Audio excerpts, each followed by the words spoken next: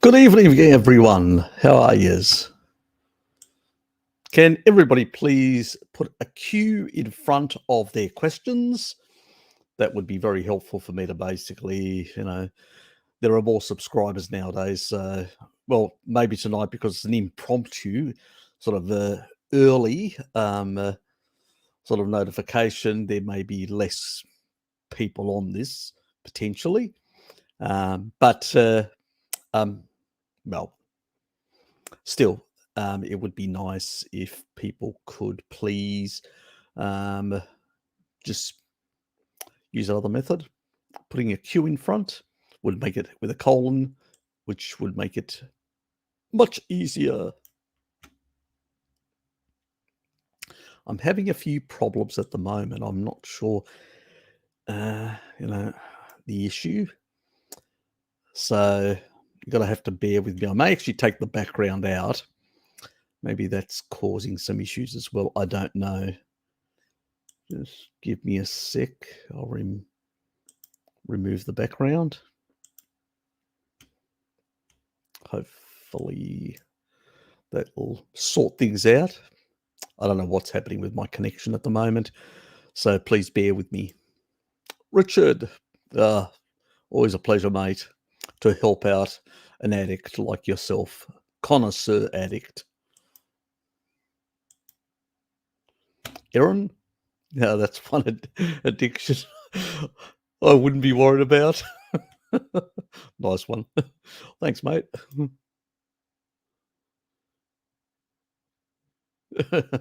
Let me guess, Harry. You're sending an attractive lady with a tomahawk steak. I think I'd keep that attractive lady with a tomahawk steak. No bad man, how are you? Greetings, Nelson from Dallas. Thanks.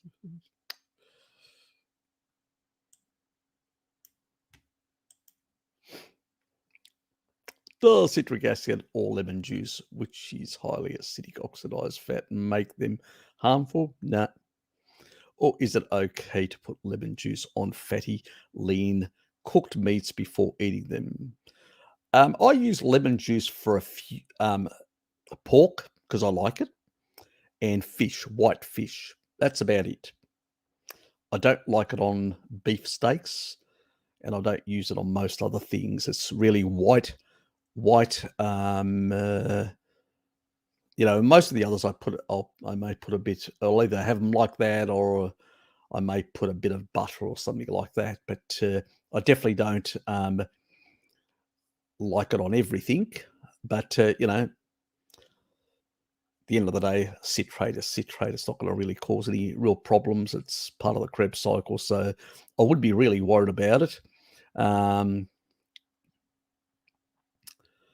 And as far as, your stomach is very acidic, far more acidic than any lemon juice or even apple cider vinegar. It's got a pH of 1 and 1.5. It denatures proteins and breaks them down to simple amino acids and fatty acids. So no, it would not be at all harmful, one iota.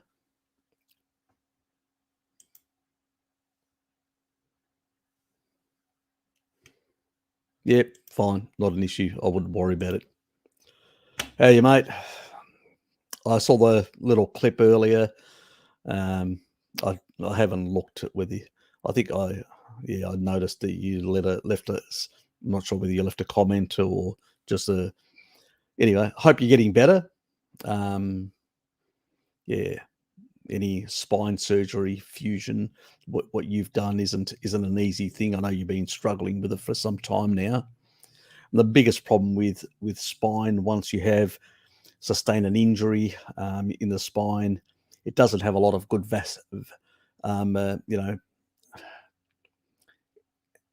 it just doesn't get enough blood circulating around there. So that tissue is much harder to heal naturally. It's just one of those damn things. I wish I had a solution for you or anyone else.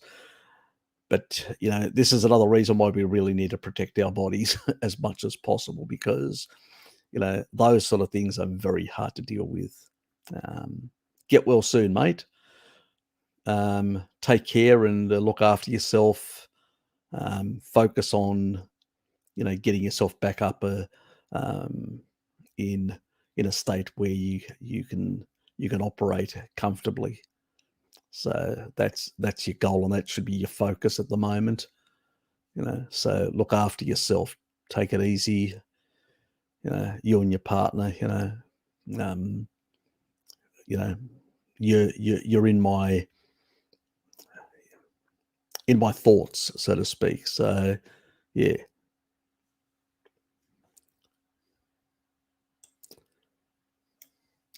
I even brought you up in one of my prayers.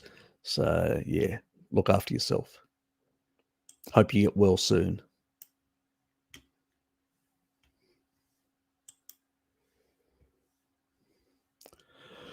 In the UK, in Ireland, in places like that, in the western parts of Europe and all that, yes, it is pretty much morning there. As you move further east in terms of Europe and Africa and towards the Middle East and Central, you're moving into the midday to afternoon. And in Australasia, especially on the eastern seaboard, it's 6 p.m. here. It's 5 p.m. in Queensland. They don't have daylight savings, and it's 8 o'clock in Kiwi land. That's New Zealand, where Richard is. So it's definitely evening for him.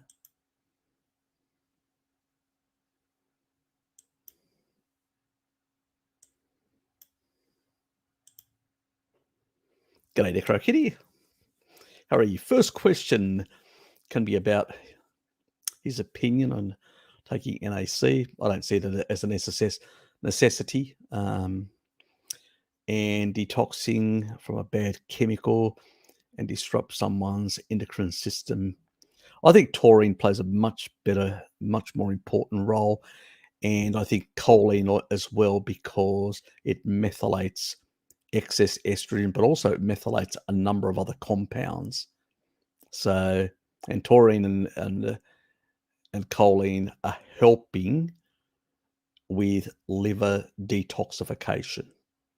So, I mean, NAC is fine, but you can get the precursor in meat. So why bother? Unless you're not on a meat-based diet, it would be useful. But if you're on a meat-based diet, it's just a waste of money, in my personal opinion. Fluffy Robos, how are you?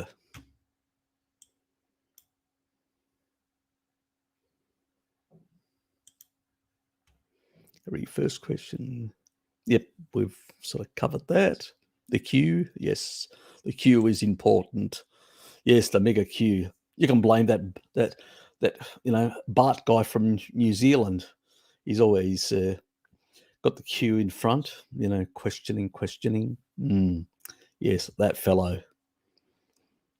I'm still waiting for him to get back. He was there. There may be that is some sort of we're doing something on his channel close to Christmas, New Year.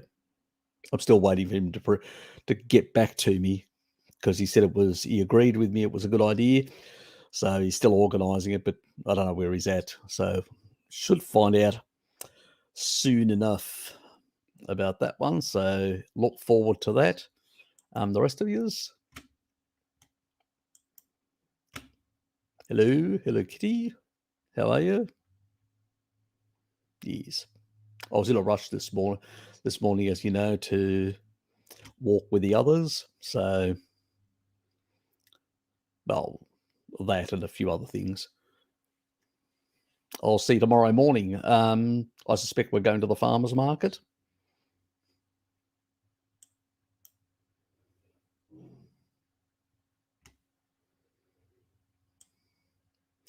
Yeah, I did fix the problem, I think. Yeah. The problem is that I may have to look at the resolution of that because it actually streams back to StreamYard and then streams back to me. And that's the problem. So it's actually, there's a lag time, and sometimes it's not an issue because I've got a 50 megabit connection. I mean, it shouldn't actually, normally it isn't, but sometimes there can be issues in the network. I know they've been doing some upgrades recently, and that may be causing some of these issues that I've been having. So, yeah. And even when I tried to access Internode yesterday, it sort of just was hanging up, which is my internet service provider. So they were having some problems as well with their network. So I don't know what's going on. So, yes, amusing to say the least.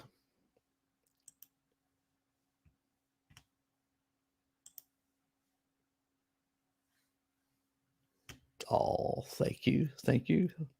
Oh, we sucking up. I like when you suck up.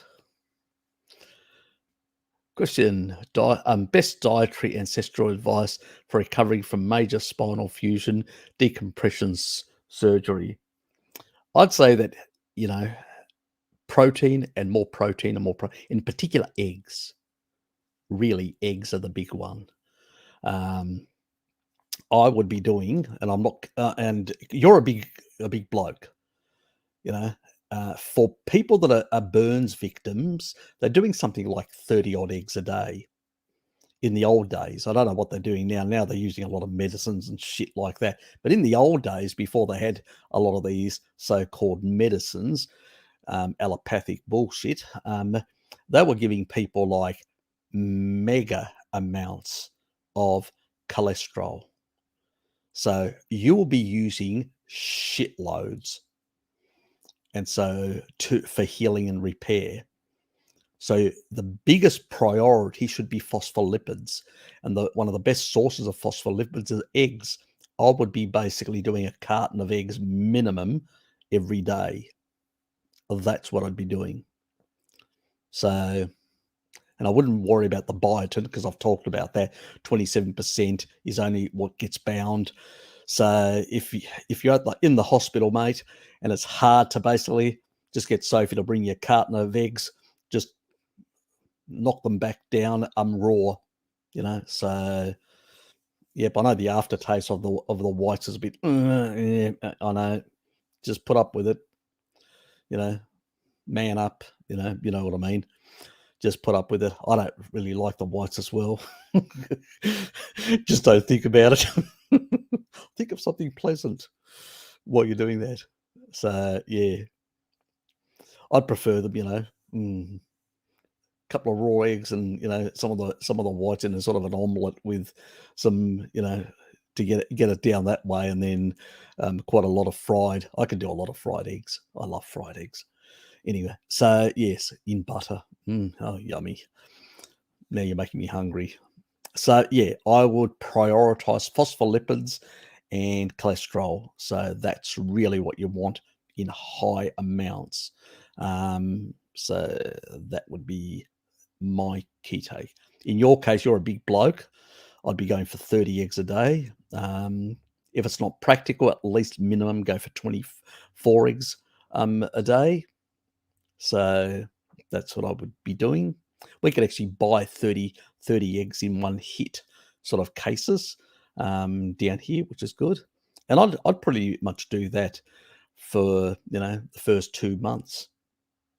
Is what I'd be doing. I'd be consuming quite a lot of that material because your body really needs that stuff. So I'd be definitely upping my taurine levels up to about 10 grams, and and definitely trying to get as much protein in your system as possible. Fat and protein, because at the end of the day, you need structural material, you need to repair, you need to heal, you need enzymes to be constructed. They need fats and proteins to be built. So that's what you really need, those sort of materials. And some of the best sources are going to be, as far as I'm concerned, in eggs.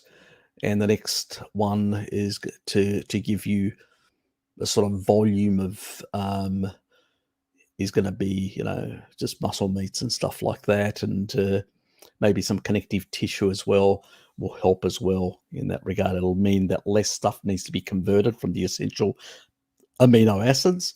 So you could say meat on the bone and just gnaw that bone. So that's what I would be doing in your case, pretty much. But the eggs are the big one. Get the eggs in. The more the merrier. Nathan?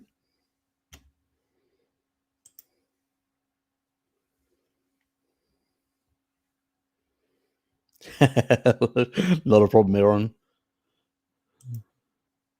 Good to have you here. Paul? Yeah, I've been having the last, 2 weeks. There've been a few especially this week has been, I don't know what's, so I'm not amused. Let's put it that way. I've had trying to upload stuff. It's been a bit of a delay, so annoying to say the least. G'day, mate. How's it going?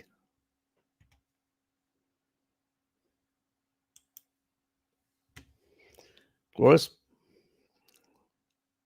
Καλημέρα, επίσης.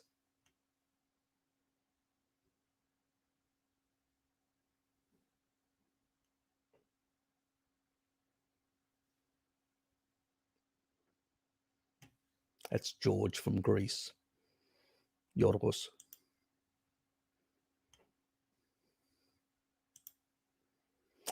Thanks, mate. Thanks for the euros.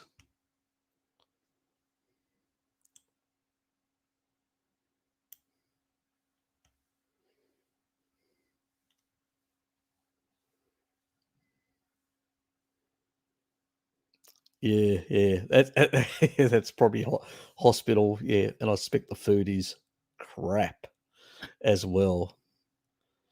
Yes, yeah, I wouldn't be.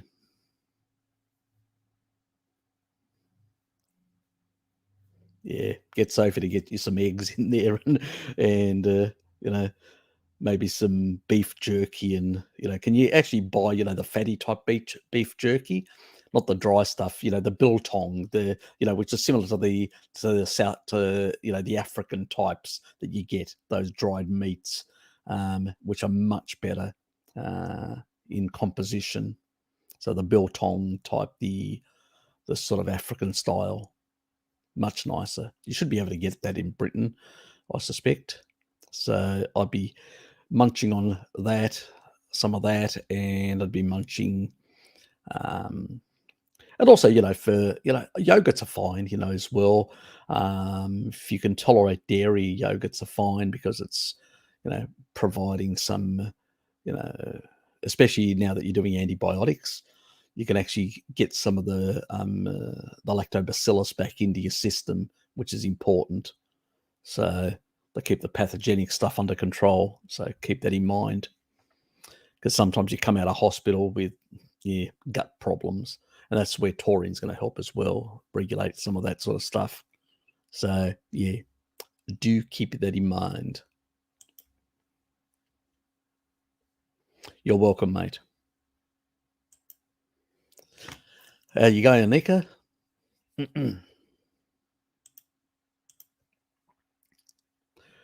What do you think of the glycine powder as a sugar replacement? Oh, you could use it. I'm not a fan of any of that sort of stuff. So yeah, I tend to not encourage people. I'm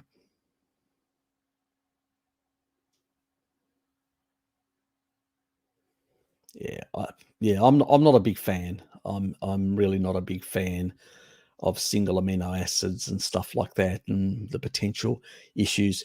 I mean, people will say, "Well, isn't taurine a sulfur amino acid?"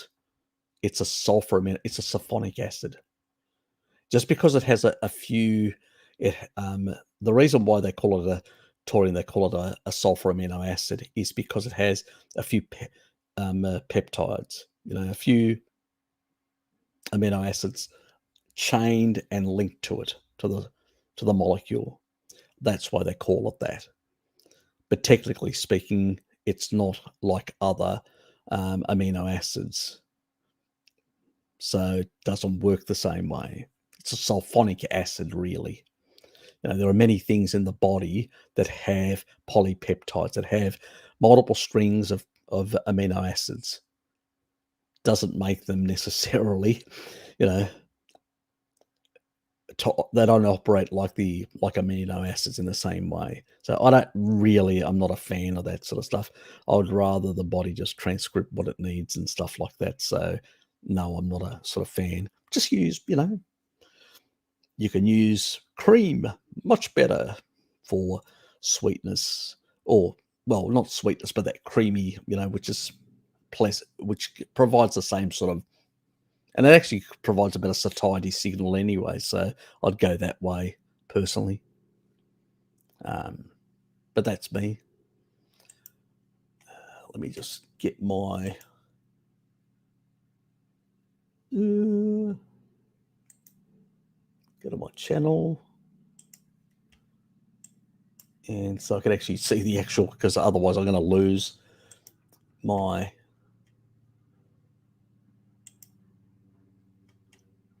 and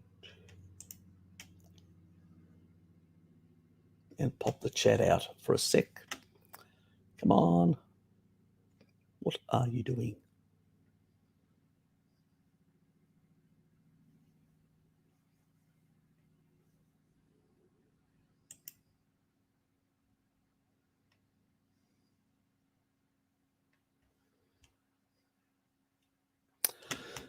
Anyway, when that does come about, I'll sort it out then.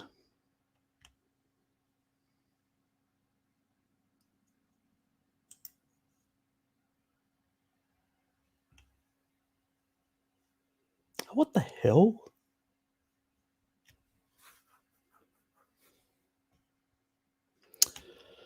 Oh, well, I'll move on. It's taking too long. Good here, though, Mr. H, freezing my non-existing bill off, minus 26C here. We'll knit socks and cook pork chops all day long. Are you well? Yeah, I'm fine. Yeah, everybody's pretty much fine in the family. Currently, Dad's still, he's halfway there in terms of his jab recovery. With the swelling has come down by half. It seems like the level of sort of general inflammation and stuff like that, doctor checked him last time, seems to have come down as well. So it seems like things are clearing out. Yeah, hopefully things will continue to improve on that front. Yeah, that's pretty much me. Mira's had some issues with her wisdom teeth, and that really knocked her about, but she won't listen. She still eats carbs and, stuff like that. So as I pointed out to her, maybe you should give up that sweet tooth, my dear, if you want to not have as many oral problems. She didn't reply on that. She left it at that without making an issue of it. So we'll see whether it's getting through to her that maybe she needs to jettison more of those carbs. Anyway, time will tell. So as far as I'm concerned, I'm fine. Just cruising into Christmas and New Year. We had a function on Wednesday. That was up in Launceston, which is 200 kilometres to the north of where I'm at. Yes, that ended up being a bit of a cheat day. So I did have some inappropriate things like alcohol and even some sweets. So, yeah. So I succumbed to that sort of nonsense as well. Yeah, so I should have stuck to the meat that I was consuming and stuff like that and given the sweets a bit of a miss. But anyway, you do some stupid things when you're with work colleagues. So, yeah, anyway. I picked the least egregious chocolates, if you can say that. Still, it's a cheat. Yes, it's not indicated. But anyway, we all do it. Can't help ourselves. G'day, Sophie. Yeah, look after that man of yours so he can get well soon.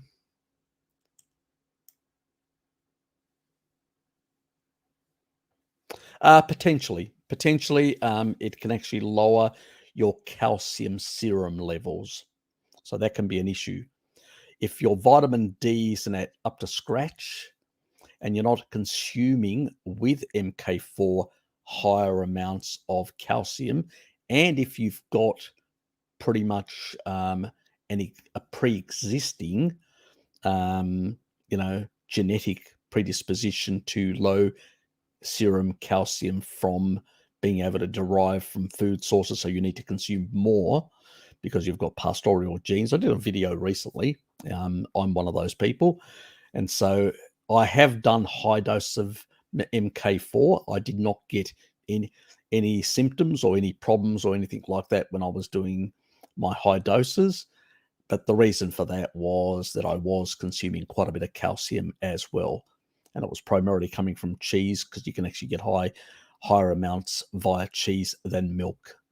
And also without getting a lot of the carbs as well, which is another important thing. So yeah, I would say. But you'll know if you're actually not, if you're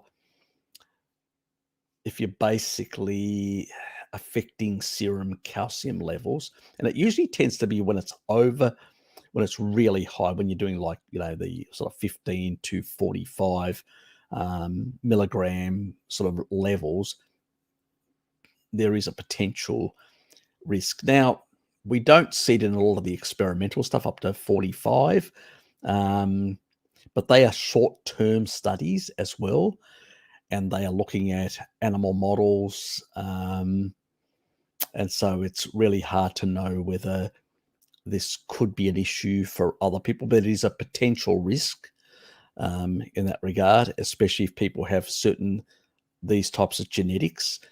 Rats tend to pull in calcium much easier, so compared to even humans, let alone those who have got those genetics, pastoral genes. So we don't have the equivalent human research. We have some, but they never looked at serum calcium. They were done in short term. Long term high dosing, could it create an underlying serum calcium deficiency? Potentially. That's why I usually say to people, if you're doing mega dosing, make sure you up your calcium intake just to be on the safe side, and make sure you're getting enough vitamin D and retinol in your diet, and exposure to sunlight or supplements for the right sort of enzymes to be transcripted and then activated by minoquinone 4 plus.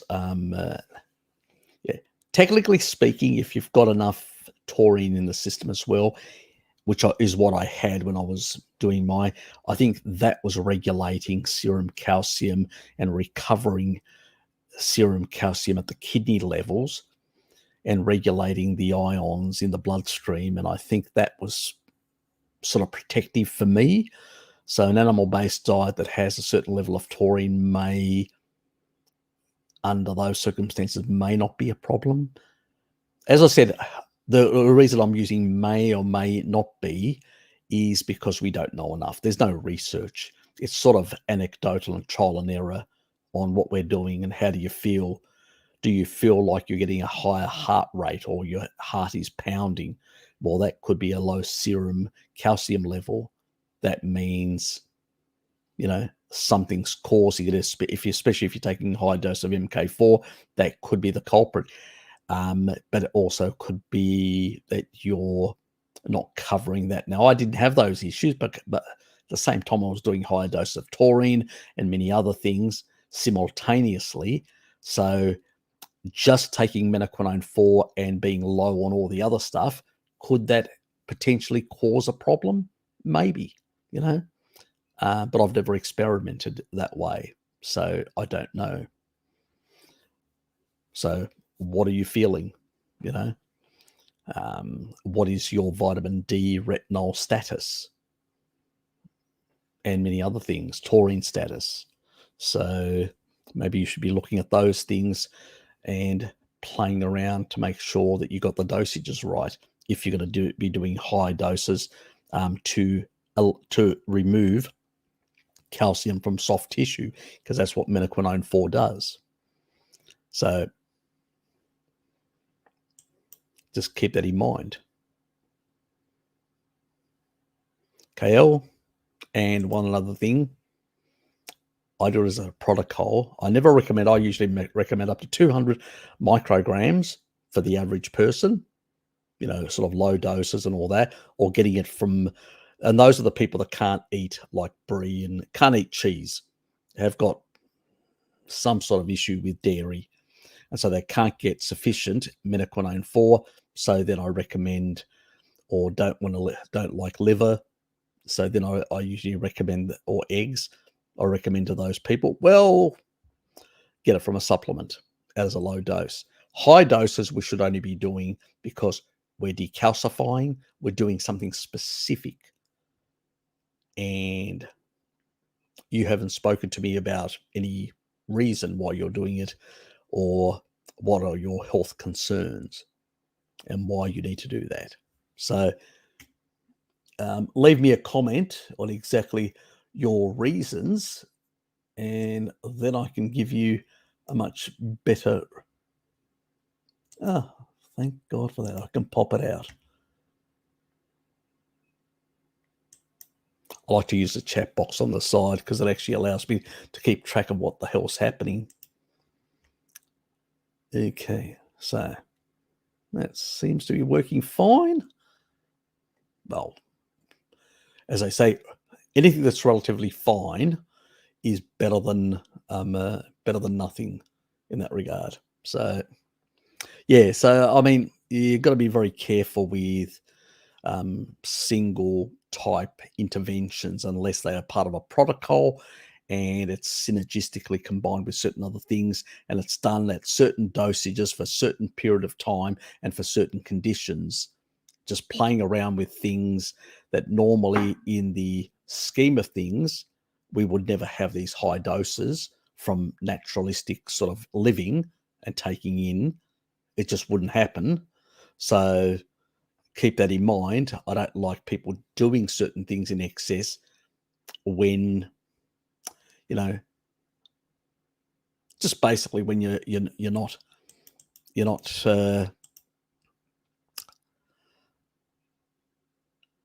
a lot of people do just supplements, I don't know, for just because they think it's a good idea, or I need to do it, or whatever. My sort of view is, really? Do you really need to do that in that regard? So, yeah. So I'd basically try and get it from food. But if you have a real reason, I haven't seen a comment yet from you. Yeah, please let me know what's your thinking behind doing it. Is it just because other people are doing it, or you thought you may be deficient? You're probably not. So anyway, let's move on.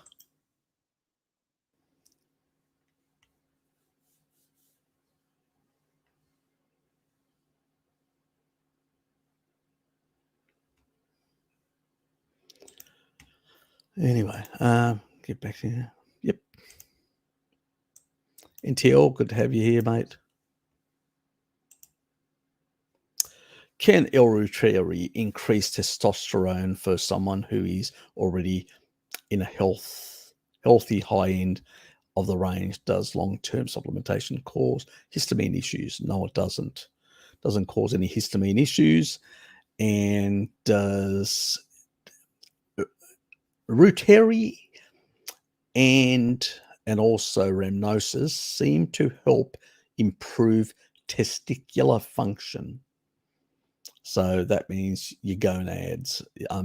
So what happens in your ball sack, basically, George? So yes, it does help. And it does help with fertility as well, improving the fertility of your gonads. So yes, it is helpful. But if you're, in a very healthy upper end range, I wouldn't waste my money unless you had a real reason to use it, unless you had some sort of underlying pathogenic issue in your gut. I wouldn't bother wasting the money. You're probably getting from the animal food some level of lactobacillus of different varieties, so you're probably fine. And taurine will regulate all the gut and prevent any histamine issues. If you eat enough meat, you should get enough taurine. It's only when people on keto diets that undereat protein and prioritize more fat, they don't do a 1-to-1, which is what I recommend, or a 1.2 to 0.8 for women because they're less muscular. So, and their endocrine system requires more fatty acids anyway, fats and cholesterol. But unless you've got a real good reason, I wouldn't waste my time.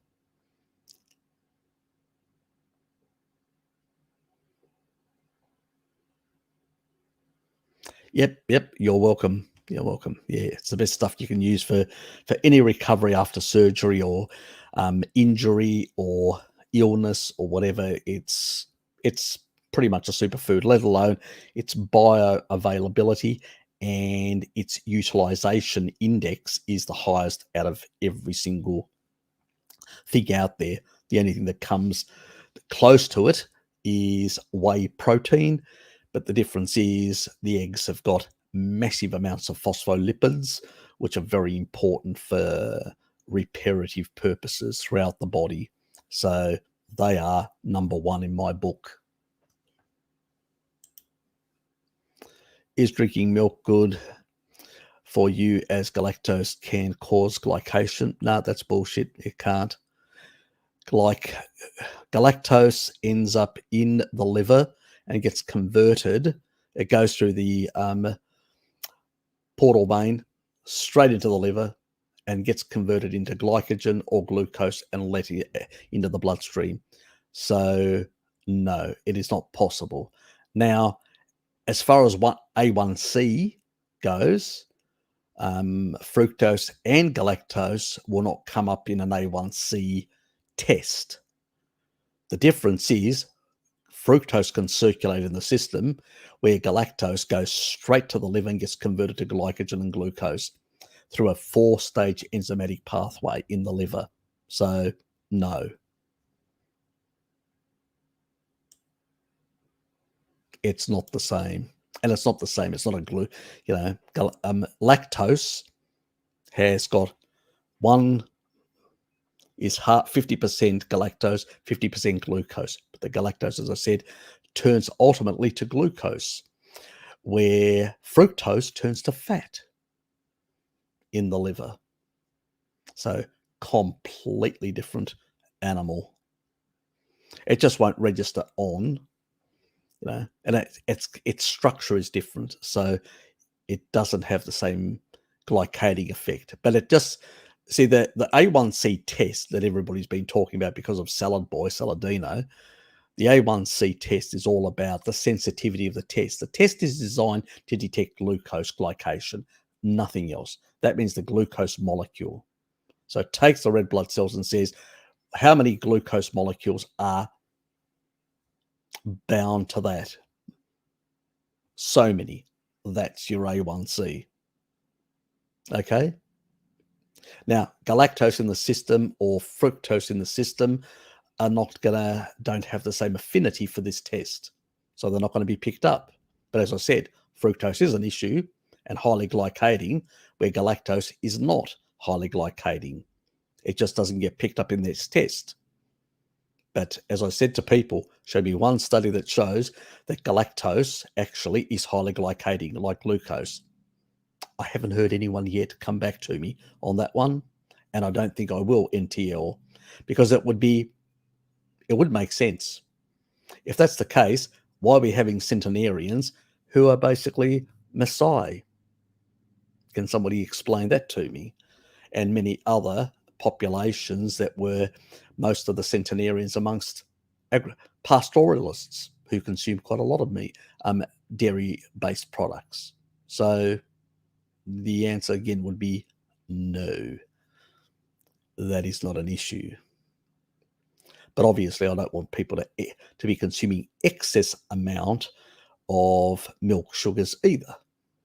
So, but if you're having two glasses of milk a day, it's probably about 500. That's 5 4s, about 20 grams all up. So you're probably getting about 18 to 20 grams of carbs. That's still in a state of ketosis. Not an issue. That's what the Messiah do with blood. 2 cups, maybe 3. Even then, it'd still be around the 25 mark or 27 mark or whatever. Still, most people would be in low-grade ketosis. So pretty much irrelevant in that regard for the amount.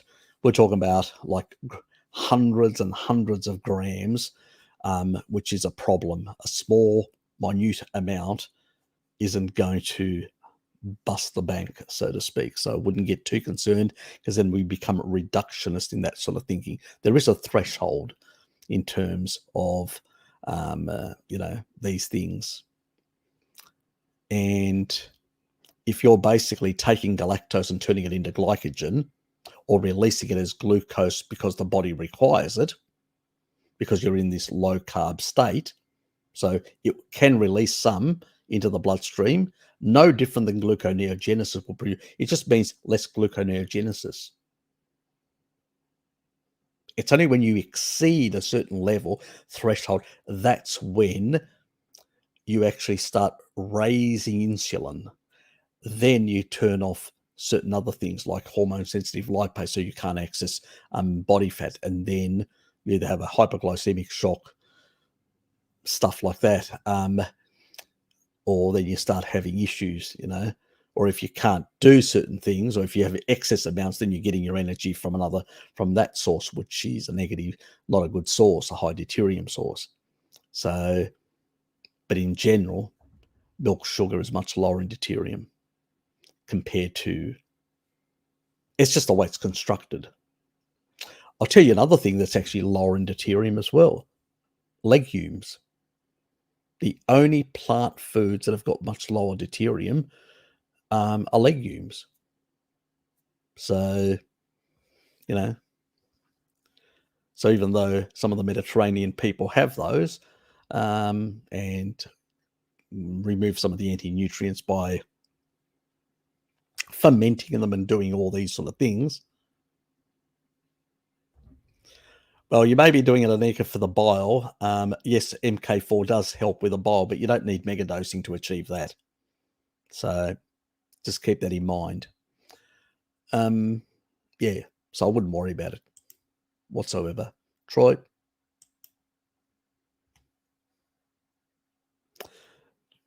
Okay, Jonathan knows. He just has to ask what he wants me to bring, and I send him into a hospital with a fair few pickled eggs and meat. Fair enough. Sounds good. At least he's got a good woman looking after him. Health Tech, how are you, mate? I have olive oil and coconut oil in the house, and I don't want to eat it knowing what I know now. Is it okay to use them externally for the body and hair massage oil baths? What if they have gone rancid? Well, if they've gone rancid, throw them away, is what I would say in that regard, if they're too old and all that. There are some purposes. You can make certain, hair products and stuff like that, if they're still fine, they haven't gone rancid or anything like that, then you can still use it for some of those purposes. I mean, coconut oil is a fairly, it's because it's highly saturated, it's fairly lower deuterium and less problems. Most of the deuterium in coconut goes to the water. So coconut water is extremely high in deuterium. So that's not where you want it. So that's why it's all viscous. If you look at water in the coconut, it's very viscousy. The reason why it's so viscous is because of the high deuterium. Deuterium, actually, this is why deuterium is very important. If anybody's heard about the fourth phase of water, which is that guy Pollock that actually talked about the fourth phase of water, that sort of gelatinous type, that it's a sort of a bit like jelly. You could actually say that fourth phase of water. Well, in reality, in the coconut water, it's got a lot of viscosity to it. It's really it's like bulky. It's like a fluidy jello type or whatever. That's how it is, and it's because it's high in deuterium. And that's why I consider coconut water one of the worst waters you could consume. So as well. But coconut oil, olive oil is 130 ppm. It's not too bad. For topical stuff or stuff like that, you could still use it. As long as it hasn't gone rancid or anything like that. You obviously don't want to put rancid stuff on your skin. So yeah, you could use it for other purposes. With coconut oil, less of an issue. It's much more stable. You could still, people that are on plant-based diets or that may be relatives, probably an alternative for them. Maybe if they get to like it, at least they'll move away from some of the seed oils. So you could actually provide it to them as an alternative to what they're using currently, and may encourage them to at least change the oils that they're consuming. So you can use it another way. What is your current taurine supplementation intake? Mine's about 6. In winter, I usually drop to about 4 in summer, and I only take it in the evening. Unless I'm doing a workout. Pre-workout, I usually will split my taurine intake for the day. And because it's in the afternoon that I usually would do any, workout. It's only once a week. I'm fairly lazy. I don't really do much. And I know people basically look at my muscularity for my size and they go, bloody hell, Harry, you're not too bad, it's like wide and quite, if you look at it in comparison to my head. So people look at that, but I don't do a lot of training, guys. It's just I eat more, high leucine foods, which is, the meats and stuff like that of ruminant animals. So I eat a bit more than others. I do about 2.2 grams per kilo body weight. So, where a lot of other people, I know a lot of other people in the carnivore community tend to, I used to do a bit more. On a training day, I'll do up to 4 grams. On the non-training days, I'll do 2.2. So I tend to go lower. But yeah, so in that regard. And if I'm doing, I usually do it in the evenings because I like to amplify my melatonin. That's why I wear the blue blocking glasses.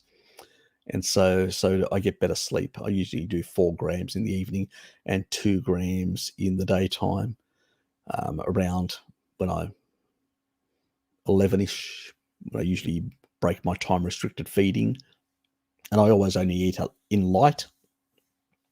Look, sometimes I may eat outside light windows, but I try to be as close as traditional societies that would hunt in the midday and eat in the afternoon. So they were still in light and then would rest in the evening and stuff like that. in an environment which is low blue light type things. Anyway.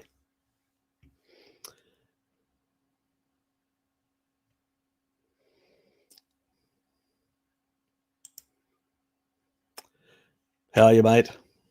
Haven't seen you for a while, Sammy. Whenever I jump on the actual Zoom, the only person I see nowadays, I've seen Paul a couple of times, but I haven't seen Richard for ages. And sometimes I get mostly I see Llama because it's usually in the evening, me getting late. And so I end up chatting with him for a while, and he just pesters me about a whole lot of questions that he asks. And it's usually all about, studies and biochemistry and stuff like that. They usually ask me, and I can go, well, go away and do some of your own research and training, then come back when you've got a specific question. So yeah, he still has too many questions. Yeah. And sometimes I have slapped him down a couple of times about his reductionist thinking on some things. Yes. Anyway, let's move on.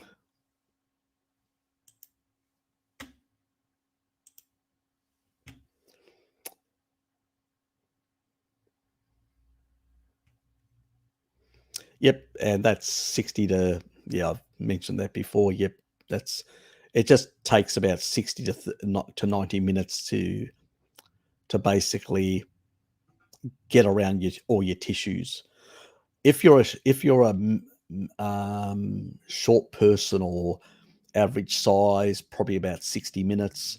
If you're a big bloke, yeah, I'd go up to 90 minutes because it just takes a bit longer to get enough of your cells to have enough taurine diffused throughout your body that will help with. It's really what you're doing is you're increasing your Krebs cycle by 30%, increased performance. You're reducing oxidative stress, so you're allowing for more ATP, which means that you can go much harder. So you can get more out of it, in a sense. Okay, you zoomed in last week with Paul and Richard. Yeah. I'm gonna I renamed the current one, which was the October one, to the December one. I'm gonna delete that. I'm gonna create a new one, and this time I'm gonna remove the password requirement. So I'm gonna make it just so people would only need to use the link, because maybe people are getting a bit confused with the password thing. They're not sure. It is in the description, but I'm gonna get rid of it completely to make it as easy to get onto the damn thing. Anyway, there was somebody last time, I can't remember their name now, that turned up and this week, and I sort of jumped in for a while. I said hello. They didn't reply. I think they just forgot that they were connected and walked away from it because there was nobody else around. So, it was late, so I walked away because I did need to get to bed. I wouldn't have minded staying around for a short amount of time, and yeah. Anyway, health tech. Whenever I eat salty meat or protein-rich meats, it makes me thirsty and makes me drink water while I'm eating it. Is this normal? You may have a bit of a fat adaptation issue still going on, usually. And are you eating enough fat? Are you very lean and so don't have a lot of fat stores? That can be an issue in itself. So I don't know what your actual situation is. But if you're lean, then you're not eating enough fat. If you're not lean, then you're not fat adapted substantially enough to basically access water from your fat. So that means you're dehydrating. So it's either one or the other. You pretty much can't generate endogenous water.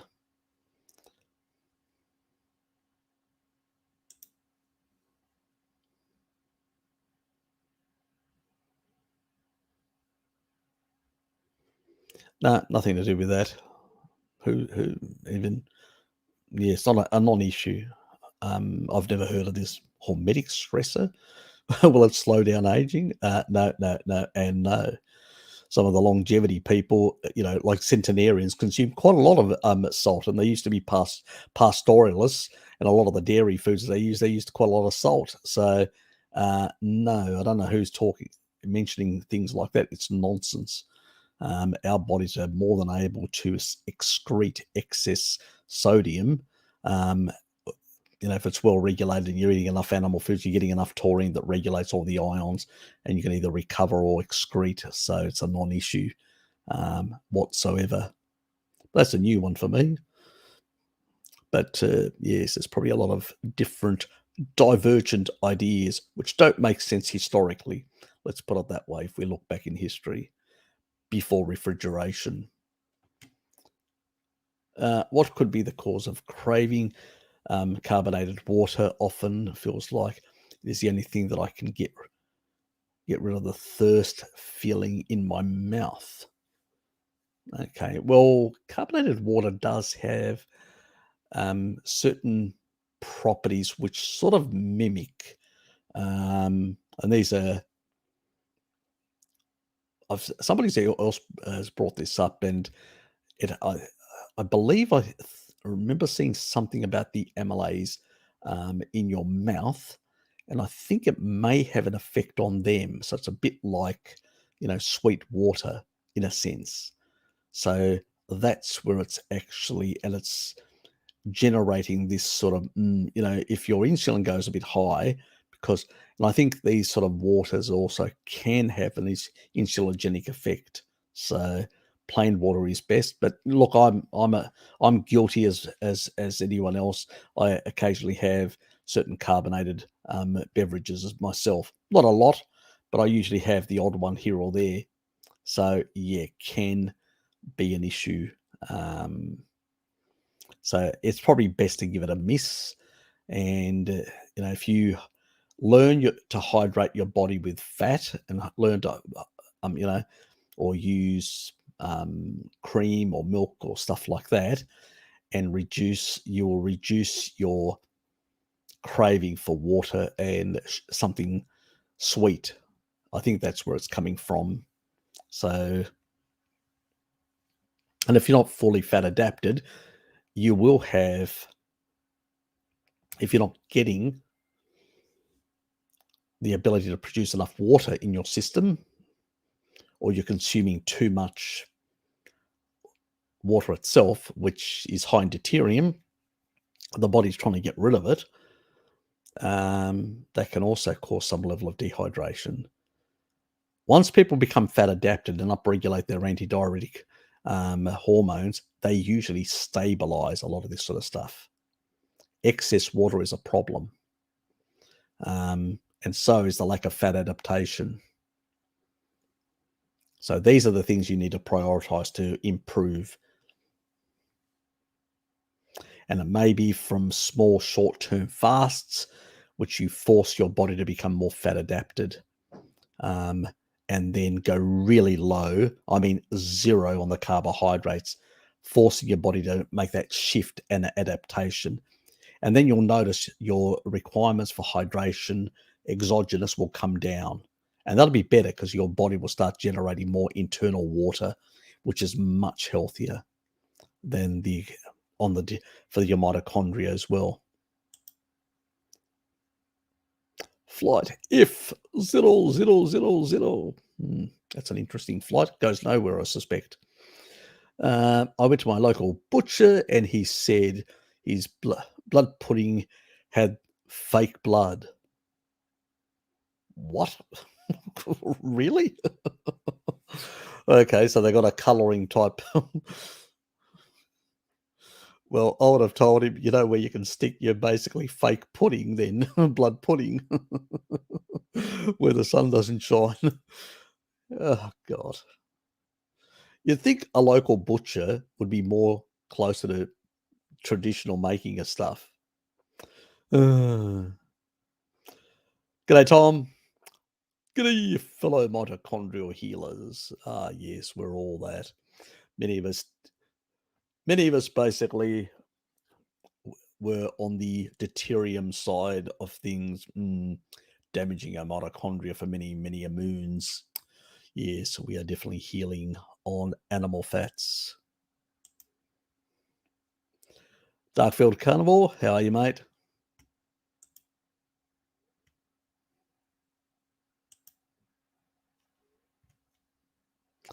Not a problem. I haven't gone away. I'm still here. Just been busy with many other things, and so as you can understand,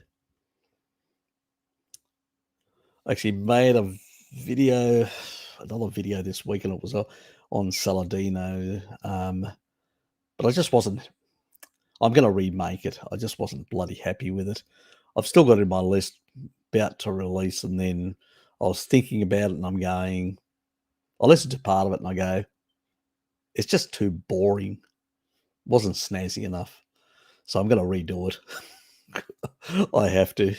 So that's that's the only thing I've been doing this week, and entertaining myself in Launceston, north of Hobart, and because some people have been away on leave or already before even Christmas starts, we've been having shitloads of work coming in to deal with, like last minute lodgements at the end of the year that everyone does. Friggin' hell, I need to clean my desk, so I'm going to lodge things. So we get a lot of things coming through our system. So, fuck. Yeah. So it's been on a bit on the busy side on that front as well at work. Anyway, I cleaned up most of my stuff. I was able to get away at 4:30. I was planning to go 4, but yeah, just eventually I pulled the pin. So, oh, bugger it. The rest of it can be done on Monday. So I don't like things piling up. I'm a real I can be a workaholic. I need things to be sorted. I have that sort of mentality. Blame my father. He was the same. Maybe I'll mellow out when I retire in a couple of years' time, like he has. Who knows? Probably not. I go on holidays and I don't do the boring stuff, sitting on the beach and all that. I find that excessively boring. I need to jump on a motorbike and piss off somewhere and have a good time. I need to do something. Otherwise, I'll go bored, become bored shitless,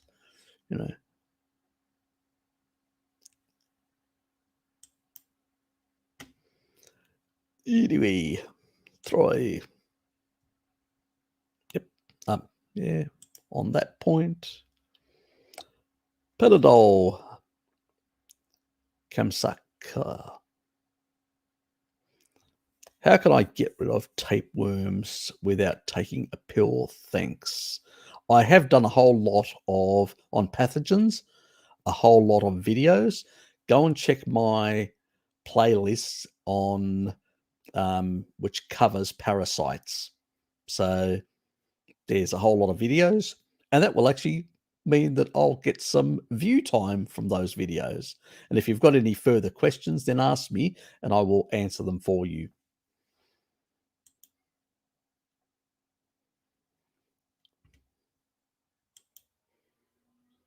You got to get some sort of benefit from your viewership, from your subs. King of Tasmania is also Taurine King. Sort of. I've been rebranded. Question: MK4 versus. I'd stick to MK4. Whatever MK7 does, so does MK4. The difference is MK7 is one of the minoquinones. There's actually quite a few. All up, there's 10 minoquinones. At the end of the day, all the minoquinones do a lot of things, but every single minoquinone, well, most of them get, and including vitamin K1, gets all converted to minoquinone 4. And the only one that actually can directly, out of the minoquinones, that is the K2 menaquinones, that can be converted directly, sorry, that can directly interact with DNA is menaquinone 4. It's the reason why it actually gets sucked up by the cells, and you don't get much in the circulation. You can take mega doses, and a lot of it doesn't stay in the circulation, gets sucked up by the cells. So it does play a lot of roles in the body, and it also has a role in the mitochondria, plus in DNA and DNA transcription. So it does play a number of roles. So I would prioritize menaquinone for the animal form rather than menaquinone 7. And I do have some concerns with menaquinone 7 in high amounts. In small amounts, not a problem. In high amounts, in high dosages, I'm concerned that the metabolite stays in the bloodstream for too long, and it may have some reactivity with the endothelium. So I do have some concerns about it. There's not enough research there, and the supplement manufacturers haven't done anything, even though they're aware of it. And they tout that as, oh, MK7 stays in the bloodstream for longer. Well, actually, that's not a good idea. Vitamin D doesn't even stay in the bloodstream as free vitamin D. Anything free is in very small amounts in the bloodstream. The majority is stored somewhere to be utilized when it's needed. It's not a good thing to have a lot of free this or that, like iron, free iron. Not a good thing. Causes oxidative stress if it's not stored, because you've got some sort of derangement in iron metabolism, something that taurine regulates and corrects. So you usually see it on people that are, let's say, don't eat an animal-based diet and then take a supplemental iron, and can actually get these problems of higher oxidative stress. So I would say go for the MK4 every single time. It depends on the brand. It really depends on the brand. Some brands with their vitamin D preparation are fine. Some, can be a number of issues. Check. Yeah. Hold on. Give me a sec. Where is it?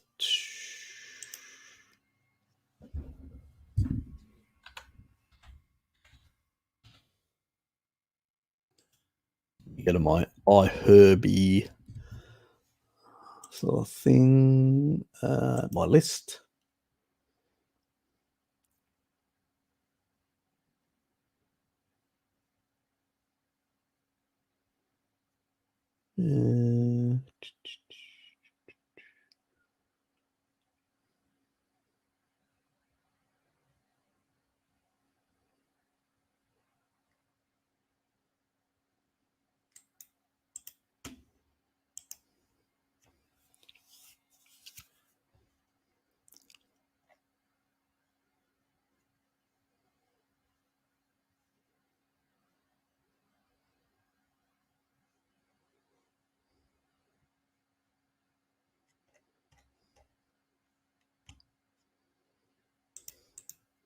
This is like a low dose, Generally speaking, I usually just get my menaquinone 4 from dairy, cheese in particular, and which is always going to be very high in it. If you eat enough brie or stuff like that, it's usually got, in the micrograms. You don't even need a supplement.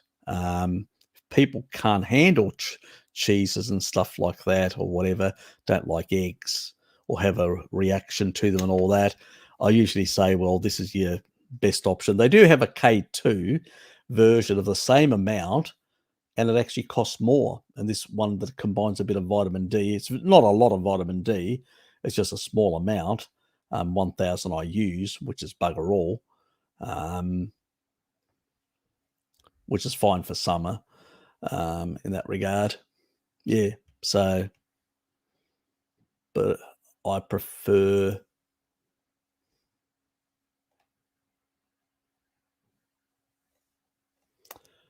Where's my vitamin D? I usually get the one with the coconut.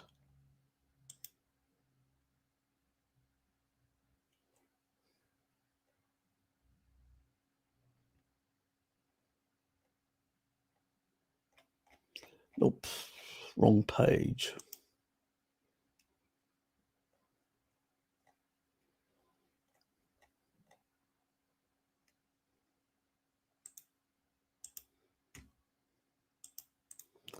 And this is the one in coconut oil, the vitamin D that I use.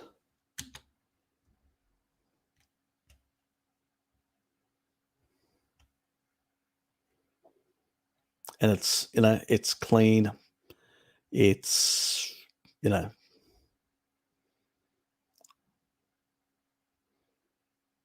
other ingredients beyond the vitamin D's, coconut oil, soft capsules, kosher gelatin, non-GMO vegetable glycerin, and purified water. So it's pretty much nothing else. The only thing that may be an issue for some people is if they've got a salicylate sensitivity, which I don't.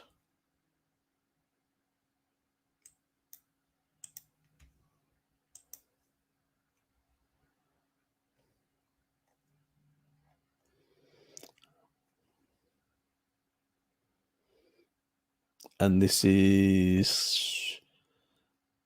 does have lactose in it.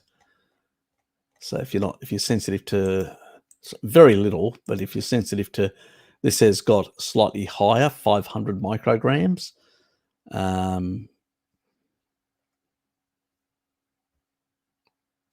Compared to the other. There are mega dose, and that's a dissolvable one.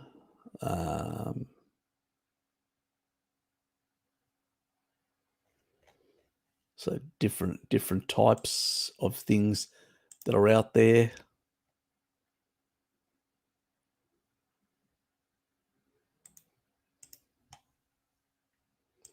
And this is sort of the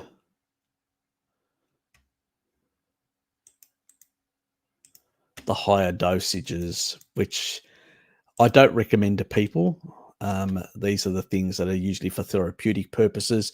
People usually ask me questions when they have, and there was even a higher one, which has actually got even higher amounts.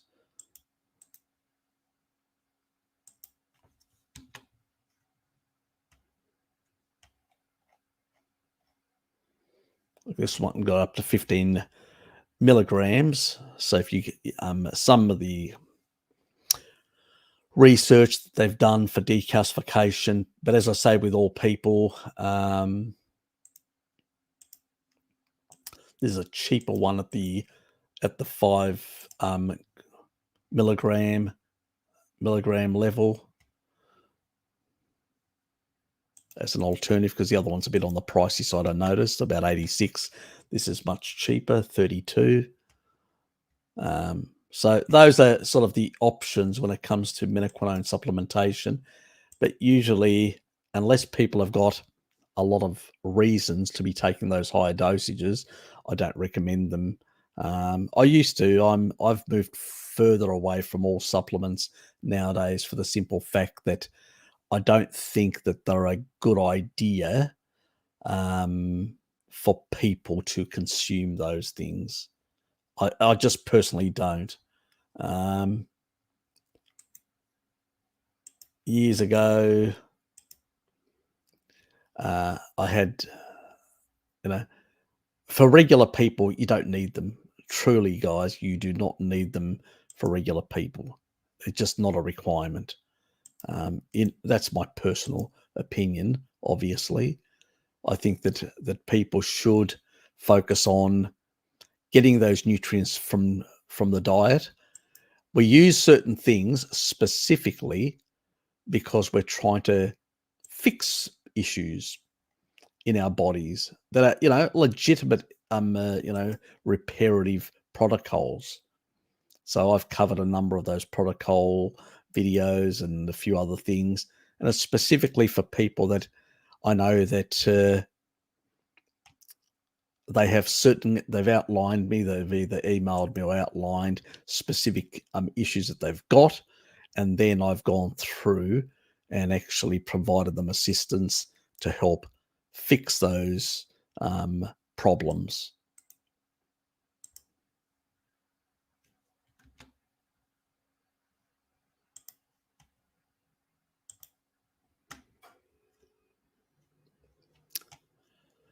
Anyway,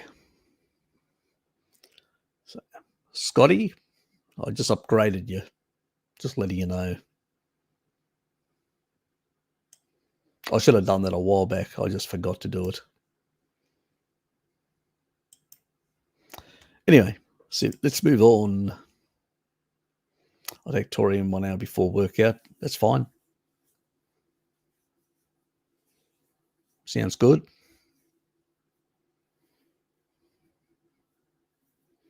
Yeah, look, I usually train the fasted way. So I tend to basically train the fasted way personally myself. So that's my approach, and then I'll have a big meal right after.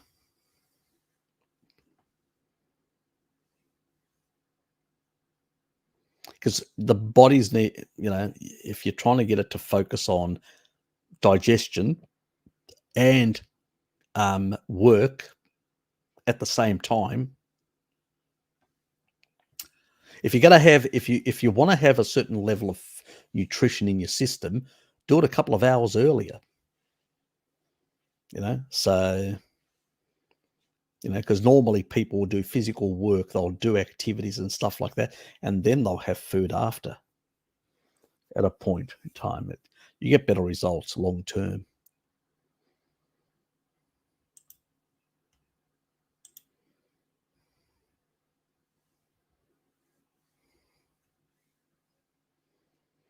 Yeah, pretty much is industry funded.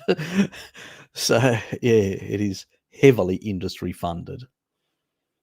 And as I said, if people want a mega dose on menaquinone 4, all you need to do is eat quite a lot of eggs and eat quite a lot of sort of fermented things like kefirs and stuff like that, and you'll get plenty of menaquinone 4. You don't even have to supplement.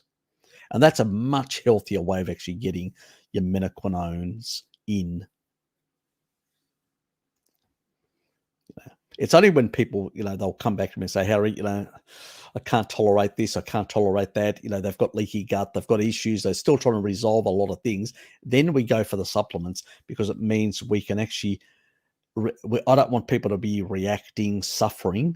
So we use those as a way of getting results and then transitioning them on to, working more with the animal foods over time.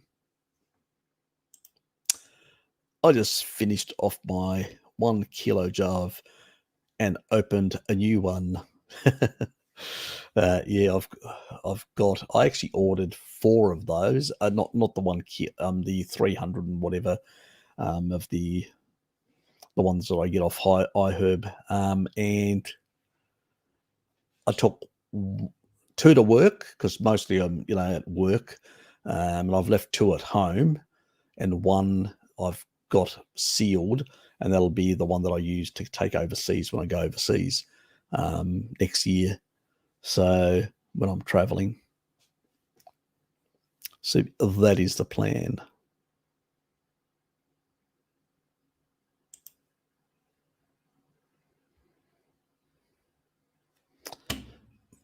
Angela, thank you.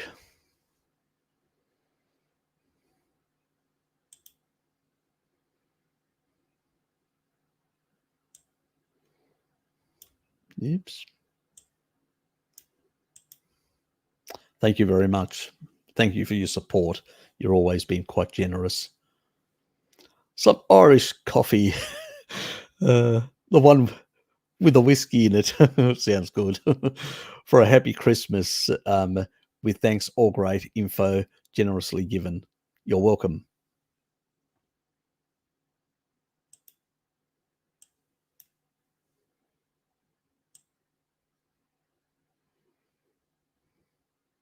Oops.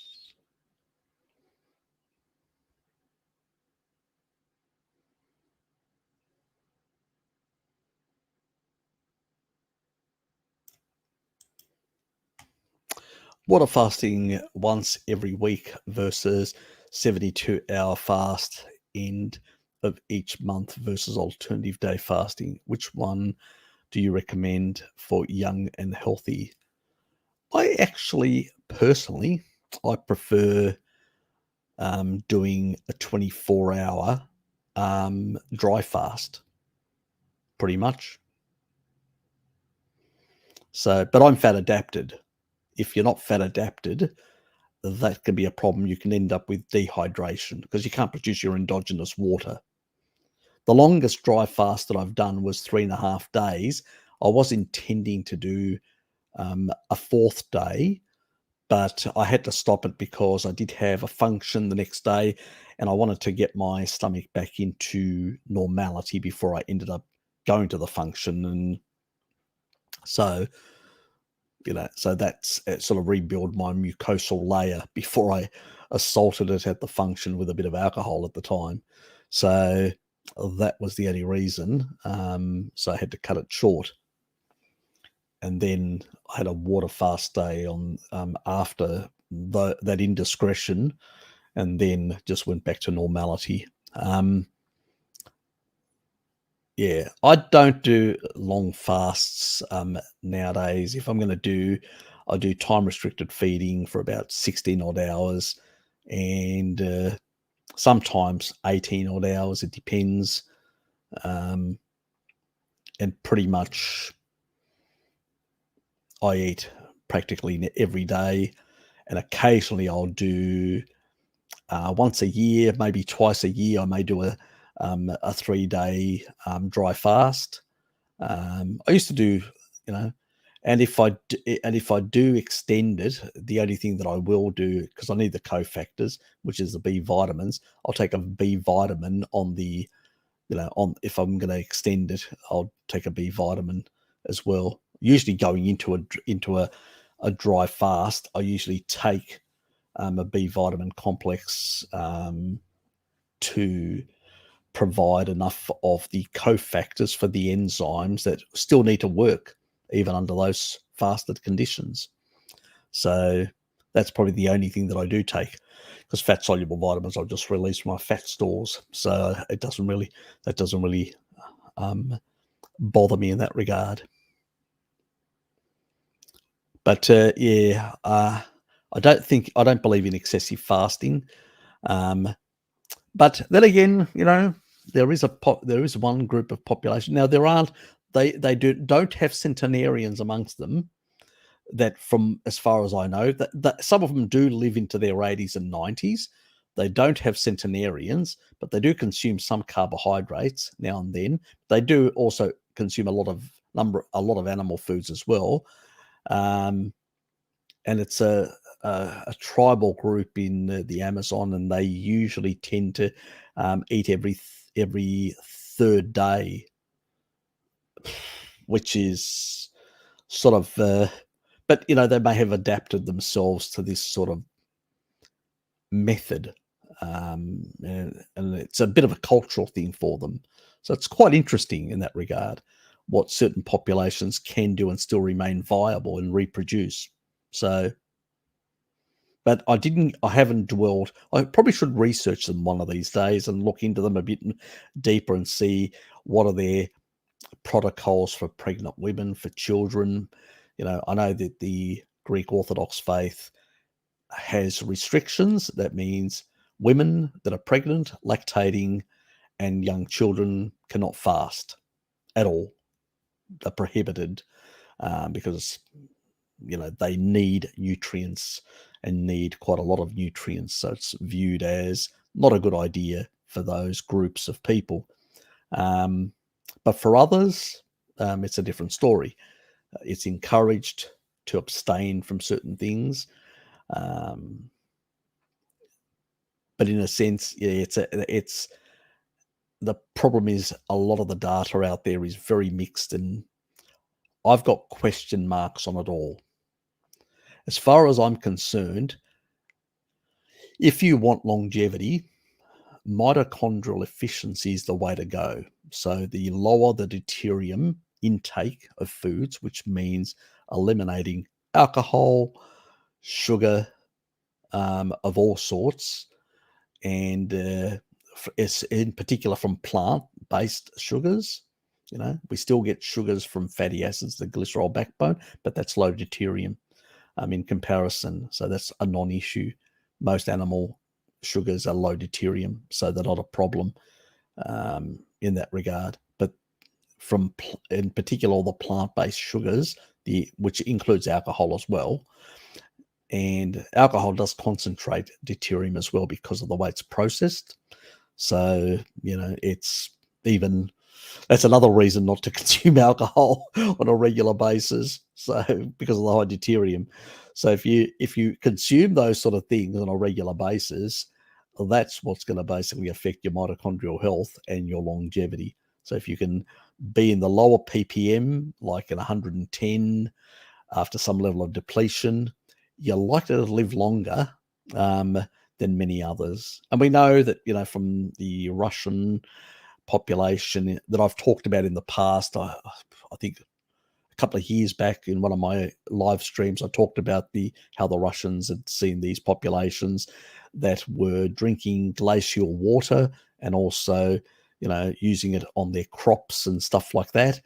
And they basically had, you know, there were centenarians, quite a few of them amongst them. And that's how they found out about the deuterium in the water, because this was research back in the 60s. I think the first publication came out officially explaining on nutritional health of this population on deuterium. It was 1962 from memory. Don't quote me on that. I may have got the year wrong. I think it was 1962 that the Russians published that study. And then it's sort of later on, the Hungarians and some of the other Eastern Europeans acquired that knowledge. There's some researchers in the Ukraine. There's some researchers in the Slovak Republic. There's some researchers, I believe, in Romania as well. But the majority of them, the big group, sort of that Laszlo Boris gets involved in as well, are the Hungarians. And the reason for that is because there was quite a number of Hungarian researchers back in those days that were working in the Soviet Union and with some of these researchers, and they brought that research back to Hungary. And as a consequence, the Hungarians, some of the leaders, they've developed, you know, a lot of the deuterium depleted, the early stages, you know, the last decade or so, most of the deuterium depletion water production and some of the actual more recent research on cancer and developing deuterium depleted water DDW25 as an anti-cancer therapy for dogs that got registered with the European Union. Is pretty much most of that more recent pioneering work has come out of Hungary. Laszlo Boris and a few others are heavily involved in that. So that's, yeah, anyway, off the water. Get me going. I start getting sidetracked. Anyway.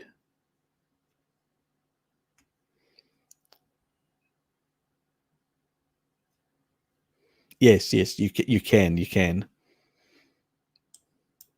I may have to do a specific video in those regards. Is xylitol toothpaste got an alternative to fluoride ones? Yeah. Look, xylitol is a funny alcohol sugar. There is research that seems to show that it affects the oral microbiome in a positive way. But this is on SAD dieters. Okay. Now, they do reduce in their SAD dieters when they replace with xylitol. They do reduce some of the other sugars that they're intaking. So is it the reduction or is it the xylitol? I don't know.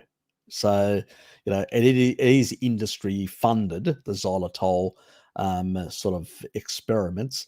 So it's not very clear. But one thing that you can be certain, it doesn't have deleterious effects on your teeth. So in that regard, well, that's fine. It seems to be positively associated, but we haven't proven mechanisms at all. So yeah, it's probably fine, So in that regard, that's all we can say at this stage. But mine, mine also he's minus fluoride as well. So I don't use, and I use even the water that I have is the Evian water, which is mineralized water from Alpine water, which it has lower deuterium, not to the level that those Russians were having access to, but much lower than tap water, and also provides some trace minerals. But I only use that for my coffee, and well, this is a milky raw milk, cream, and a bit of water, and the water to dilute it, so it's sort of like a cold beverage in a sense, but I couldn't be bothered warming the milk or anything like that. So I thought about it, and then I go, well, you take your time drinking it, so Harry, you might as well not bother. Because by the time you finish it, it'll be the end of the live stream.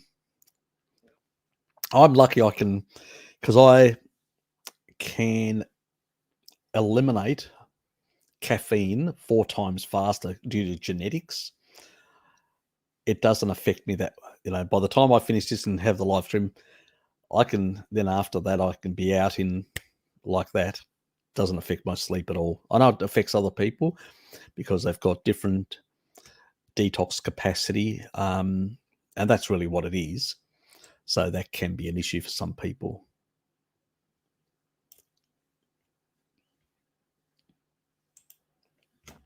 You're welcome.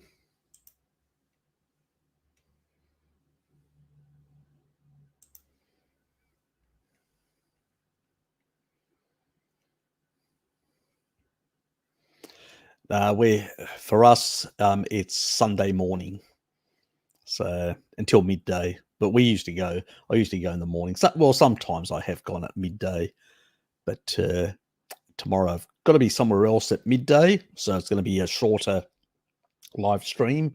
That's why the Saturday night, because I can't do a live stream, the Eurasian, which happens tomorrow night normally, because I'll be elsewhere. I won't be at home. So I had to switch to today.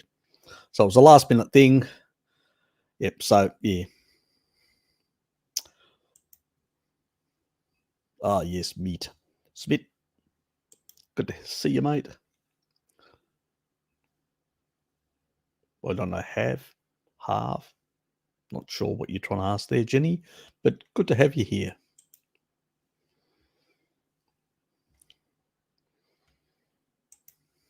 That's what we were talking before. Any tips for enlarged intestine? Taurine, and only taurine. It regulates gut motility, but also the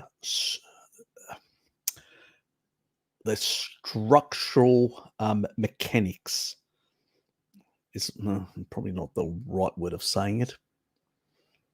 When you turn over cells in any organism, you need some sort of thing to regulate the way that structure will fold, all the proteins, and how all these will align with each other. Taurine has that ability. I'll give you an example. It prevents the remodeling of a lot of tissue, including the heart. You can actually do long distance running, which can cause enlarged left ventricular of the heart muscle. Well, taurine can inhibit that, can prevent it from happening. It's one of those molecules that actually it's a master regulator throughout the whole body. And it does also regulate once it's at saturation levels. And I would normally I would say to people 6 to 4 is indicated. most people, because can be a lot of things that can deplete sulfur amino acids in the body. I would do probably, as long as you're not on blood pressure meds, on lithium or any other medication, that can be a problem. I have done a video covering that. You can check it out on medical interactions with taurine. But as long as you're not on any medication of that sort, primarily, you could do a high dose, like up to. I can't recommend beyond 10, but some people have gone up to 50% more than that. You know what I mean? 15. And seen great results in getting a lot of things resolved, and that would help in some of these aspects.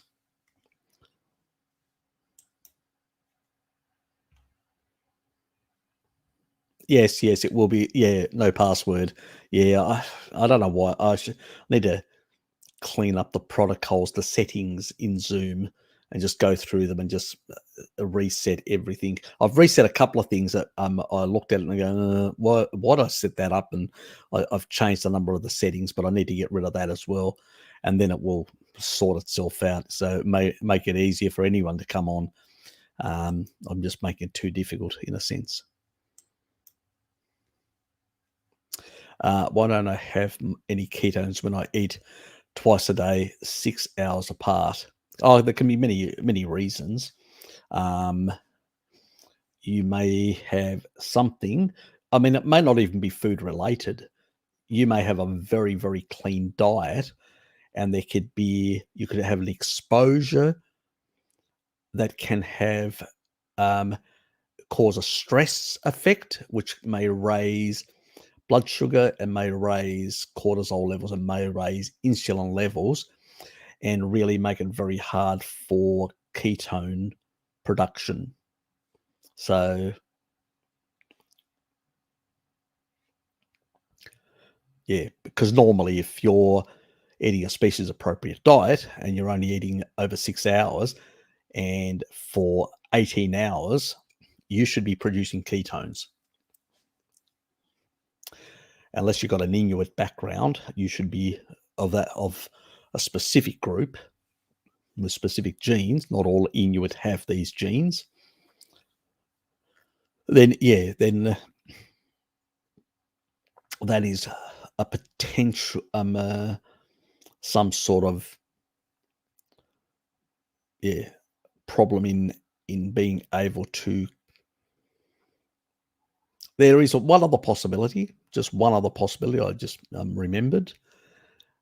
Certain people will actually generate much less, and their cells will suck it up. So their brain will prioritize it and suck it up so quick, there'll be very little in the bloodstream to even register.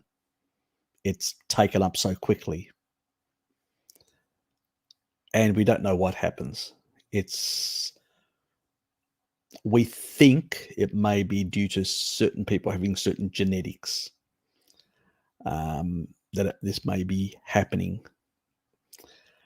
There's another theory going around that some people that are so fat adapted that the body will just produce on a demand driven, and it will take it up, the tissue will take it up so fast, you'll get very little showing up. I'm not sure whether I buy that theory or not. I'm on the fence. Pretty much we don't have any research in this area to really understand it, so it's hard to say what's causing it. The question is, I usually say to people is, if you have 0 carbs in your life and you're consuming ruminant animals and fat, and you aren't in any way feeling like lethargy, like weak, like you've got good levels of energy, it means that you don't have a problem. There could be other, in that sort of the U curve, there's going to be outliers, and you may be one of those outliers. people that are so efficient in uptaking ketones that they're so low in the millimole range that is left in the blood that it's hard to basically know, unless you do a biopsy, a cellular biopsy. Somebody does a biopsy in your muscle or whatever, or your brain, to see whether there's ketones there. It'd be pretty much, there'd only be a few places where the ketones go, and that'd be pretty much your brain would be the main one. Yeah, would be the key one to find out.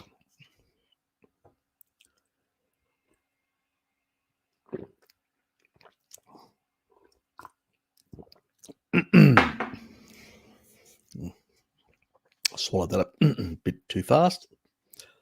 Yeah, so yeah, that's the only thing I can think of. Yeah, it's I've heard of this before, but I did do a bit of a preliminary investigation, but I've just haven't found any research. It's just opinions that people have out there, but speculations, no different than what I just mentioned now. That's just a lot. It could be complete bullshit what I said to you, the reasons for it. It's just my thoughts on it. Let's put it that way. Speculative thoughts. I've got no science, and no one else has out there, unfortunately.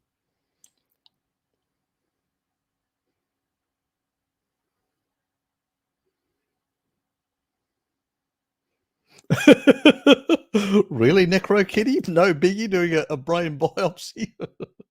I was being facetious.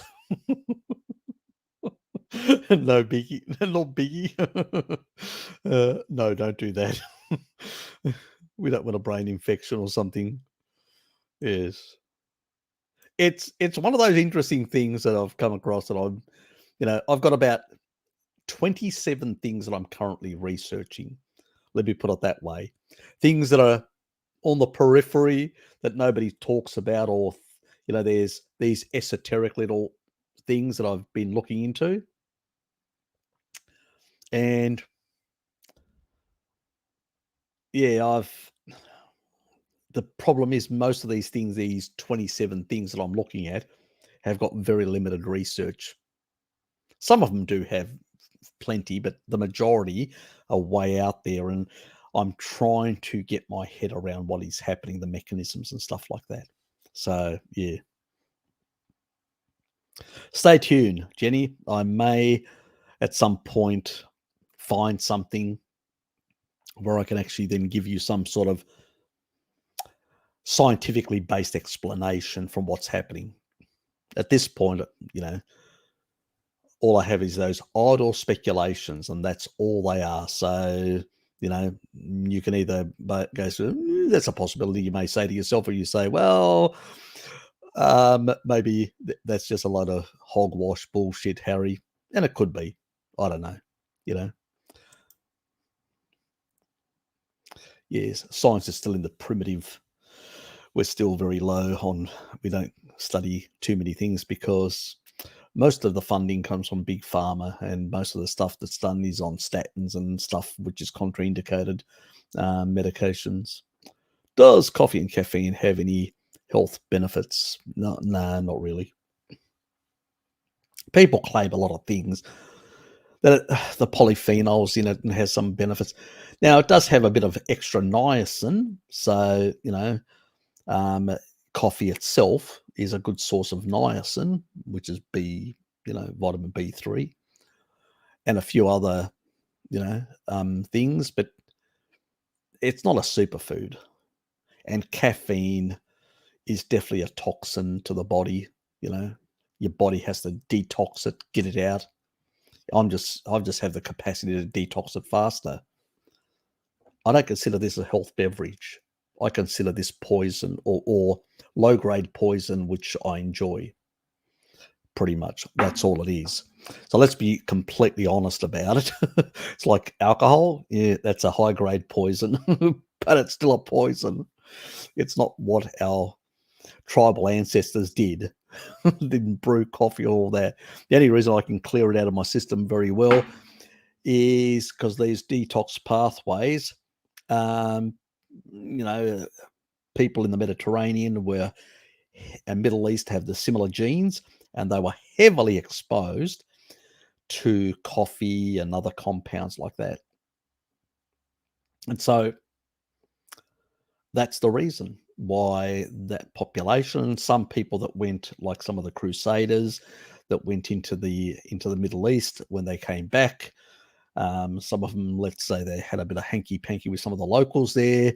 They did bring back some wives from those areas, and obviously those genetics got into the general population. Some people have now, in some populations, very high levels of adaptation to coffee in parts of Europe, and other parts less adaptation, or to salicylates and things like that. It can vary all over the place. And so, yeah, but just because, you may have a certain tolerance, so to speak, it doesn't make it a health food or health beverage, to be more precise, at all. But it's an enjoyable one at that.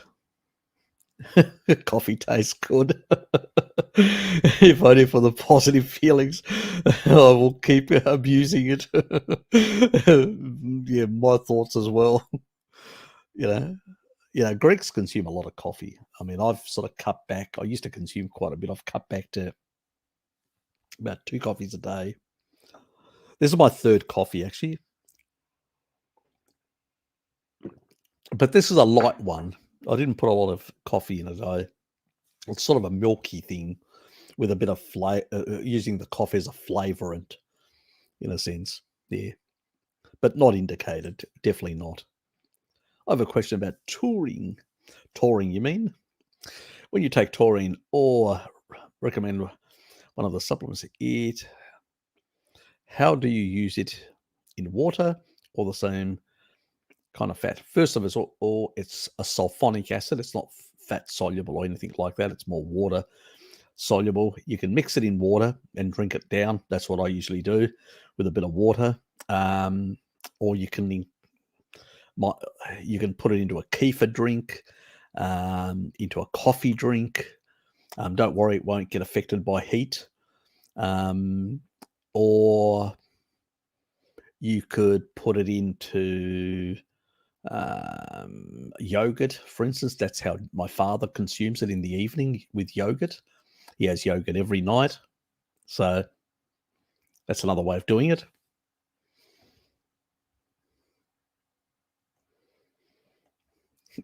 Angela's being very generous tonight. Thank you, Angela. Harry's Irish coffee revision. Remove the sugar, water, whiskey, and coffee. Then eat the remaining whipped double cream with a spoon. Cheers. P.S. I can't get Irish friends to join in. Fair enough. Thanks, Angela. Appreciate it.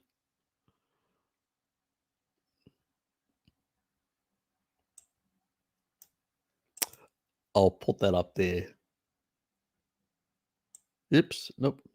Second one down. Oops. Got the wrong one. Doesn't matter. Yeah. Cheers. Thank you. Thank you very much. You've been very generous tonight. Or morning in your case.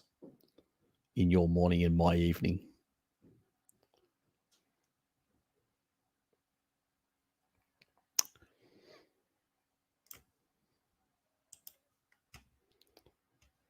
Will eating cow's brain cause prion disease, and are other organs good? Look, some people probably are fine with organs. Some people maybe not.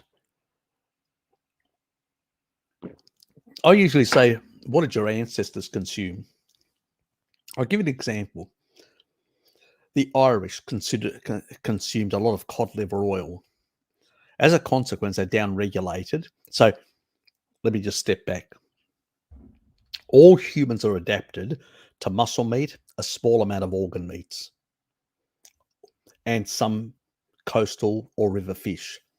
But primarily the mussel meat is the majority of what they consumed. That's what the N15 data and all of the other data shows us. So that's baked in. We'll clear that aside. Now, in the last 10,000 years, some of us acquired varying levels of adaptation and tolerance to some contraindicated carbohydrates, but also we've consumed specific animal foods in specific combinations, which has affected certain types of enzymatic pathways.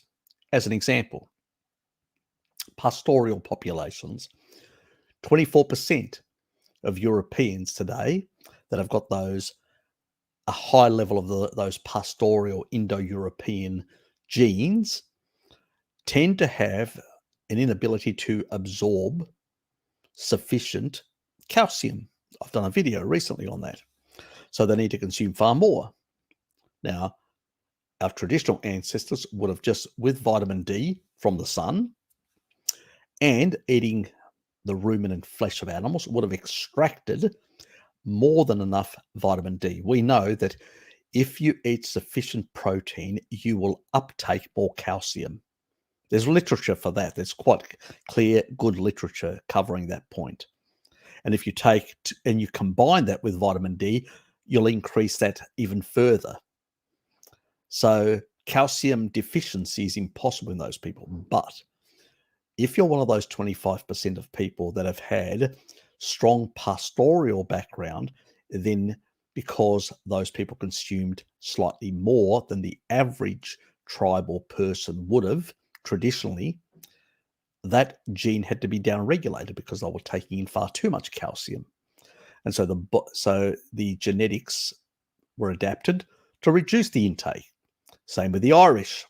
Too much cod liver oil, down-regulating the ability to convert beta-carotene because they were getting more than enough retinol from the cod liver. So as a consequence, we've had certain types of adaptations. And so the requirements for organ meats, the requirements for will vary between the population. I usually say to people, look back and find out, get an old cookbook of your own ancestors. That will usually tell you what people ate, what sort of intake they had in terms of organ meats or other things. And that should be what, without doing genetic tests, should sort of guide you to an extent. Now, prions are an interesting thing. We don't know enough about them in terms of prion disease. And the only time a prion disease actually emerges in a cow is if you feed it the flesh of animals. And it was basically animals that had some sort of disease, which were, I believe it was lamb, and it was munched up other animals, and they actually fed the actual cows and caused them this problem. See, we have prions in ourselves. There are prions in all animals, and usually they're not a problem at all. But if you basically consume species inappropriate foods, then you can actually have some derangements in the way the type of molecules that end up emerging in those animals. That's where sort of the problem lies, in a sense. And that's why they banned a lot of this sort of stuff, the feed, and they went back to a more, grass or a more plant-based feed in order to eliminate this problem from the cow population. And it worked. So now in most countries, that isn't a problem.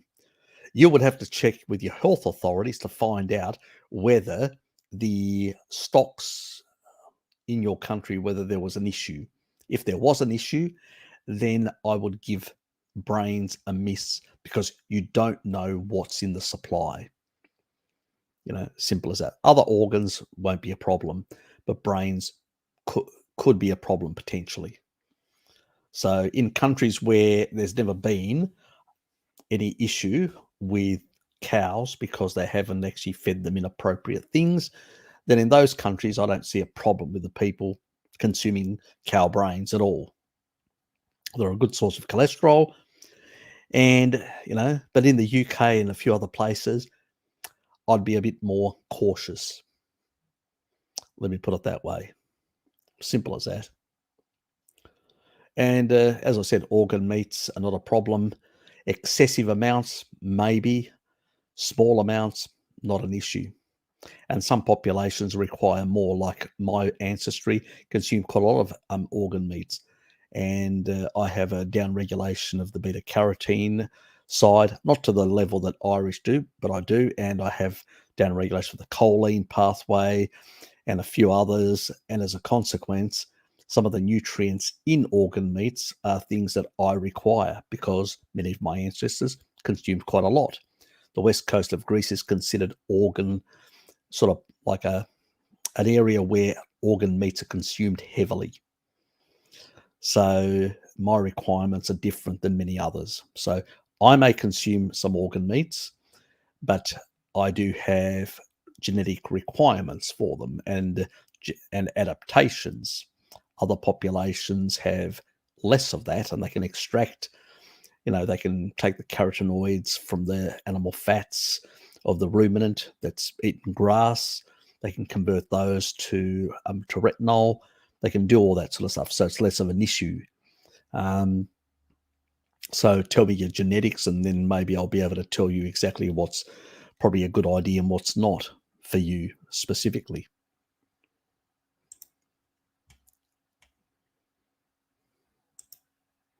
G'day, Zach. Good to see you, mate.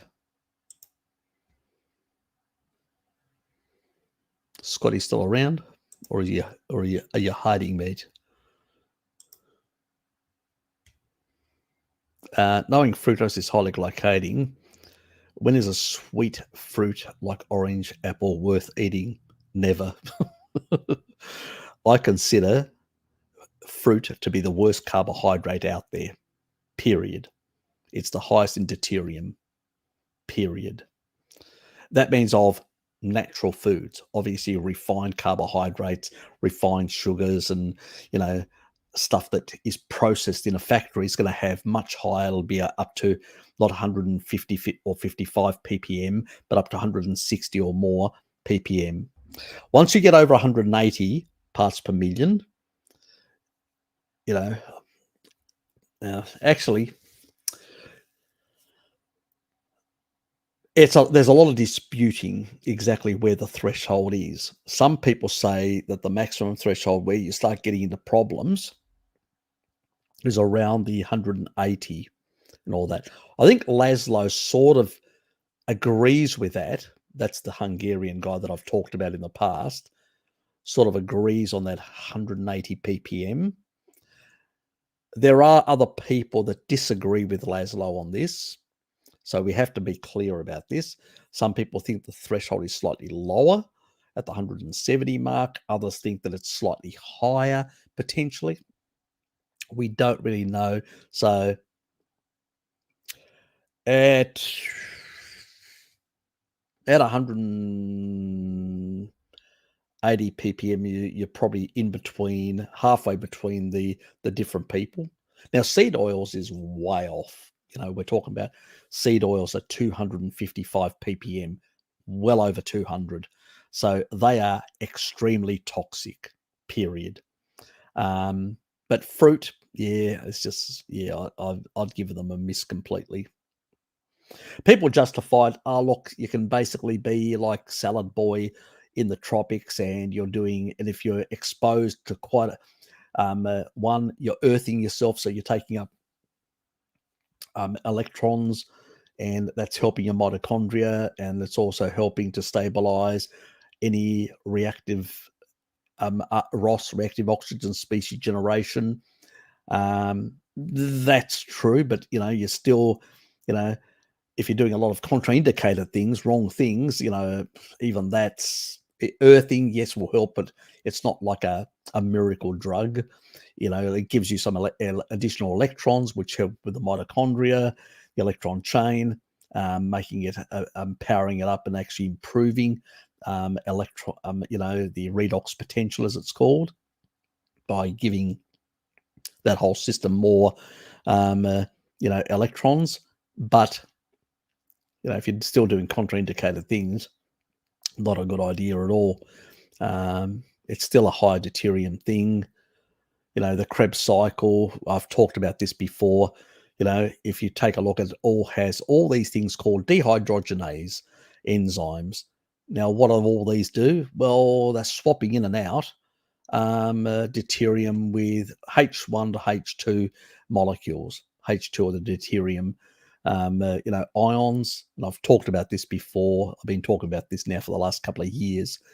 And that's what they basically do. And to create metabolic water, which is like low deuterium water, in the end. Basically, deuterium ions that don't have neutrons. It's the neutrons that stuff it all up, So we want protons. We don't want neutrons. So the neutrons bust the nanomotors. The neutrons affect the RPM, the rotational speed.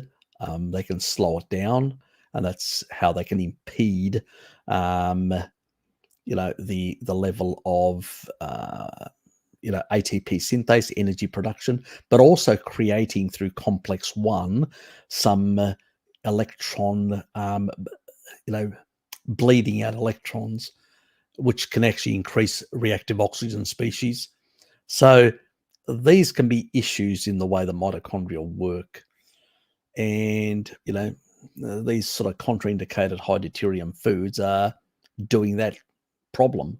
So, no, I think fruit is the worst of carbohydrates you can consume, personally. That's my opinion.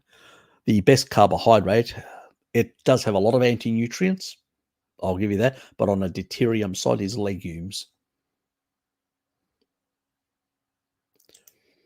Anyway,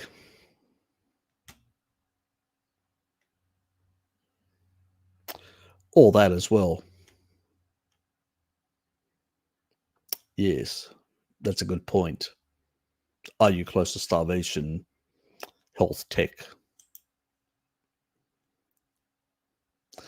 I've been drinking, you mean swallowing, drinking, 15 eggs a day recently, non-oxidized cholesterol. Makes me feel good.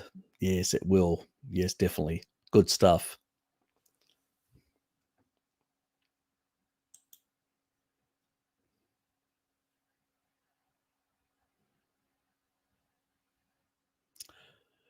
Because the problem is with any oils that have got a high amount of PUFA, seed oils are the worst, like sunflower oil and all that. They will have they'll have high deuterium. 2, they will also have higher oxidative primary and secondary oxidative products, plus aldehydes, which rip lipid membranes, the aldehydes in particular. Now, your body does produce some aldehydes, what we're talking about. This is part of certain enzymatic pathways, but what we're talking about, free aldehydes floating through the bloodstream and all that, that's the stuff we don't want, because that stuff is highly reactive with tissue. So, and the other oils, because of the way they're extracted, they'll tend to have much higher levels of these products, which are problematic. So, yeah. Olive oil is probably the next best in comparison, because it's got much lower primary, secondary oxidative products and aldehydes.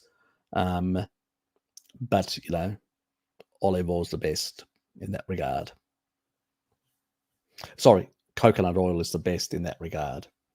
So, out of the oils out there, in terms of stability,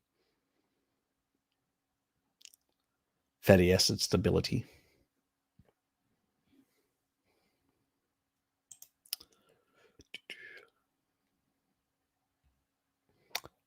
Yes, very much, and is lower in deuterium.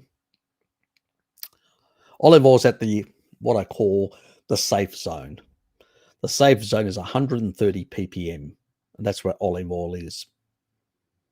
Coconut oil is below that, and all the animal fats that are grain-fed are in the 120 odd ppm, and the grass-fed are in the 115, around the 115, either slightly above or slightly below. Between 100, you want to be between 100 and 130, and the sweet spot is 115 ppm or below. That's the sweet spot for longevity. And some of those people in that part of Russia in the south were living way beyond the 120. We're talking about 130 or more. So they were shockingly living long. That's how important mitochondrial health is. Just think of it. The more you damage your mitochondria, what happens? Your energy declines. If your energy declines, your reparative capacity declines. You age faster. If you can stop damage, you can repair damage faster, like a young person, because they've got greater mitochondrial density, you're going to live longer. The only thing that's going to stop you from living longer is basically cell division. Well, if you're doing a high, you're doing sugar, which pushes your metabolic rate. It works differently. Your thyroid works very differently on a sugar-based diet compared to a low-carb state. That's for another video, another discussion to go into, take half an hour, possibly even more to explain all that. I've done it before. I don't want to do it again. Look at my old videos. You'll hear a lot of this sort of stuff, and I'll get some viewership, which will be good for the Al Gore, the YouTube Al Gore. But yes, I would say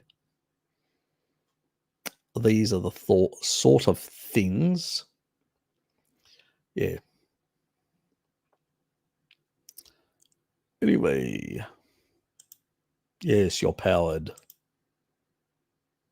Should have done that a long time ago. I just forgot. Now you can ban the next Einstein from the chat and live with the guilt. Oh, God. Banning Iceland is all relative.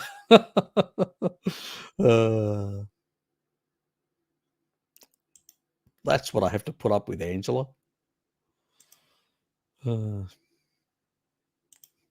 Bloody jokers. Hi from Thailand. I'm new to your channel. Oh, fair enough. We'll check those previous videos out. Thanks a lot, Harry. You're welcome, mate.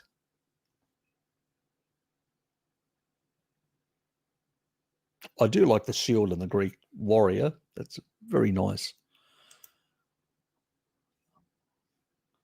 How are you, Dean? Yes, it is. I always intend to surprise you, Dean. It's good to have you here, mate.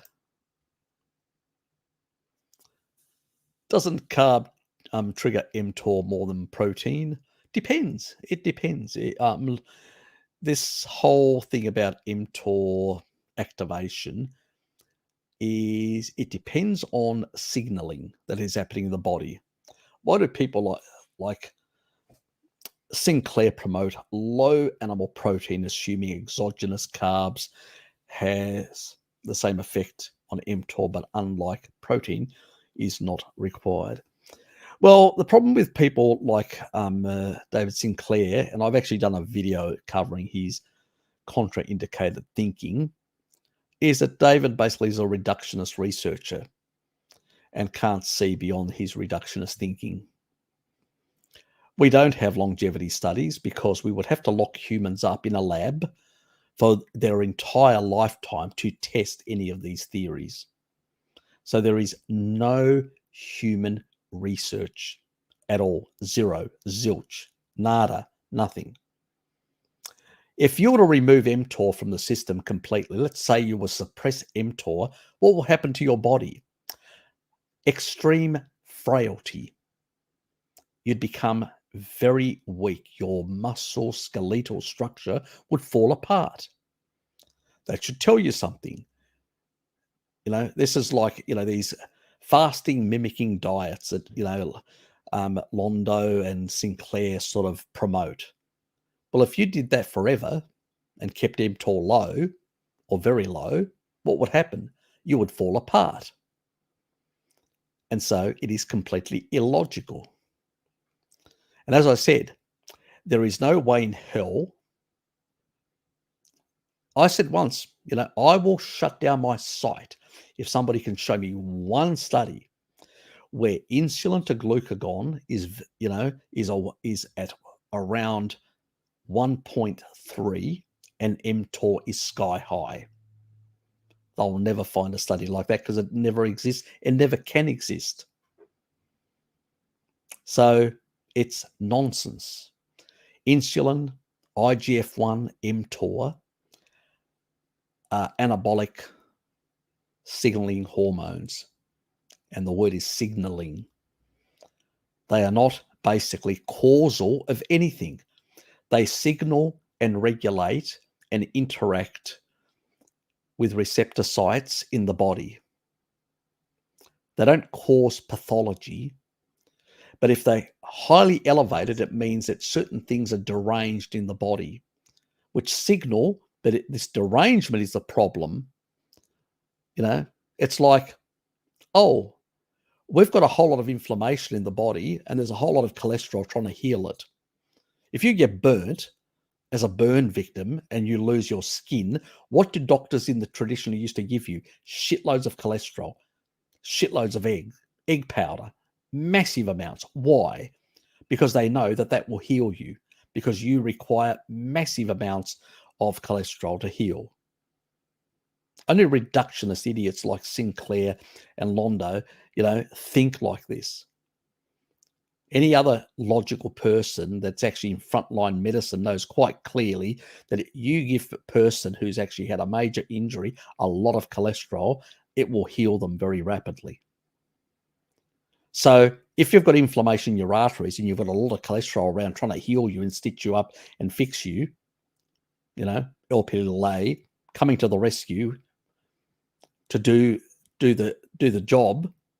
Don't demonize the damn thing. It's trying to heal you and correct you. Consider, what did you eat? Oh, yes, that lovely seed oil and that lovely refined carbohydrate that caused the problem. Well, maybe if you took that shit out, you wouldn't have the problem, and LP-A wouldn't be upregulated because it wouldn't be required to fix the problem. If you didn't get burnt, you probably wouldn't need more cholesterol to fix the burn. So it's like saying the fireman's there putting out the fire, so it's the fireman who's at the fault. Here's the problem. Let's eliminate the fireman. What? You've got to be a reductionist idiot to think like that. But these people really think like that, which is, I scratch my head and I worry about science. Let's put it that way when I see this sort of stuff. mTOR is necessary anabolically to basically drive muscle protein synthesis. But it can drive other anabolic pathways. That means the fat ones, the, building up adiposity and building up gunk inside the cells. But that's when it's in a deranged state and you're doing the wrong things. You're putting the wrong things in your mouth. So, and insulin and insulin and IGF-1 and mTOR are very ancient molecules. They originated about the similar time. And when complex multicellularity emerged, that means when cells got together and started working cooperatively and collaborating and required certain regulation to promote their growth, their turnover, and many other things. So they needed these signaling molecules to regulate and be able to stick into receptor sites to tell these cells what to do, when to do it, and stuff like that, based on the nutrients that were basically being taken up by these multicellular organisms. And that's how they emerged. They have a role there. They're not evil. They have a role. If they're over-signaling, why are they over-signaling? What are you eating to cause that over-signaling? You're not going to get it from eating an animal, a steak. A steak, if you only ate steaks all day, we've done the research. The insulin to glucagon ratio is 1.3. The insulin to glucagon ratio of eating a potato diet. That means only eating potatoes all day, nothing else, just potatoes. Boiled potatoes. You've probably heard the starch diet, or the it will make you nutrient deficient in the long run, cause you health problems. But because it doesn't engage the Randall cycle, you can lose weight as well. But the insulin to glucagon is 4 to 1. So, which is much higher, and that will not increase mTOR, IGF-1, or insulin to any very high levels. That's why you can still lose weight, because you can't raise insulin. And where insulin goes, so does IGF-1, because IGF-1 and insulin in primitive organisms, millions and millions and millions and millions of years, if not billions of years, in the early stages of life, we're talking about in those days, insulin and IGF-1 were one and the same. It was called insulin IGF-1. It was one molecule that did the same signaling. It just split for purposes we don't fully understand, but we think it's a division of labor. But when insulin rises, so does IGF-1. When insulin goes down, so does IGF-1.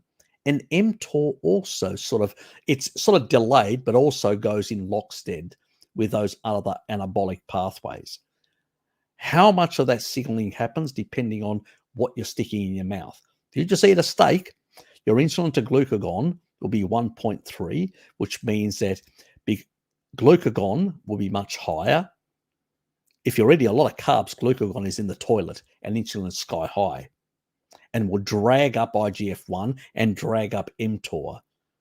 So if you have protein on its own, like a steak, not a problem. You combine a steak with a whole lot of sugar, that's a problem. That will raise insulin, IGF-1, and mTOR quite a bit.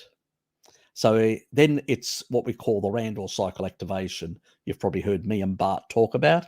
Well, that's what it is. And excess energy levels can do this, especially among sedentary people. You don't need a lot to get to that level. So mTOR is not an issue.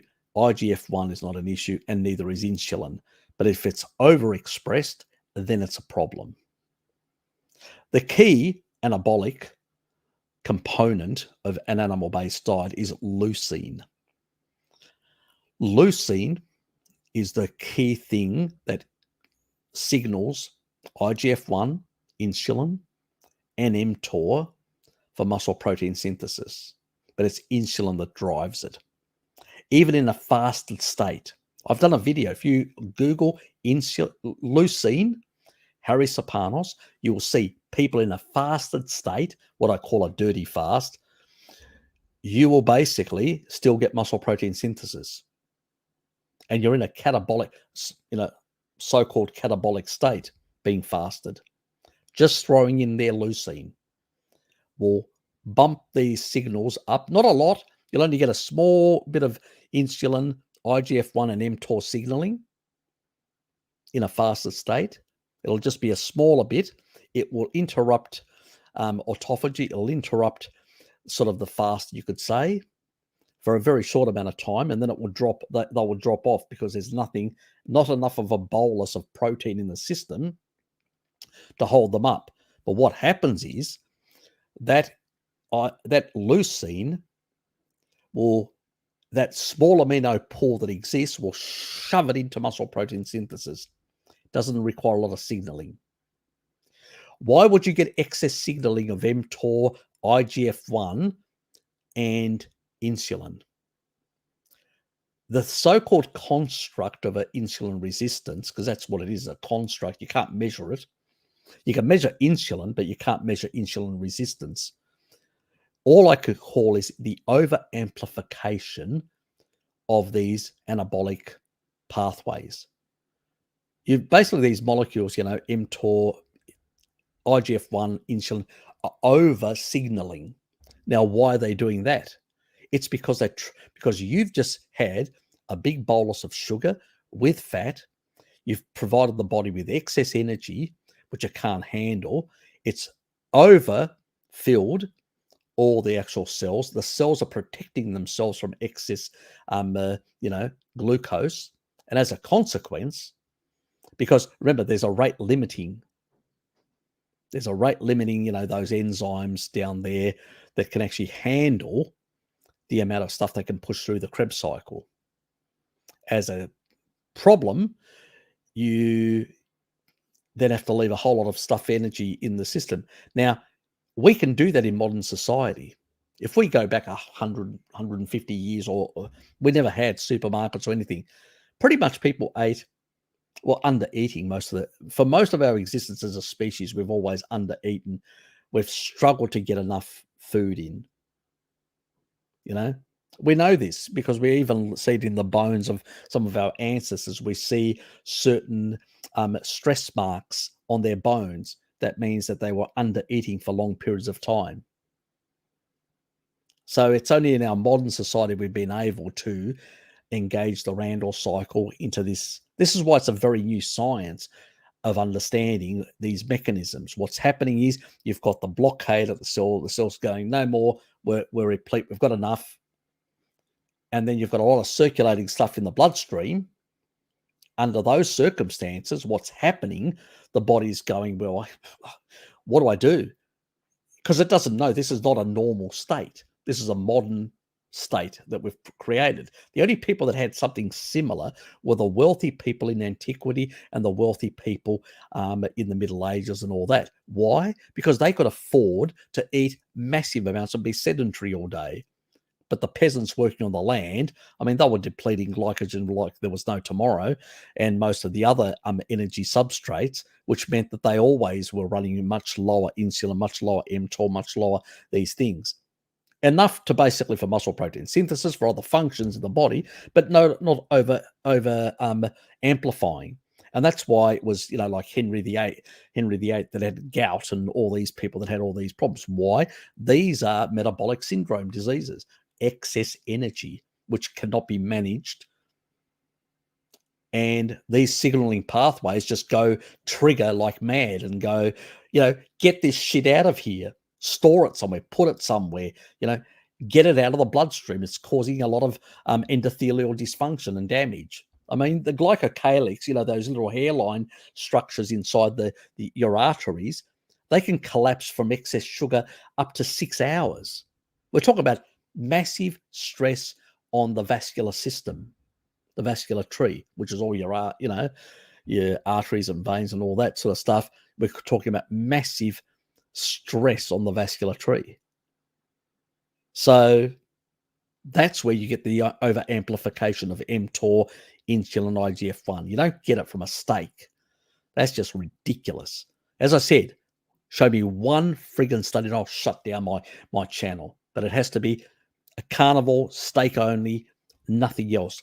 And where insulin and glucagon, insulin and IGF-1 are low, that insulin to glucagon 1.3, and mTOR through the roof. There's nothing in the literature that would ever show that, because that would be bonkers physiology. It'd be like living in another universe. It's impossible to happen. So what these people making out reductionist claims are doing is they're giving excess energy to these rats. Like, if you take a look at the chow that they give, the thing that they call the high-fat chow, it basically has some seed oils in it, some dextrose and other sugars, and basically some lard. That's the combination.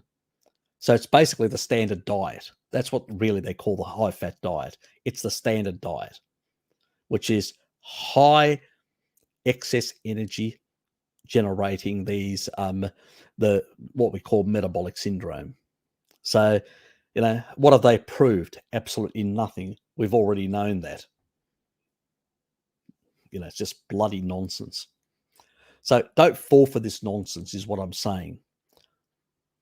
It's just not physiologically possible what they're saying on a carnivore diet to happen. It doesn't matter how much. I've actually done videos, on protein. Go and check my protein videos, and I've done it on sugar. Does protein cause increase in sugars or anything like this? A lot of this is just nonsense, which people are saying, or just eating protein, whether it causes high levels of certain things. No, it doesn't. Just doesn't happen unless you throw sugar in. And that's what some of the modern bodybuilders have got wrong. That's why they don't look like those old bodybuilders that did steak and eggs and dairy and all that. They look ripped. They were muscular, not muscular fat like all the today's bodybuilders who are eating rice and all these other things, combining and engaging the Randall cycle and ending up muscular fat. That's what they are, all of them. So just absolute nonsense. Harry's not sure if you're aware, but you have a cult following of supporters in Bart's Discord. Oh, do I? Okay. I didn't know that. Do I? All right. Cult following? Oh, okay. That's interesting. Yes. I don't know what to make of that. Let's put it that way. I hope that they find my content interesting. I think outside the box, and I'm always questioning my own self, and I'm always trying to understand how certain things work. As far as I'm concerned, it's really important to work out how the body works. It really interests me. Maybe it's because I come from this problem-solving engineering background, which I need to know how things work, the intricacies and why things don't work and why things fail or whatever. Most people just want answers. I actually want questions. I'm into the questions because the more questions you ask, the more you can deeper understand something. So I'm the complete opposite in the way I think. So yeah, but I didn't realize I had such a following. Okay. Interesting. Okay. Well, let's put it this way. I do have some very strong supporters with Necro Kitty and also Luke Gear, who are the administrators of the Discord. So they do tend to promote my ideas quite a bit. So I have to thank them quite a bit. So I don't believe it's only me. I think that they also help quite a bit. I know Necro's here, so thank you, Necro Kitty, for your support on the Discord. I think they do play a big role. I should thank also Bart. Bart also has been very supportive of my channel and me. So, and I go out of my way to support Bart, and I think everybody should support. And if any of my subscribers are not supported to Bart, please do subscribe to Bart and Pim. They are really good people. They, as like me, are in the pursuit of understanding how our bodies work. We're not welded to things. I mean, there were things that I learned from Bart and things that he's learned from me. So I think it's important that people interact with each other and in an honest way, and seek to understand how our bodies work and get a deeper understanding.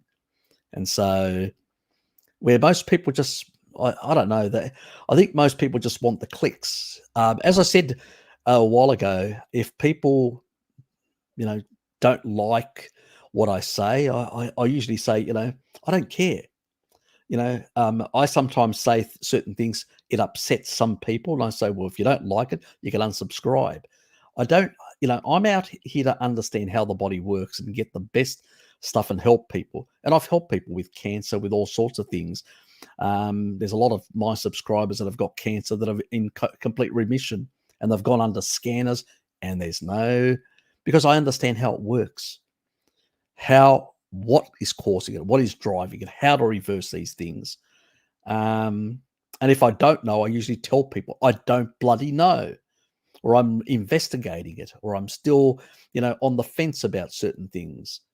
I just don't I don't want to be agreeable with people. Maybe it's another reason why I don't get invited by anyone is because they feel uncomfortable, because I can sometimes be uncomfortable about the things that I say or my opinions. That's a possibility. It's possibly why I have this sort of following, because they like my style, that I'm a seeker of truth, of understanding how things work, and I'm willing to completely, where I've missed certain things, all that, own up to it and say, yep, I missed that point. I didn't look at it deep enough. And this is happening with this, the boron issue and a few other things, but I'll own them. I don't feel ashamed. Anybody who's a true seeker of truth as a citizen scientist is one that actually, you know, is proud to basically be honest with people and themselves. I mean, at the end of the day, you have to be honest with yourself. If you basically believe in bullshit, or you just espouse bullshit just to be popular, you're an idiot, as far as I'm concerned. You're basically just shooting yourself in the foot. You're not advancing. As I said, ages ago, if I had 1 subscriber or 1,000 subscribers or 20,000 subscribers or whatever, at the end of the day, I want those people to challenge me, to basically tell me things that I haven't heard before, that I find interesting, and look into them. Oh, the boron issue is if you take too much too high. I did actually say to the lady not to take so much.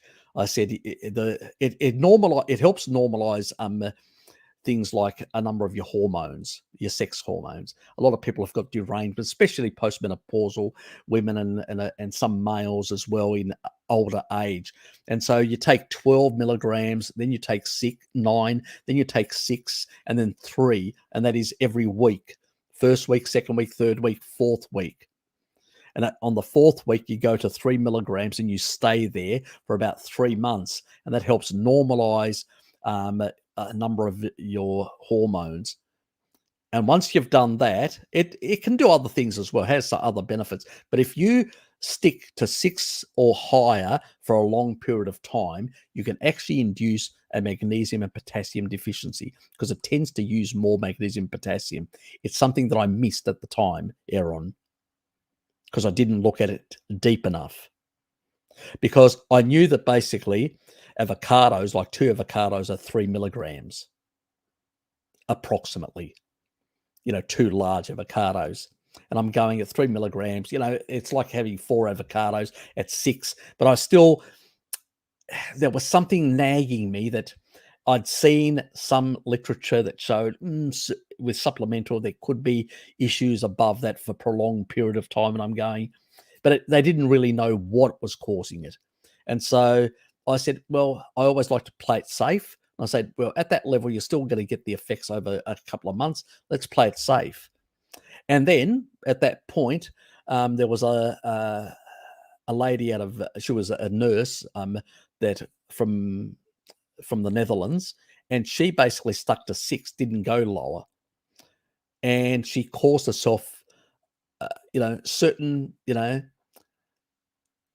symptoms of magnesium and potassium deficiency. But she had low grade deficiency, not high grade, but still she had this low grade and certain symptoms, and she couldn't understand. She said, I stopped boron and it went away.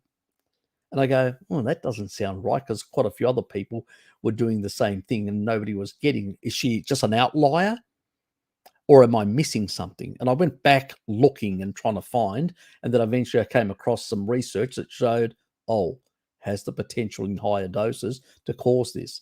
And then I realized why.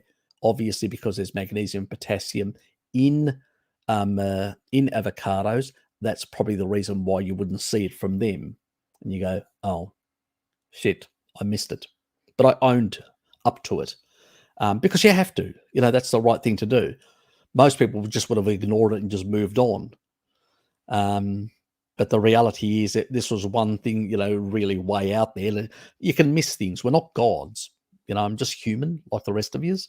I'm pretty good at researching and analyzing things, because I come from a sort of an engineering background. So I have that analytical mindset. So I'm pretty good at doing that, Ivor Cummings and many others have that same sort of attitude. So we're pretty good at analysing and understanding things in a very different way than a lot of the medicos, which are just sort of regurgitate and just learn a lot of things and just regurgitate them and just become practical at learning how to do pharmacology and surgical techniques, but that doesn't make them experts in how the body works. And many of them don't even look at it deep. But yeah, I'm surprised, Zach. But anyway, interesting. Maybe I should turn up, enjoy some of those accolades. Anyway, move on. enough. Stroking my ego. It's probably not a good idea. Dean, here's a question. I've been luck to eat 50 grams of different meats a day for the last 10 days, and one good 500 700 grams one day. Would it seem strange not to need to pass a bowel movement? Yeah, it would seem a bit strange in that regard. Yeah, that is a bit strange. But I do know that some people, like I know one guy, Alex, he's from the Netherlands, and he's done a couple of experiments. He's actually doesn't have his colon got cut out, so he's got a bag, and he has very little from pure meat, very little waste product that comes out, extremely little into the bag. So you may be one of those people that doesn't produce as much. Some people seem to produce more mucus, and that can bind with the meat stuff, whatever's left over, and actually create a bigger and have more bowel movements. Small bits that come out, but it's more mucusy and more bacteria. And it also means that the bacterial content of your colon may be slightly different, and so may not process the stuff as fast. So that could be another issue. It's a hard one to explain, because that's sort of like an outlier. Like Alex is a bit of an outlier, but there's also, I find my poop is every day. It's regular and stuff like that. It's usually in the morning. So I've sort of synced myself to do it in the morning, and so it usually happens, and my body just naturally thinks or responds in that way. It's been trained in a sense. But mine tends to be a bit more volume. But I do consume dairy, and dairy seems to generate more volume. It's just one of those things. Meat doesn't. I will have a bowel movement every day with dairy, and if I go meat only, which I don't, because I'll end up with serum calcium not sufficient, and I may end up. I've done the experiment, and after about a month, I was getting certain heart palpitations because I'm one of those 24% people. So I need to consume more, calcium-rich foods. So, but calcium does generate more poo for me, and it does for most people that consume calcium. That consume dairy. So I've never done a pure meat only diet. So it's a really hard one. I know from people that do it, some people have very little. Yeah, Necro Kitty is saying she's got very tiny, very small. Some people, their gut motility may be slower for whatever reason. Usually, if you're taking taurine, it should regulate your gut motility to normal. If it's too slow, it speeds it up. If it's too fast, it slows it down. If you're not generating, another issue could slow it down where you poop only every now and then. It may be due to not enough fluids in the actual gut for whatever reason. could be also a problem there. Maybe if you're not producing enough endogenous water, you're not as fat adapted. That could also be an issue. It's a hard one to actually work out. Play around with certain things. Play around with dairy and see whether that has an effect on your poo and changes it. And play around with like one big meal a day for the next week or so, or a month, even better. Like a big steak every day, and see whether that has a profound effect in normalizing everything. You may not be eating enough, and your body is sucking it all up. I know that some people produce very little. If in some of the early days of going on to Carnivore, they produce very little waste product, and you could be one of those people. You may have been for a very long period of time protein deficient, and your body is slowing down motility and taking up everything that it can. And at some point you'll realize that, because your satiety will be achieved with much lower protein intake. So yeah, it's complicated in a sense between different people. There could be a lot of factors at play here.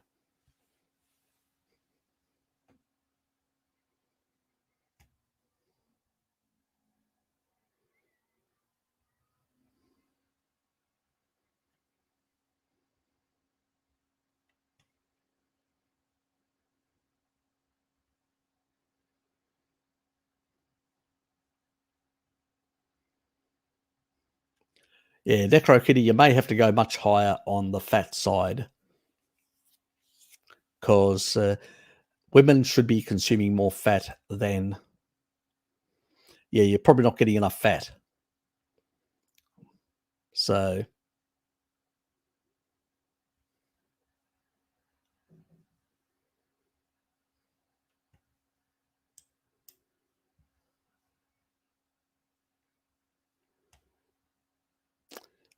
nothing like eggs.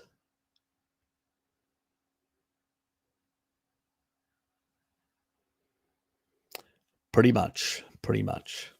I have done a video on him, so if Health Tech hasn't seen it, please view it. Up Syndrome, how are you, mate? Just notice you popping in there.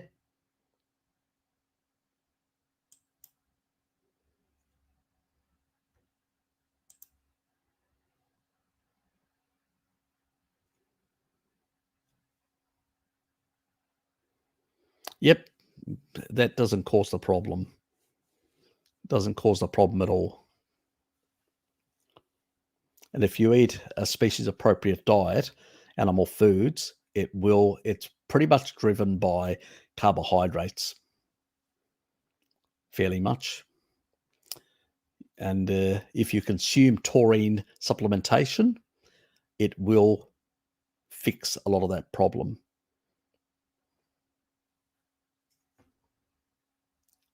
There's a few other things, but I do want to make a video on that without giving too much away.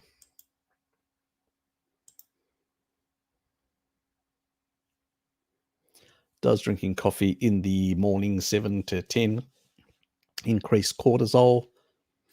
I wouldn't really worry about cortisol in those hours. Harm adrenal glands and accelerate aging. Nah, none of that. Provided info on coffee, effects on cortisol, effects on excess cortisol, on aging. Look, cortisol is one of those it's actually a hormone even more important than insulin or any of the others. So it's one of the ones way up. It has a big role to play. Early in the morning, your cortisol spikes big time. You should never eat in the morning or drink coffee or have anything. I don't break my time restricted feeding until about either 10 or 11. It's usually 11 nowadays. Well, I used to do it 10, but nowadays I do it at 11. because you don't need to. You don't need to eat. Nobody ate in the past. Most people worked on the land and they would come mid-morning, or they would go hunting and they'd kill an animal midday before they had access to any food.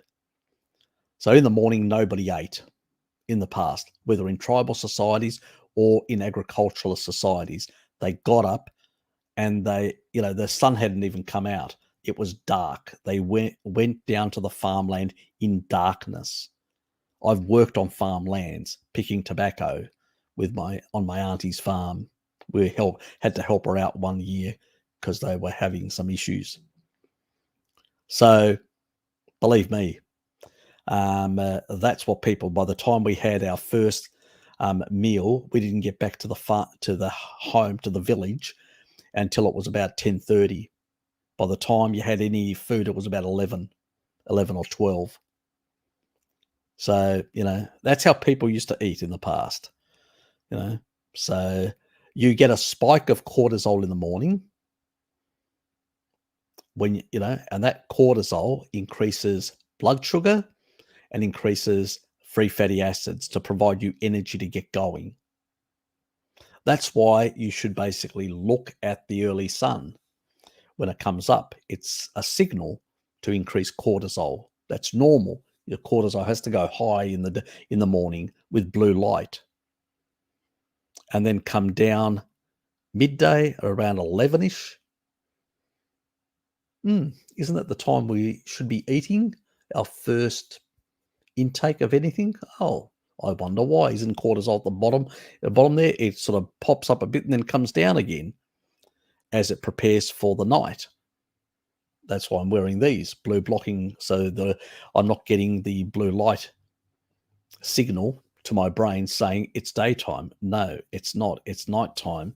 I'm making sure of that. My blue light above here blocking light bulbs do the same thing. So I'm signaling my body. Cortisol isn't demonic. It has its place, and it has an important place in the body. It's only when it's in a deranged state. And there is no adrenal fatigue. That's another construct. It doesn't really exist. Okay? It's a derangement of, within the actual gland of certain functions of it. And once you're properly eating, it usually normalizes itself. Takes a bit of time, but it usually normalizes itself. Now, coffee, can have different effects. Can increase blood pressure. It can have vasoconstriction. Some people say it actually is a vasodilator. I don't know where they get that idea. There are certain compounds in it that can actually increase slightly nitric oxide, but there are other compounds that work against that, which seem to be stronger, so it's less of a dilator than anything else. But anyway, it does have a very, very minuscule amount. So it's, caffeine in particular is a toxin to the body. That's why it tries to detox it. So it's not a health food, let's be honest. But I would not drink coffee that early at all. And I usually, my first coffee is around about 11ish. And I usually have some meat at the time, some brie, some cheese, or yogurt, something like that. And I take a whole tub of yogurt to work, and I just have bits of that, have bits of cheese and some meat around that time. And then it's a sort of like a small meal. And then later on in the afternoon, about 3, I have my major meal, which is big steaks and stuff like that. I take them all, I warm them up at work, and I have them in afternoon tea, as it's called, and I just have them then. So people are used to it now. Work, Harry's just having his big steaks. They don't give a shit. What are you doing, Harry? If anybody asks, I just used to, just having an Inuit diet, mate. Inuit diet. Yeah, fair enough. you know, just, so I mean, I don't even call it carnivore. I just call it the Inuit diet. I'm on my ice. I'm on my ice. Up in the. I'm having a polar bear. I just, I just make a bit of a comedy of it. Most people don't give a shit what you do as long as you're not annoying them. That's the reality. Is it the only people that are going to look at you funny? There's a few vagoons at work. They're the only ones that look at me funny. They don't say anything because they're too intimidated. They know that I'd be down their throat so fast and they'd be spitting chips. So I don't take shit from people. But generally speaking, they just give me a wide berth. But I can see them. They're always looking at me. Oh, it's funny. That evil, evil Harry. They probably go back to their desk and say, oh, well. Mentally, well, that's my reply. Can't do it physically, unfortunately, at work because, yes, they would be able to cause me problems in with human resources, as you guys know. If you work in a corporate environment, you're going to be careful. You're going to be diplomatic about these things.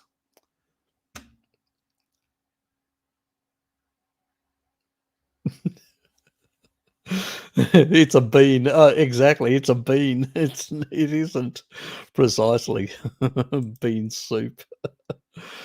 Yes, it's an unhealthy habit that I have, and many others have, Bart and a few others. So we're all, but none of us are claiming that it's a health food. We all know that it's no different than alcohol. It's bad for us.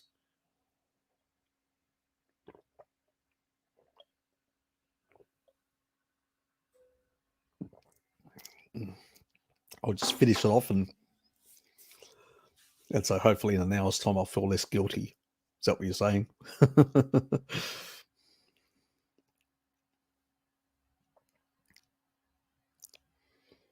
No.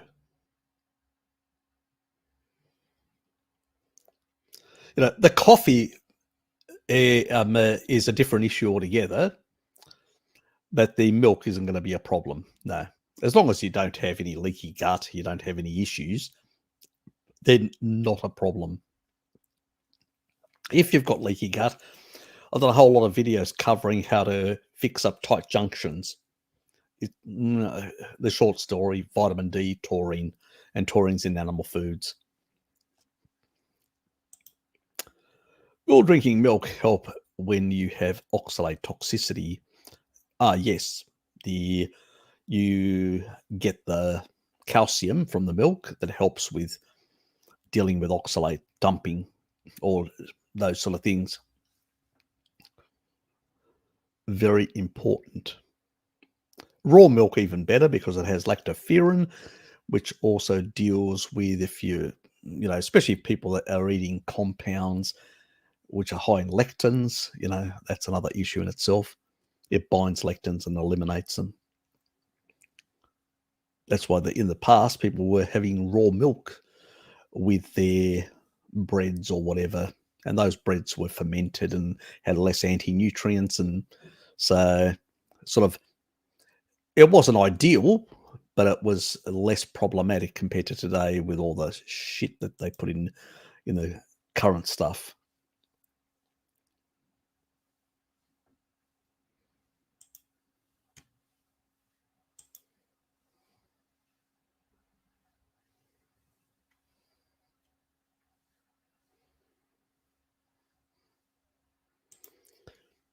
Anyway,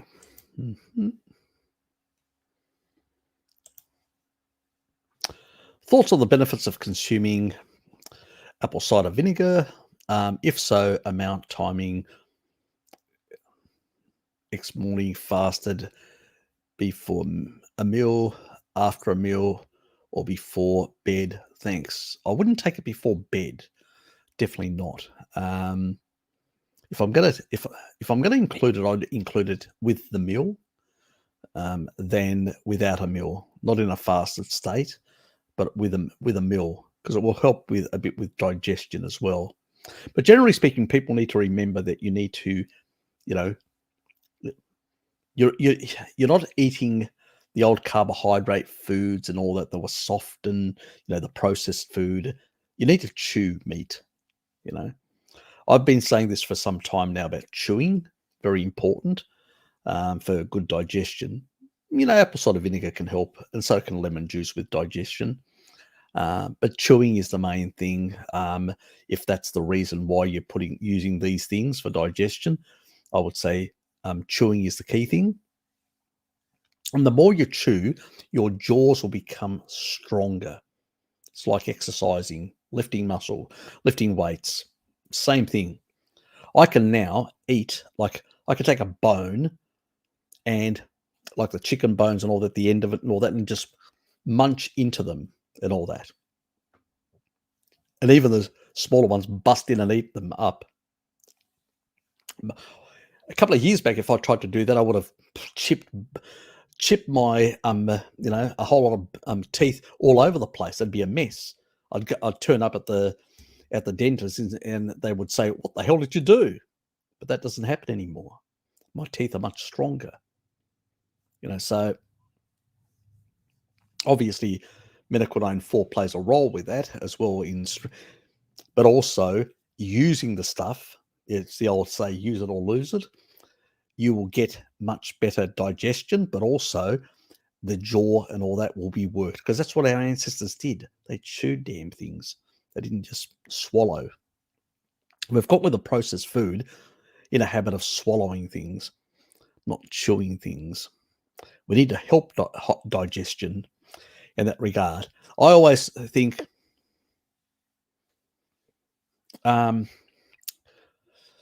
I too like chewing on chicken bones. Yeah, me too. I do have to say quite a bit. And also, you're getting all that connective tissue. It's all the hyaluronic acid. Chicken bones have far more of that. And I usually buy most of my meats with the bone on there and sort of eat the connective tissue. Now, some people do have concerns about, collagen and high. I wouldn't buy collagen. I don't like, as I said earlier, with the glycine stuff, I don't like single stuff. Now, I know that a lot of people say excess glycine or gelatin will generate a whole lot of oxalate and stuff like that. Well, that's the argument that people put out there. But when you look at the research, really good research that has been done, high quality stuff, you don't see that. You don't see a higher excretion rate of oxalate. So, as I've said to people, show me the evidence, show me the mechanism. But I don't like single amino acids either. Not a good thing. Because to make them bioavailable and to absorb them properly, you absorb them in the right composition. This is why eggs is very high in a lot of the collagen amino acids. A whole egg, that is. But the absorption rate is quite good. And why is that? Simple. Why is the absorption rate so good? And the utilization is so good because the amino acid composition is such which makes it more bioavailable. The closer it is to the composition of our own requirements as a species, the higher the utilization point will be. There's actually a company about I think it was about 5 years, I came across a company. I never really investigated it, but they actually produce an amino acid which has got a utilization, they claim, of 99%. That means pretty much you utilize the whole bloody thing because it has a composition which is exactly the way they believe the human body takes up protein. And so they're going, you end up with an amino pool that is actually 100% utilized by the body, is their argument. I wasn't 100% convinced. Well, look, there may be some truth in what they say, whether it's close to the 99% or whatever. I do have a big question mark on that. But the composition of amino acids makes them more bioavailable and also more highly utilizable. How much you can utilize because of to build certain structures, you need certain amino acids. So if you've got too much of this but not enough of that, well, you can't really build certain things, if you know what I mean. You have to have a certain composition availability. It's like having, let's say, in little boxes, having a whole lot of different pieces. Now, to put together a kit, you need all the pieces. If they're not there, well, you can't. That's only got 10. This has got 20. The lowest common denominator is 10, and if that's the lowest number of combination of one of those things, that's the only amount of components you can create, because the rest can't be created because there's not enough of a specific one which is required in putting together a piece. So the absolute minimal, like bioavailability of eggs, is about in the 48-49% of the protein. That utilization mark, utilization, not the bioavailability, that's close to 100%, but the utilization for specific structures and specific enzymes. Obviously it can be used for other things, and it will combine with other things. Certain recycling of certain amino acids that are coming out of different cells, they'll also be utilized and can be intermixed and all that. So they can be used for a lot of things, gluconeogenic precursors and many other things. So, and the rest, some of it will be not taken up by end up in the feces, and some will be and that will be utilized by bacteria to produce certain types of short chain fatty acids, those proteins that don't get digested or don't get utilized, so to speak.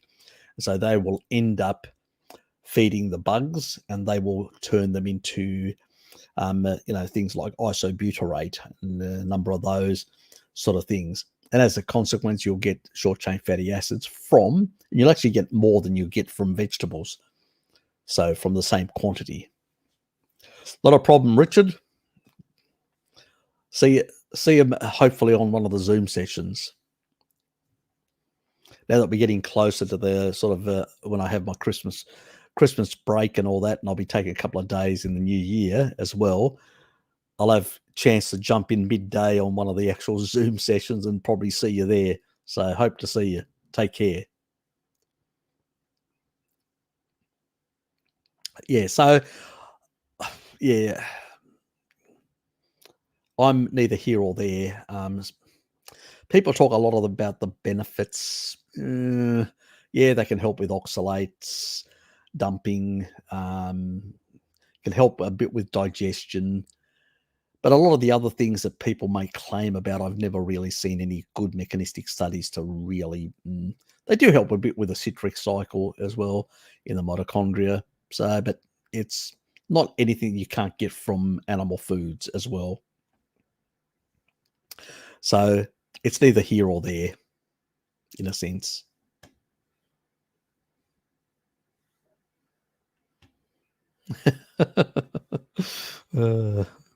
Giving them stick, Dean, are you? Yes. Once a day is the best thing to do, as Bart would say. Like in the afternoon when I have my big steak, I basically do kick insulin, IGF-1 and mTOR for muscle protein synthesis at the right time. And in the evening, as you relax after good days of work, mental and physical, then your body starts repairing and healing itself. And that's when it'll utilize these nutrients and slowly but surely fix things up. Yes. That was the haha moment.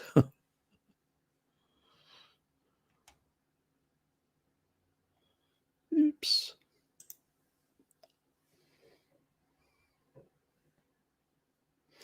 Just had a blood drained from Buffalo Heart with raw buffalo milk. Great combination. Sounds good. You're getting into the Maasai tradition, Anika.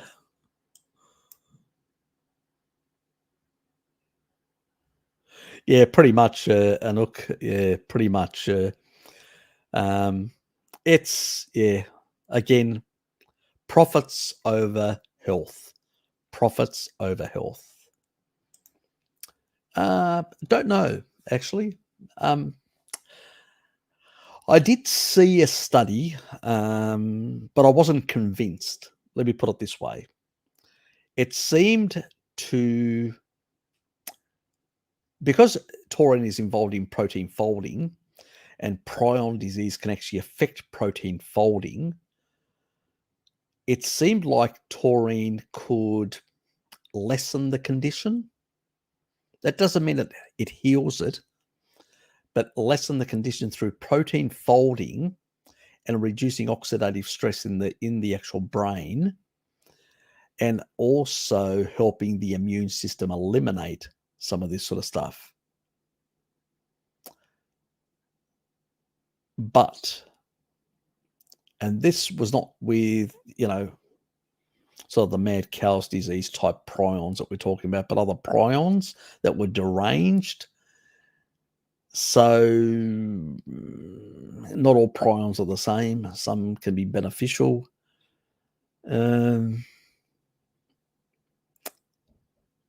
If I was a speculative man, which I do play cards, so I have to say I do have a bit of that in my nature, I would say that if I was exposed to a prion disease, the two things that I'd definitely prioritize would be vitamin D and taurine. That's definitely I would have. I'm not going to claim anything that it will prevent or heal or whatever, but it may lessen the consequences of it due to the protein folding and also the importance of the immune system in prion disease, and vitamin D playing a very important role in stem cell production, and also the activation role of taurine and the immunosenescence. That means protecting the immune system from being damaged by taurine. So really, that's the two things pronged attack that I would put. I'm not claiming anything. I'm just saying what I would do as a desperate measure.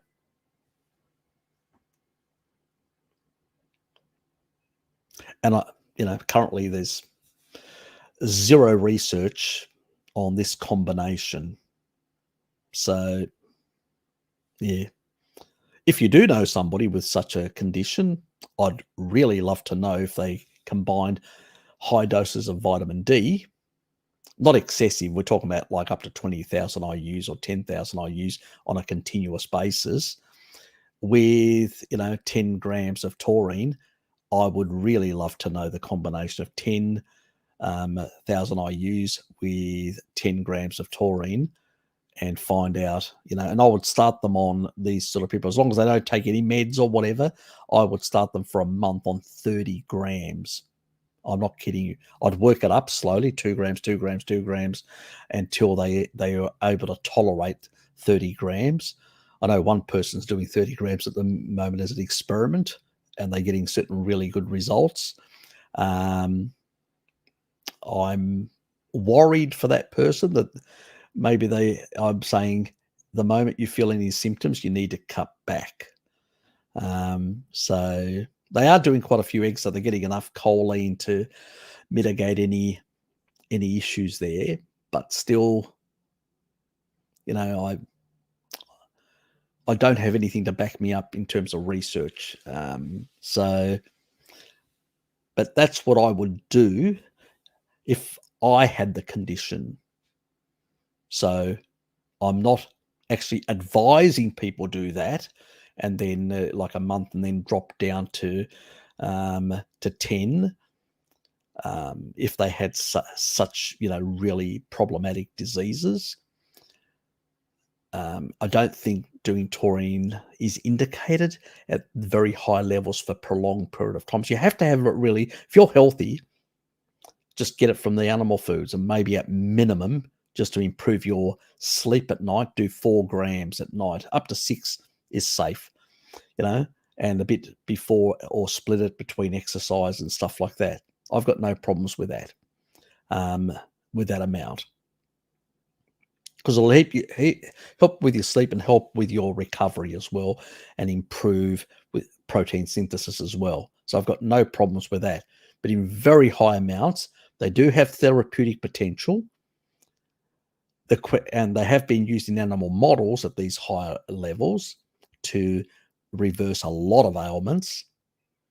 But because we don't have any human studies, I can't recommend anything above 10. I have to recommend things within guidelines.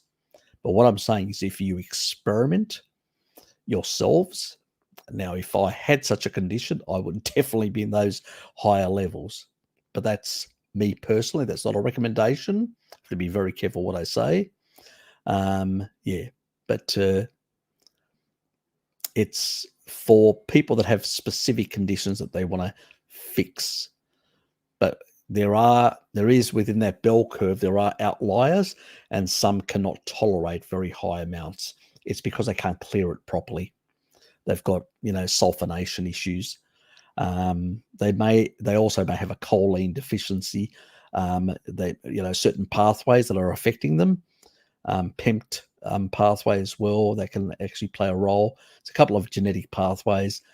And so, because I don't know, it's a different thing if I was, knew somebody's genetics and I was their physician, then I could be able to manage some of those things. And that's why I say that if you're unsure, consider consulting with Bart K. I don't do consultations. I did a few in the beginning, but I just don't have the time now. Maybe after retirement, I'll have more time, and that'll be a different story. But at this stage, I just direct people to Bart K.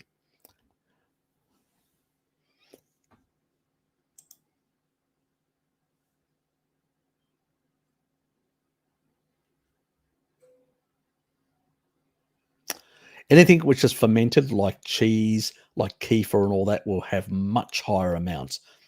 Milk has very small amounts. So, and the same thing with meats and stuff, or like ruminant meats and stuff like that, don't have massive amounts. But, if you're a tribal person and you're getting a small amount every day, it's not an issue. It's fine. These tribal people go throughout their whole life without any insulin metabolic syndrome. They don't have any problems. They don't need to take high dosages to deal with derangements or soft calcification, soft tissue calcification. They don't have these problems. And so we develop protocols with menaquinone 4, another combination of other fat-soluble vitamins, specifically for modern people that have got a lot of derangements. So it's a bit,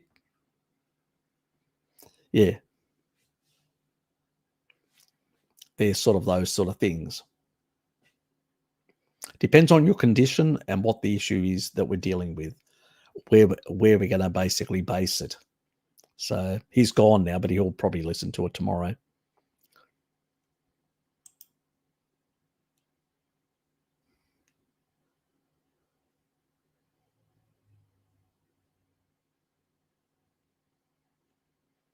Yeah, fermented foods are going to have much more menaquinone 4 and some of the other menaquinones as well.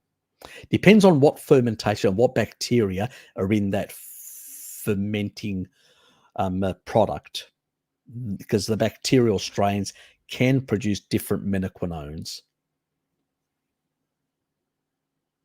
The lactobacillus ones tend to produce more of the MK4, some of the rhamnosus and all that, and a few of the others, especially the ones that are used in brie and camembert. They are all menaquinone 4, and the ones in Gouda, can't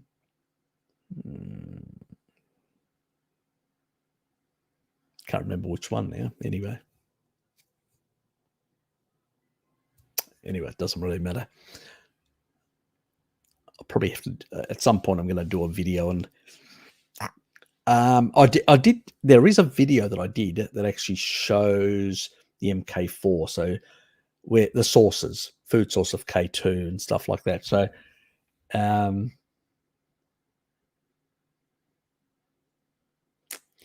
but what I haven't done is the bacterial strains. And the reason why I want to do the bacterial strains is for a completely different reason. Some people may be lactose intolerant, may have issues that they haven't resolved yet, and so may require just the actual bacterial strains, and may want to just populate their gut with those rather than take the supplement. So yeah, look, it's something that I've got on my list of things to do. Just look at your ancestral diet. Yep. Confused. Noise, German, Scandinavian, Native American, Portuguese, French, African, Italian, West. Yes, Escalated you in that order. So you got a bit of everybody. Yeah, it makes it easier for me. I've got 99.1% Greek and 0.9 of the old Anatolian genes of the populations like the Illyrians and the Hittites and populations that lived there a very long time ago. They find them in the bones of these populations, these old Anatolian or the Asia Minor genes. I just have a very small amount of 0.9 of those, and 99.1% are Greek genetics. So I'm pretty much vanilla in a sense, so nothing different. But so it's much easier for me to know that I come from the Peloponnese primarily. A lot of the Peloponnese consumed a lot of pork, especially, most of my genes are concentrated in the region south of Sparta, and all that region, the population there consumes a lot of pork. So I know why I like pork. It's just I'm genetically predisposed to the damn thing, and I seem to do much better when I do consume it, and enjoy it more. So it sort of makes sense. Spartans used to consume a lot of pork. It was one of their favorite meats. That's on Dad's side, actually, but I do have genetics from there. Parts of central Greece, my dominant ones. So it's not very difficult for me to work out what foods, because I know the people, what they ate. They ate a certain amount of dairy, a certain amount of organ meats, certain amount of specific types. Pork is a big one. Goat, lamb is another one. Not much beef. And it's probably the reason why I'm not a big beef eater. I don't mind it, but I actually prefer it as a mince, like a burger, rather than actually like a beef patty, rather than actually beef itself. Yeah, it's really boring, I find it. But I love, lamb and pork are my two favorites. So I can't make up my mind which one I like the most. I like both equally. So yeah, it's yours is a mixed bag, which makes it really hard to work out genetics, because I know certain genetics that exist in Greece that the majority of the population have, a bit like the Han Chinese that have like the choline gene that gives them endogenous choline up to 76%. So there's that sort of stuff. So yes.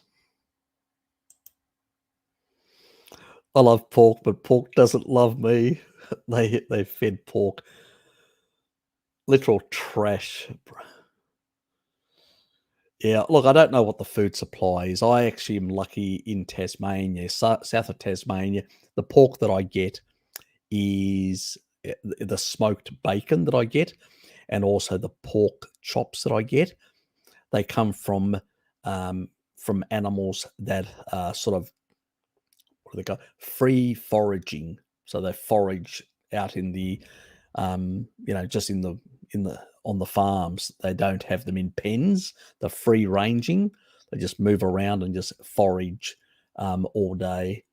So yeah, the much better product. Yeah, so it's unfortunate that you can't find something equivalent.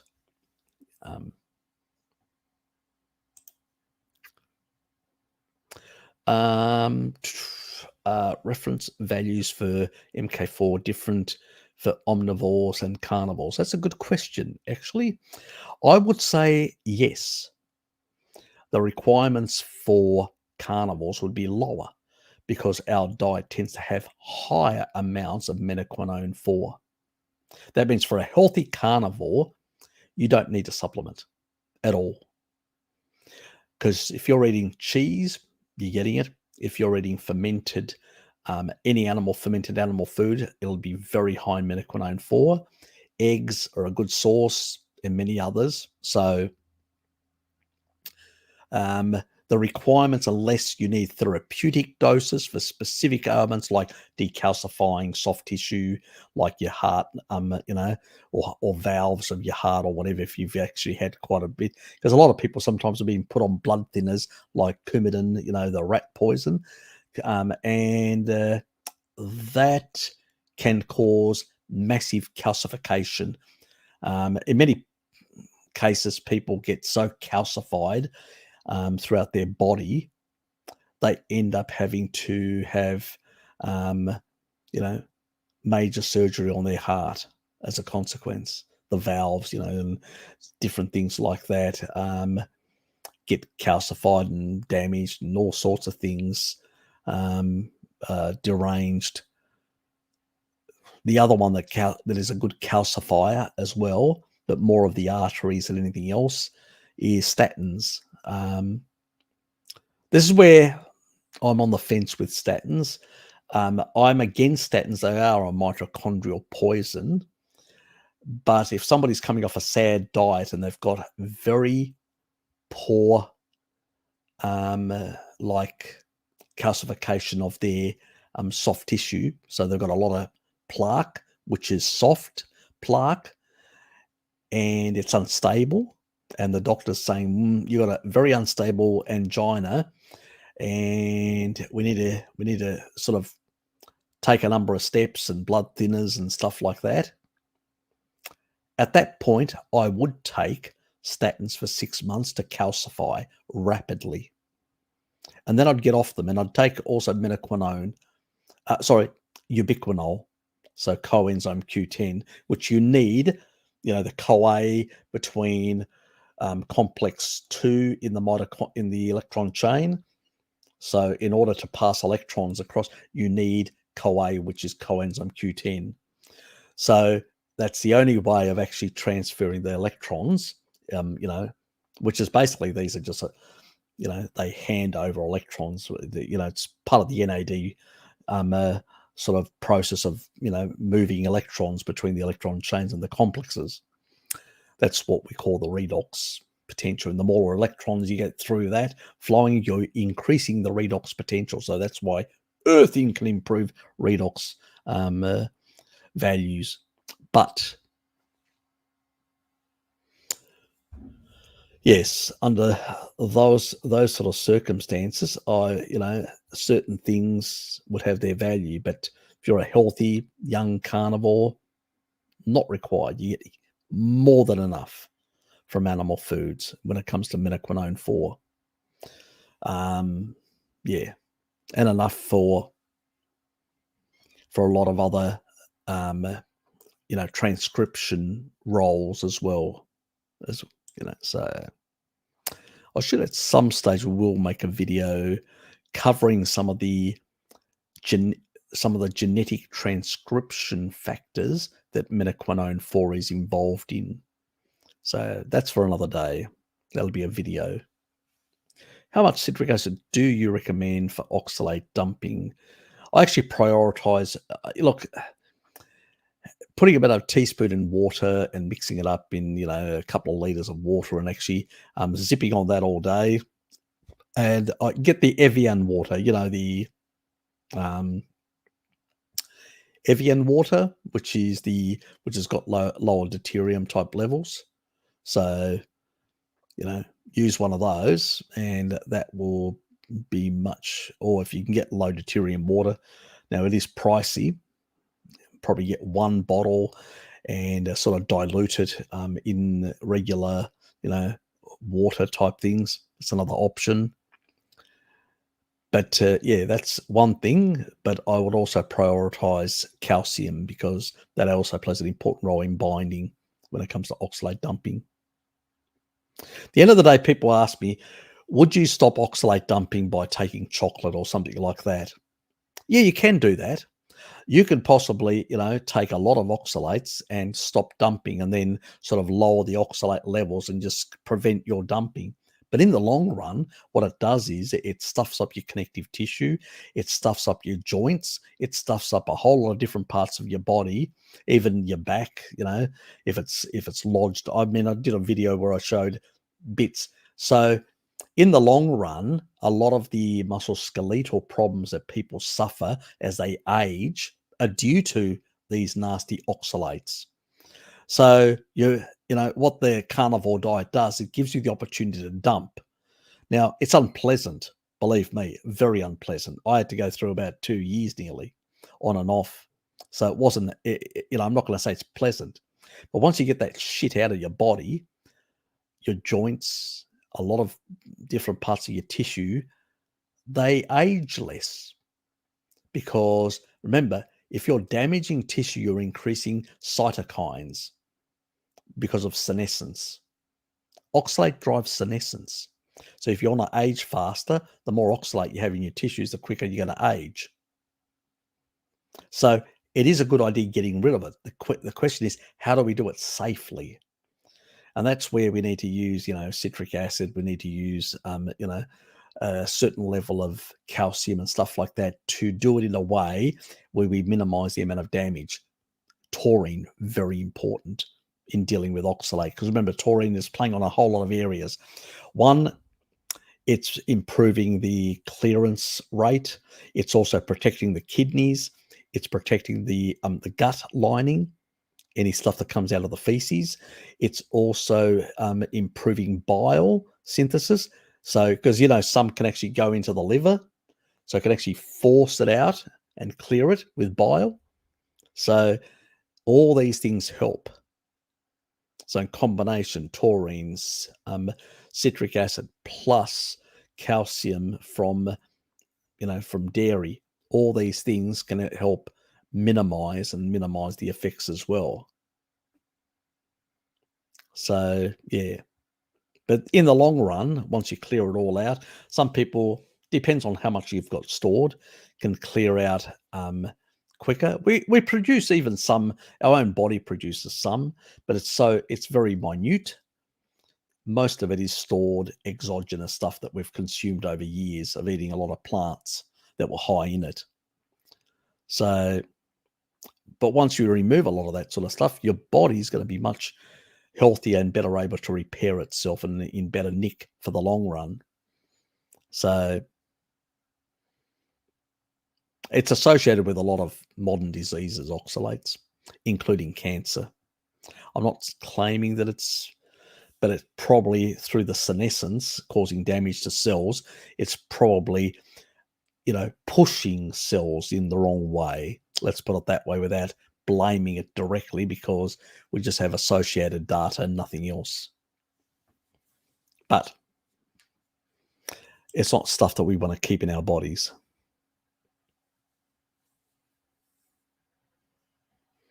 I think I've covered all that. As I said, you can do 1 lemon a day. You can do some, apple cider vinegar as well. That helps as well. And you can also get food grade citric acid and put a teaspoon of that into water, like 2 liters of water, mix it up and zip on that. Have a bit of that, get Evian water, even better.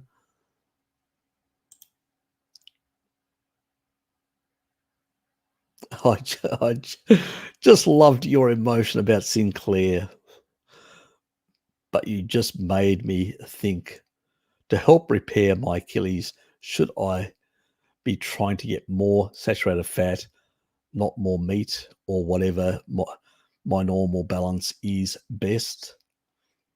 Look, you need both protein and fats.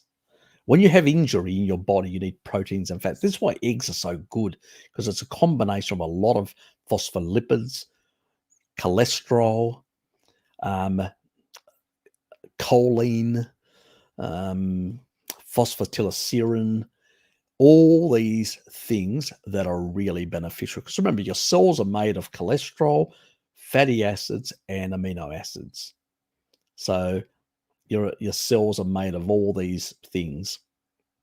And eggs are one of the best combos when it comes to that. That's what's been used before a lot of the modern medicines happened. They used it for burns victims and people that had a lot of these sort of health problems, musculoskeletal stuff. Why it's not being used today is because they've brought all these drugs out, and now they're pushing the drugs that all the drugs do is sort of slightly reduce the bone loss or stuff like that, but they don't fix the problem. Rather than giving the nutrients that the body needs to fix the body itself, they're doing it the wrong way around. So, yes.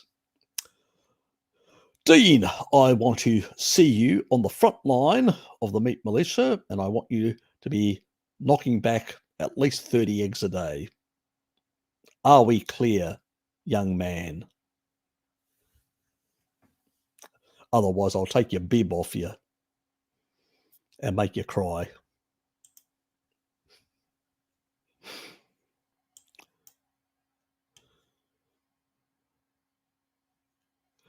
I only support your ideas because they fucking work. Thanks. Most of the solutions come after extensive research. Yeah, NecroKitty's had a few issues, and we've interacting with me, she's been able to resolve a lot of that sort of stuff and is much better for it. So is this character. She's my neighbor, so she's a bit luckier than many others. Thanks for drugs and food companies made up. Meats is like evil. Yes, I know. Such good people, aren't they?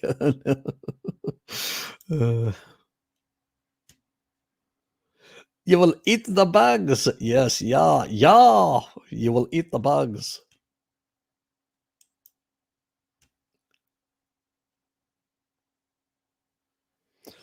Yes, because they listened to that Klaus guy.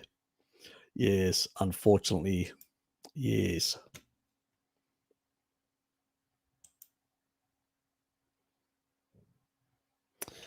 I watch so many carnivore diet YouTubers. Uncle Harry's the only one suggests people how to cheat and consume different types of food. Okay. They're called biohacks for cheats like you and many others. I know people cheat, so I might as well give them some mitigation strategies. We covered the boron issue earlier. Thanks, Ness. Yes. What do I call? I usually say to people, I've got an erratic brain in the way it works, but it's probably not an erratic brain, but that's what I call it. That's just for amusement. But I think I've got a traditional engineer's sort of. That's the field I come from. My area of expertise comes from that background, and we think differently. We're only interested in things that work and how to get things. If you build something and it doesn't work, your client's not going to be very happy with you. It's simple as that. You have to make sure it does work properly, and that shit data in, shit data out. You're not going to get good results. So we need to know our stuff, and we need to analyze and in detail work out how things work. Really important. So, yeah. I probably, compared to other people, even in my field, I probably think very differently as well. But that's also, look, as a youngster, I remember in Greece, I was reading all sorts of philosophy and science at the same time and all sorts of things. It's strange over there. You can be a bookworm and at the same time be a jock. And I was, used to do weights. I used to play soccer. I used to cycle a lot. So I did all that physical stuff, but I also did a lot of mental stuff. That's normal over there. It's not like you only do one or the other. But I did dwell deep into existential thoughts of existence and, stuff like that. So I learned to study stuff and analyze stuff. And also because I was heavily involved in politics as a youngster and all that, I had to work out strategies of working out where my opponents were in error. And so that meant I had to work out, I'm a details person, looking at detail. And that now that I'm analyzing science and looking in nutrition, and that's helping me because it allows me to work out. Now I come across it and I go, they really haven't worked this one out. So I'll go and look at other things until I find stuff that actually can work out exactly why is this happening or why is this working this way. So, and even some of the studies that I do show on, I'm actually demonstrating there, I'm just showing mechanism. Doesn't mean I agree entirely with the studies. I don't. Some of the studies I think are just shit, but they do occasionally have some good data in them and some good mechanism where they show here is a dose dependent thing. Now, some of their conclusions are just idiotic in some regards. And even in good studies where they've done mechanistic studies, and let's say they've pushed the speculation a bit too much, or they may have made claims which, and I've actually commented a bit on them, but sometimes I just try and focus on the key findings of the data and what the data shows. And I'll go to the graphs and say, look, this is the difference. This is significant, the difference. There's a dose dependency here, it's unfortunate that you have to read beyond just the study to try and understand what is happening. And I'm not only, when I've actually shown you one study, I've already looked at about 20 others that are showing similar mechanism. And I just go, out of all that other stuff, this one is sort of more reasonable, more balanced, and I'll use this because there's nothing else out there that I can use. If I was rewriting a review myself, I'd rewrite it very differently. And I'd use parts of that, but not all the research, because some of the others are a bit on the speculative side, or some of the stuff that they've actually done or used could potentially be the thing that's driving certain things. And by looking at all the other studies, you can actually see they're not actually getting, these ones are not showing the same similar values as the others. And you go, well, there's probably not a mechanism here. They've somehow artificially created this, and you can then ignore all that. So there's a lot of research that has to happen. So it's not, but I'm not the sort of person that looks at the first, like when first studies come out, people look at it and they go, oh, and all that. I don't do that. It's like that Ian guy. He said, you remember when that guy about lipopolysaccharides, about endotoxemia, endotoxin inside it. Remember I schooled Ian, that young bloke that had a bit of a go. It was saying saturated fats and cause endotoxemia. That bullshit that the vegans and all these people say, trash animal fats and stuff like that. Out of all those studies, because he didn't look at it, they just look at the meta-analysis, and a lot of people do that. I went through every single freaking study, worked out exactly how it was constructed and what they actually said. And then I found that the best study in that actually showed the complete inverse, which clearly showed, and the same study group had done a previous study that showed the complete opposite, and that was poorly conducted. And the better study that was better conducted actually showed the inverse. There again, it was a mechanistic study showing. The other ones were more uncontrolled, free, people reporting questionnaires or people, and then they were doing assessments, and people were either underreporting or over-reporting what they consumed, so they were guessing how much saturated fat or mono or PUFA or whatever they had in their diet. And their bias of the researcher obviously would have played a role. But when you looked at the other study that was highly controlled, because that showed the complete inverse. And when something ceases to associate, it can't be causal. So you've got a better study with better control showing the inverse relationship, where saturated fat, and that did not show, but actually showed a decrease, the complete opposite, what the meta-analysis was claiming. And he buried himself, but he hadn't read. He just read the meta-analysis conclusion and said, oh, you guys are wrong. Well, did you actually read the damn thing, each one, and how it was constructed? Because that's only a meta-analysis of a whole lot of other studies. You can put a lot of junk data in and you're going to get junk results out. That tells you nothing. So we're going to 90% of that was just junk. There was 10%, which was actually a high quality study that actually showed the inverse and was well controlled. That made the difference. And that showed, and that's the difference between the way, and even Bart does that. He'll go through and look at all, even meta-analysis, all the other studies. How are they constructed? What do they say? How are they put together and stuff like that? This is the problem that most people don't do. They don't look. Everybody wants to basically support their argument. And so they will try and find, you can find any research. As I said, this is why I say my foundation stone is the N15 data. We've got millions and millions of years of data,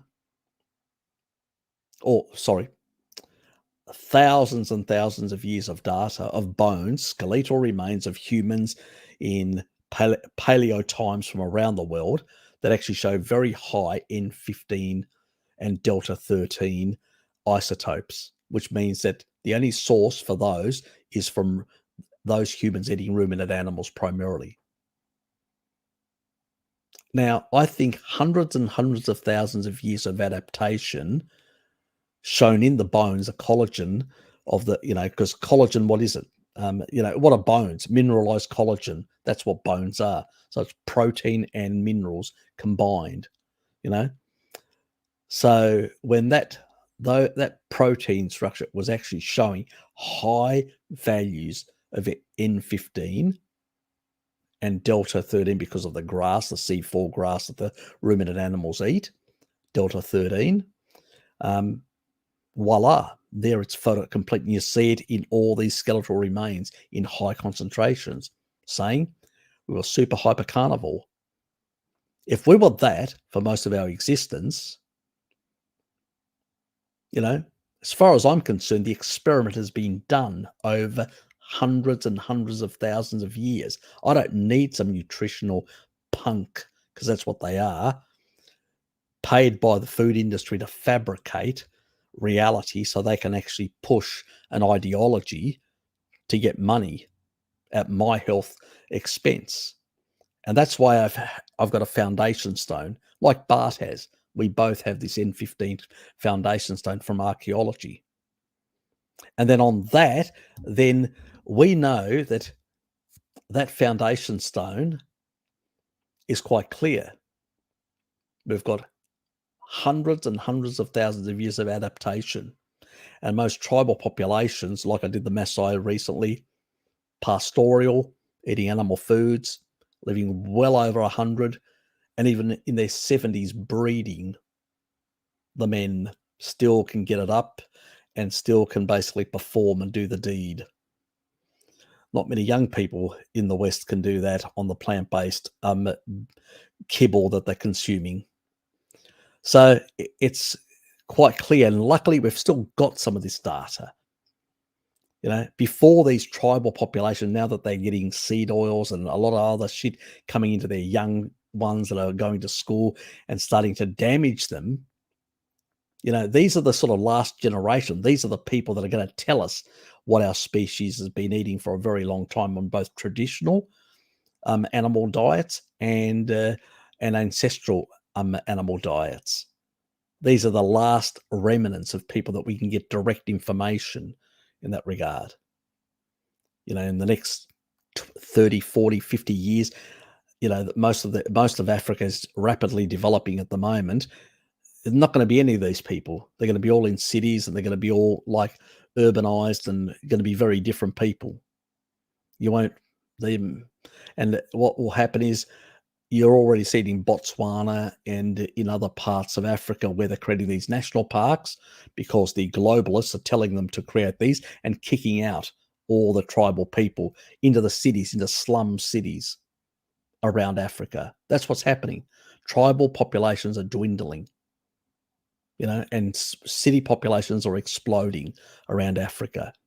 These people are not going to be there anymore in the future. These are the last that we're recording on a species appropriate diet that will give us information. The rest of it,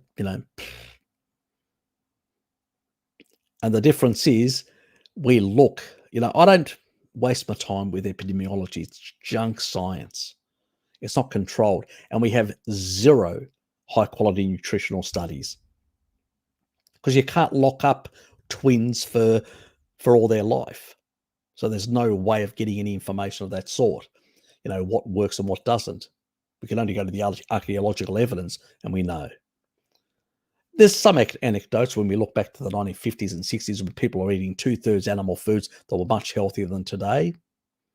We can use those arguments. That's true. I use them now and then, but they are also free living, uncontrolled observations, nothing else.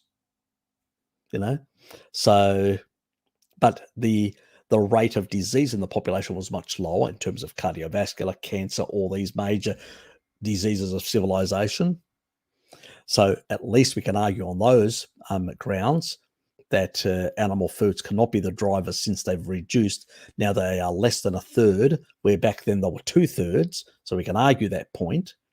So, I think what you like about me, Ness, is that I'm able to have this lateral thinking where I can stitch things together in such a way where I can actually show you the connections, the dots. Most other people tell you little bits here and there, unconnected. I connect a lot of the stuff as well. I think that's what a lot of people like because they go, I nuance things and I cover certain points. And the reason why that I'm doing that video again of Salad Boy is because there were certain things that I didn't emphasize enough. I spoke about them, but I didn't emphasize them enough. You guys like that because it clears, it clarifies things in your mind. You go, yeah, that now I can see the connection. And that's why a lot of people enjoy the way my mind thinks, because I think in a much more holistic, more lateral way. I don't think in a reductionist way. And so you see things disconnected. A lot of people just grab things and they'll just go in the reductionist sort of motif.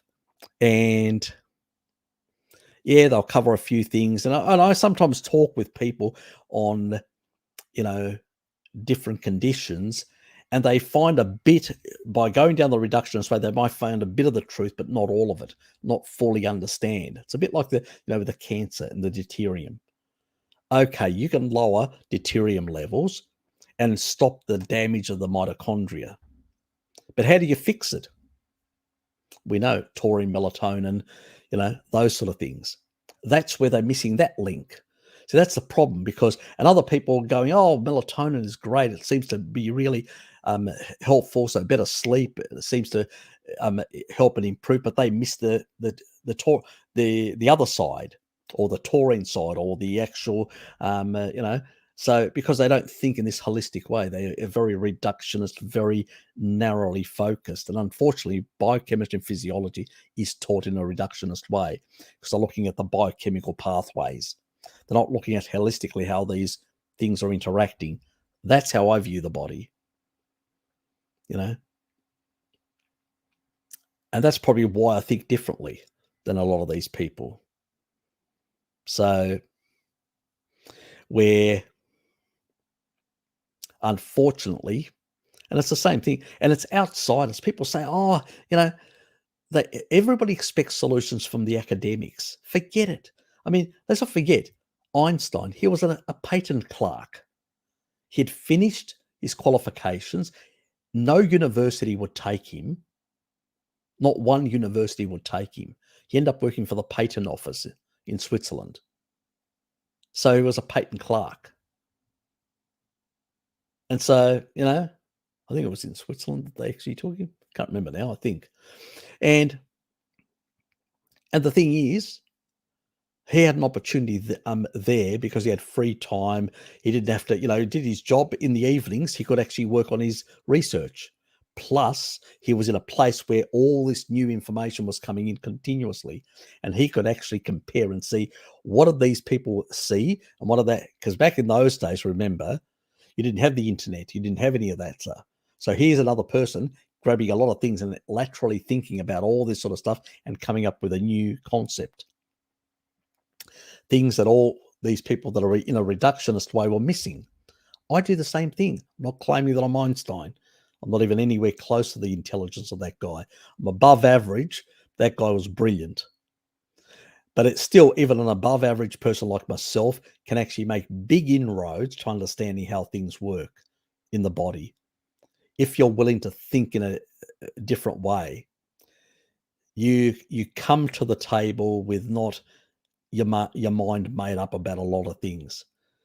A true scientist is somebody who always questions themselves. That's why I correct myself now and then. That's why I own up to my mistakes, because that's what a true scientist does. So, you know, you won't get it from a lot of modern people today. They don't like to lose face, or they don't like to seem that they made a mistake. Well, if you don't make mistakes, how the hell are you going to learn? How the hell are you going to actually become better? You know?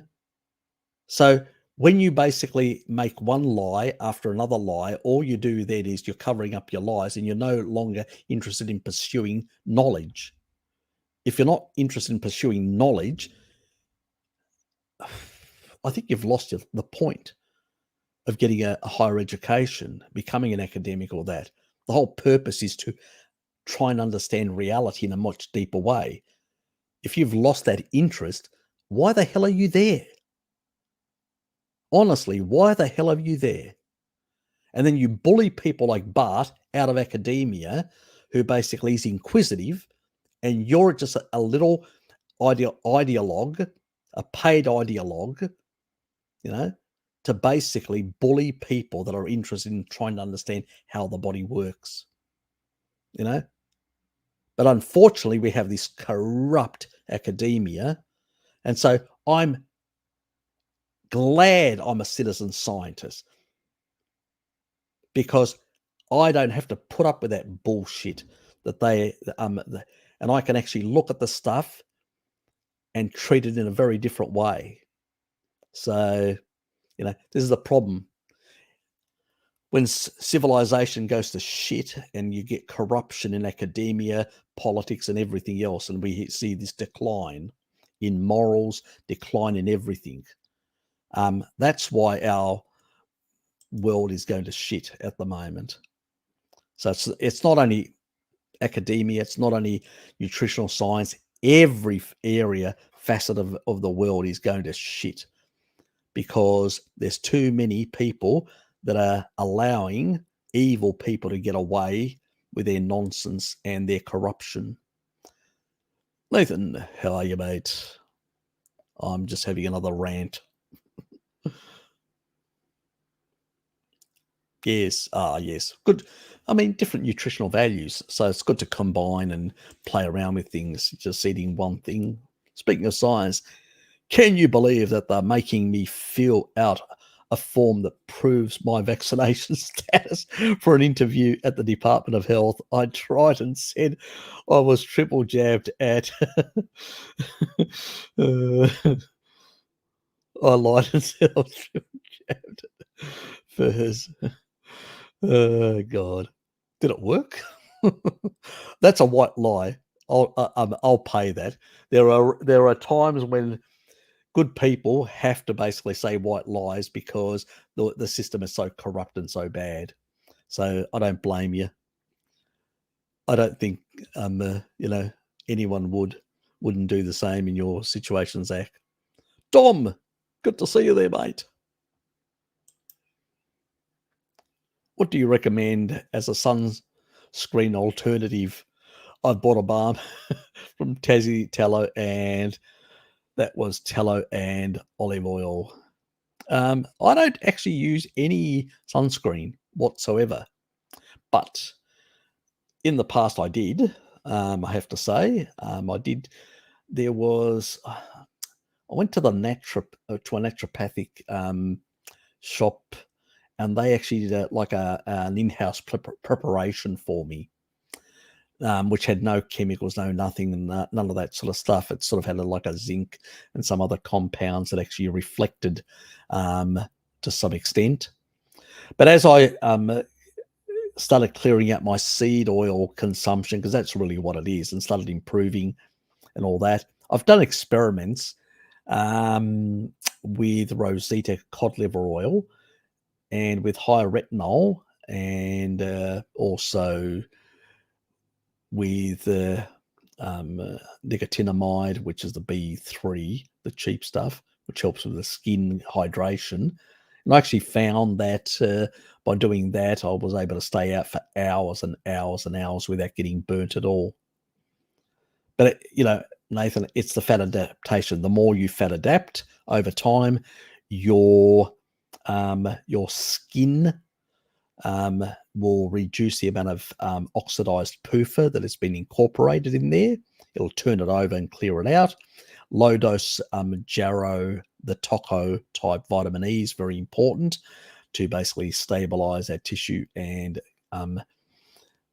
as well, and the turnover of that PUFA as well to deal with it.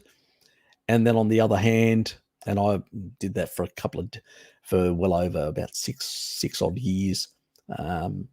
So that's an important component.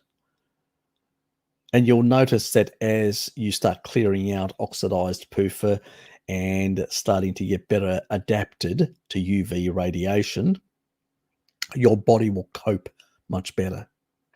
But usually my way of dealing with, I get non-oxidized, traditionally produced cod liver oil, which was from Rosita. So that comes in from Norway, and it's a really high quality one. Now, obviously, I also nowadays I don't buy it. I just use some organ meats because I've got genetics that require it, so I might as well get double the benefit. I'll get a bit of the retinol from there, a good amount. So vitamin D I get from the sun nowadays as the sun's improving, and the metaquinone 4 I usually get from all the other sort of animal foods that I consume. So yeah, there are certain preparations. So I haven't looked into any preparations out there. I actually look. I'll see I'll go and ask them next week and see if they'll actually give me an idea of what they put into it. And if they do, I may make a little short video giving you a bit of an idea of how they put it together. They may tell me, sorry, go away. They may not give me any information, which is a potential thing. But I understand as people, until they become more fatted, more carnivore adapted in a sense, and their body is able to tolerate better the UV radiation, people may need some protection as a transitional thing, like I did as well. I'll take a look. I'll see if I get lucky. If I get lucky, I'll put something on. If I don't, you may have to do your own research. So if you don't see anything in the next 2 weeks, it means that I didn't get lucky. So I'll ask on Monday. So in 2 days' time for me. I like Dean. I like his style. Laid back. You're a real trooper. Yes.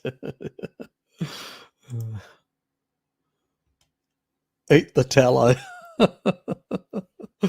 Nice one.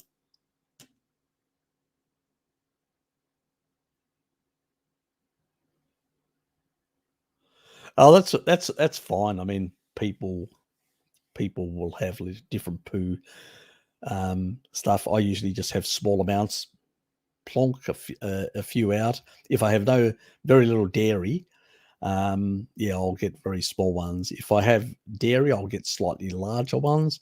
So I'll go from that amount to that amount, so about 3 times. So dairy does actually put a greater volume. Not sure why. I've never really looked into it. Maybe I should at some stage, but yes, it does put a bit more in that regard.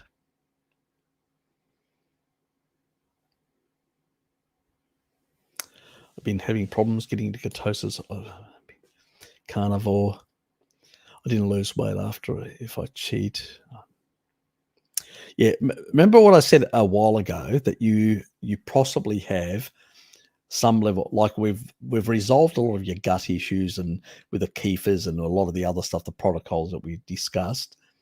But at the end of the day, you still may have some underlying mitochondrial issues, is what I suspected, because of a lot of factors that in your life that we've discussed. I won't go public. That's not the purpose. But a lot of people sometimes have this difficulty in terms of the fat adaptation. They have this sort of low grade because they may have a lot of reverse Krebs cycle going on in their system. And so they may have some level of underlying mitochondrial damage as well. So maybe, I mean, traditionally, to deal with some of these problems, people have done like sort of therapeutic ketogenic diets with very high fat levels, like double or triple the amount normally. Now that can create some gastrointestinal issues for some people. An easy cheat around that is deuterium depleted water. But then again, there is a cost there, and whether people can afford it. I am looking into alternatives in that area. So yeah.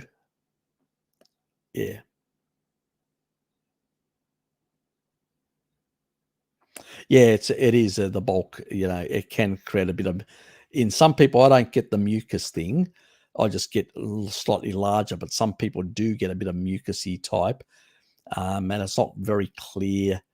And sometimes it resolves with some people, so it's not very clear whether it's a bacterial issue, whether it's still some things are not completely sorted out, or whether it's some other underlying issue of gut turnover of mucus, of the mucosal layer, whether there's something, and that sort of resolves over time for most people. So yeah, it's a lot of question marks on that, and it's just because we don't have any research. It's just because we're going on anecdotes and tests of some people.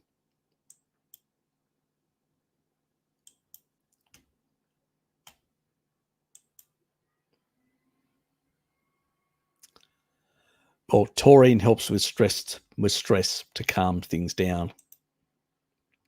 But you'll also need good levels of vitamin D, and you need to be outdoors. I can't emphasize enough, people, if you want to lower your cortisol levels, it's really important. Circadian rhythms are so important. Getting out when the sun comes up, and getting out in the middle of the day, and getting out when the sun goes down and then making sure you're blocking out blue light is so important to signal to the body to regulate cortisol through the day. if you don't regulate cortisol properly, it stays up, and it causes derangements in the amount of cortisol being produced in the body. You can artificially, by taking quite a bit of taurine, you can sort of artificially force it down in the evening, and blue blocking glasses and stuff like that, like go 10 grams and you can force it down. But it's really not the way we want to do it naturally. We want to sort of provide the signaling and get the body to adjust and start functioning properly. Yeah, I know you've got reasons and stuff like that. You spend a bit more time indoors and all that. We've discussed that, but as I've said, you need to find some way of sort of getting that signaling happening. We all need to. It's really important. You only need a couple of minutes in the morning to get out and come back in.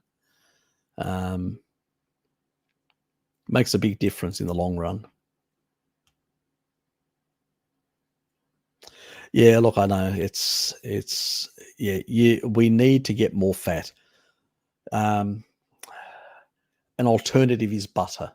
I say to people, if you're getting lean meats, get butter and just use cut chunks of butter, and that'll be your fat. You're still getting short chain fatty acids, medium chain triglycerides, which will help with some ketone production.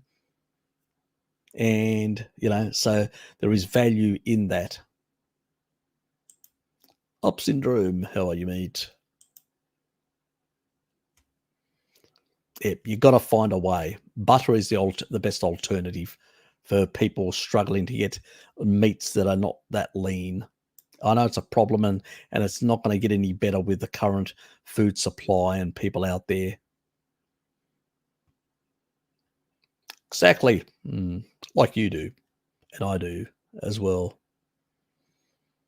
We're lucky we can access some some farmers, with the farmers market, and we can order, patties with shitloads of fat on them. Absolutely shitloads. I'll just show you. I've got sort of like patty meatball types. Give me a sec.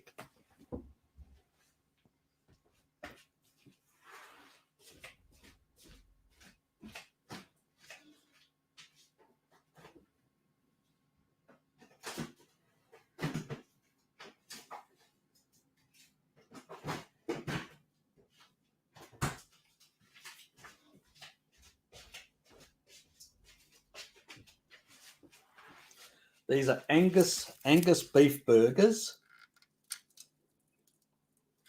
And that's, as you can see, 30% fat. Just look at the fat in those. I'll put it back in the deep fridge.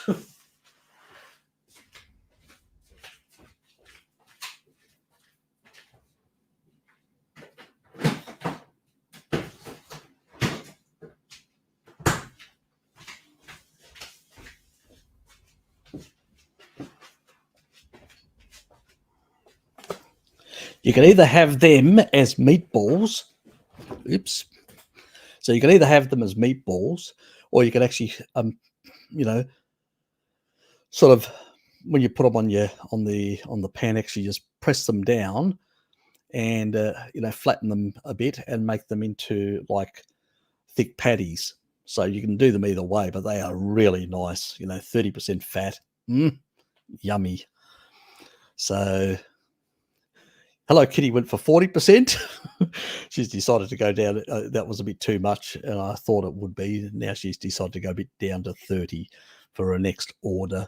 So we're lucky in that way. We can access people to give us stuff that we want, which is damn hassle in some parts of the world. I understand. It's not easy.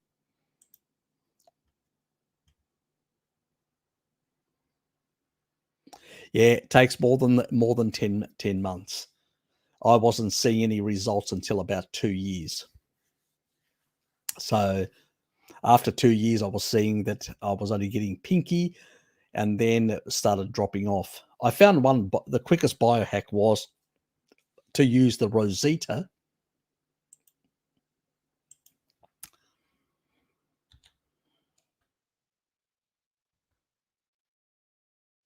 or it was either cod liver oil that I used. That was the only way I found that I could pretty much, I'll just put that in the,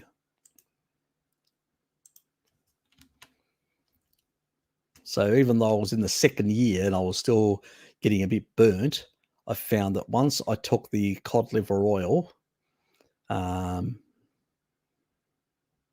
so I used a plain one, but I don't have a problem with cod liver oil. Some people just don't like it and they have to go.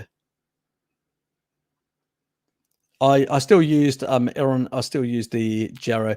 That was more because of the poofer that would be stored in my fat cells that would be released as you lose a bit of weight or you turn over, stuff like that.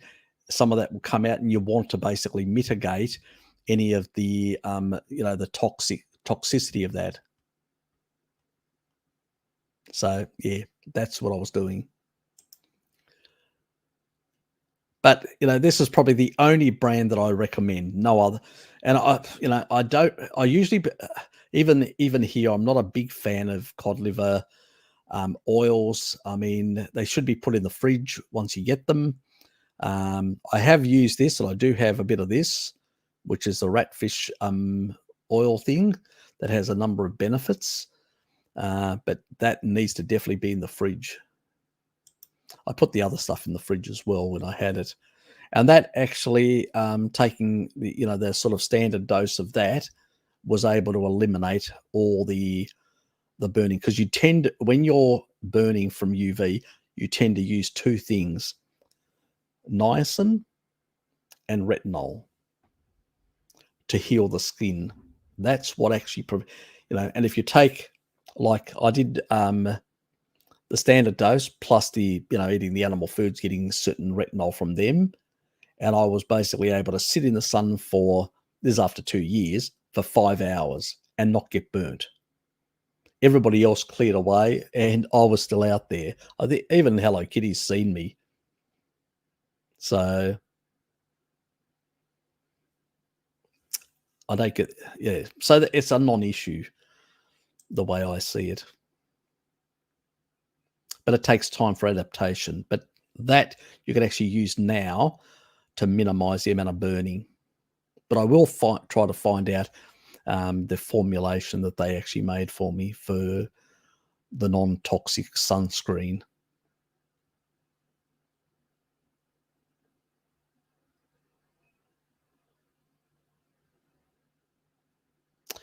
Yeah, sort of. In a sense, yes. You're probably right. It's not. Look,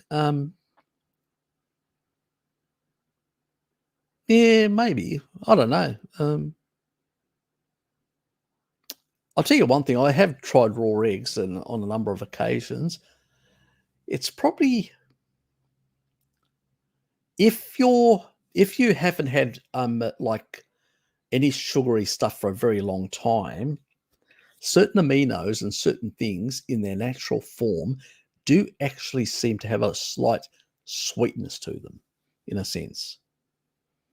They're not you can actually, the taste is a bit more intense, is one way of calling it. So maybe that. Plus, there is a small part of carbs in eggs anyway, so maybe you've got a lot of sensitivity. For me, it does, but I wouldn't actually call it like sweet. It's sort of like, yeah, hard to explain what the sensation is.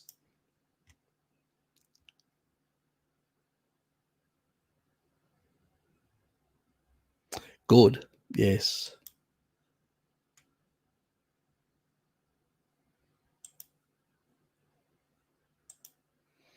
Yes. Yes, indeed.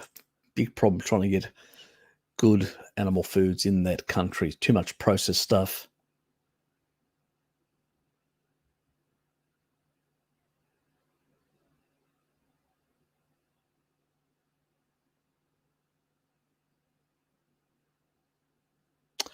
Yeah, I'd say that it definitely is. Get well soon.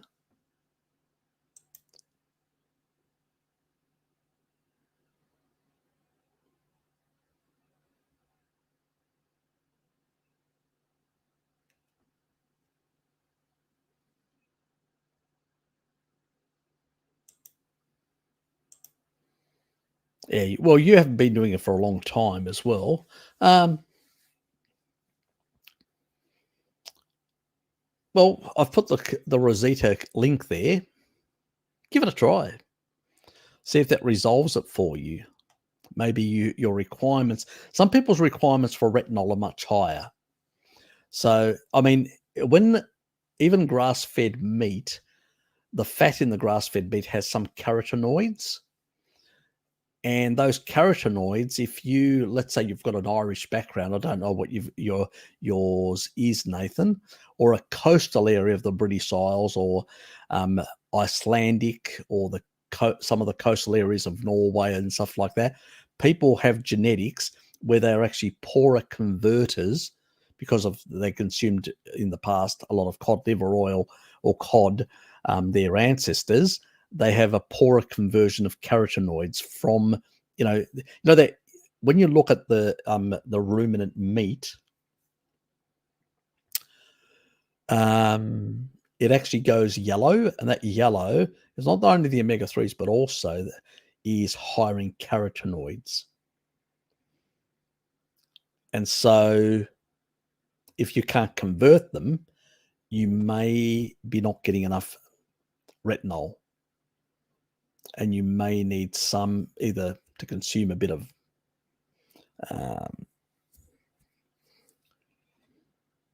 in order to avoid. Oh, okay, you're Irish descent. Oh, that explains everything. Okay, yeah, you're a poor converter. So the actual fat from tallow and stuff like that, most of that's going to be, because it's coming from the grass, it's going to be carotenoids. It's not going to be retinol. So yeah, I think you need either a cod liver oil, or you need to consider a bit of liver. But you need to go for things like not beef. Go for lamb, or which has got less, which is lower the threshold, plus has got less copper. Or the other alternative is like chicken liver, chicken, goose, goose liver pate. Things like that are probably options to try and play around with. Eggs, more eggs, retinol in eggs as well. So those sort of things to play around with, or just go for that high quality Rosita supplement, because you basically need to get higher if you want to protect your skin because of the Irish background. You need to get your retinol up. Basically, when it comes to retinol, let me put it this way and make it quite clear. My safe zone for retinol and my safe zone for vitamin D is no more than 10,000 IUs, period. I don't negotiate with that. That's where my settings. Now, if you want to go above that or below that to whatever degree, if you want to go above that, that's your business. I'm not going to tell people how to live their lives. But when it comes to the level that I actually stipulate is 10,000 IUs and no more. And in that way, the potential or risk for overvitaminosis is unlikely. But at that level, you will get enough to protect your skin and a lot of other functions. And remember the guy that ate 25 eggs a day? Well, that's about nearly 7,000 IUs. Plus the other foods that he would have eaten is probably close to 10,000 IUs for decades without any health problems. Multiple decades. We've seen people on the YouTube here claiming all sorts of things and shit and whatever, and they jump up and down about, but in the end of the day, they still, how can I put it, still make all sorts of shit claims which just don't make sense about retinol. And once you look at the actual research, you realize, well, they got it all wrong, because the guy that actually, remember, that was making the claims, he was megadosing his clients, and now he's gone the complete other direction. I don't see the logic in that. You're megadosing on the one hand, and now you're actually creating deficiencies, and I'm going, really? And that's your basis? Are you, whatever. So I look at real types of physiology, and most people, because they convert carotenoids, probably about 5,000 IUs is enough for them in terms of retinol. And people who have come from, a bit like myself, that have got a reduced conversion rate, or people like, Nathan and others that have got an Irish background or stuff like that, I would say closer to 10,000 IUs is, anywhere close to that is probably, 8,000 is probably more than enough, is fine. As long as you're not going over 10 when you're close to it, you should be able to be fine in being able to cope with. So, yeah. Anyway, it is getting late. It's nearly 4.5 hours, and it's 10:30.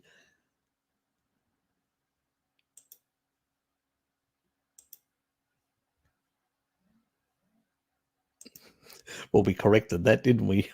So, anyway.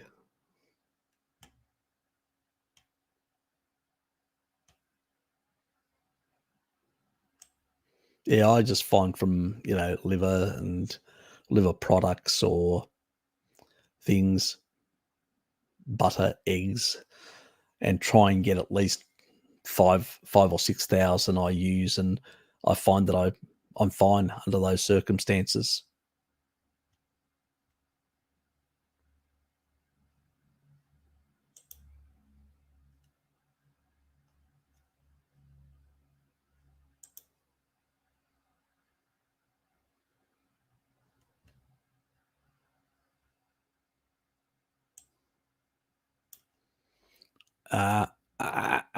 Yeah, I know there's no problem getting it, but remember, the raw milk doesn't come from Tasmania; it comes from New South Wales. Let's just clarify that point. But it is available for us to buy here. That's true.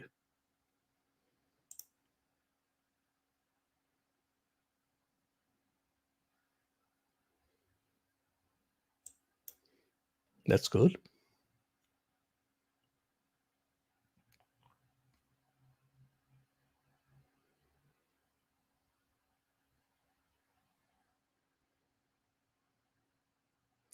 Yeah, they'll do it. That would definitely do it, as long as you're fat adapted.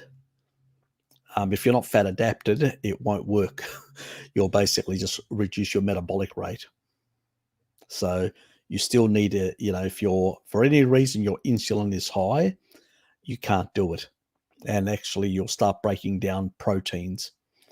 So you need to make sure you're fat adapted. If you're fat adapted, and usually what I usually say to people is, start eating shitloads of fat, very fatty meats, a lot of fatty stuff, push up your metabolic rate, which is what they do with the priming. And it's an old bodybuilder trick anyway. And do that, push it up, and then cut. Leave your protein about, around about 2 grams per kilo body weight, but actually up your fat intake. Sticks of butter, which is the easiest way to get the fat content up.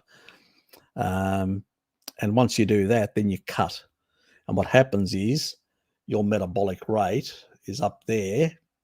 It'll come down a bit, not much, and you'll just start ripping off. It's called a cut in the old bodybuilding vernacular, and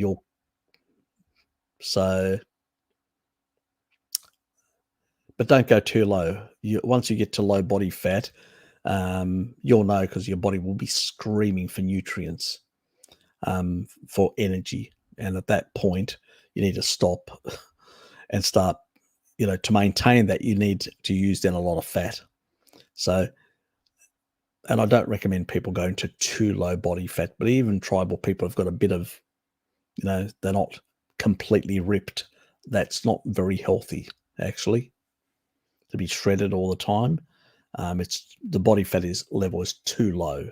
It's not what we're designed for. We're designed to just have a small amount, just slightly, where you're ripped, is hardly noticeable.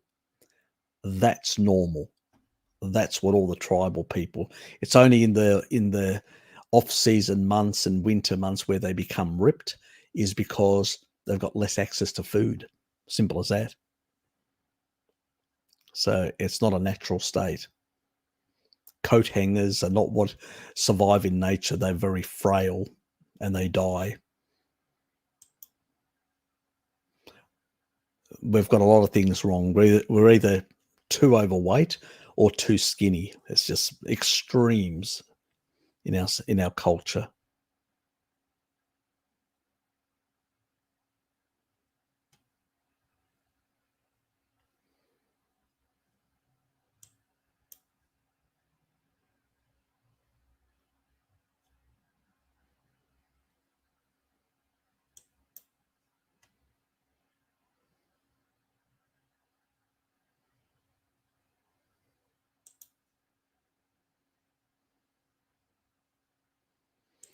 Anyway, everyone's got a few good suggestions here and there.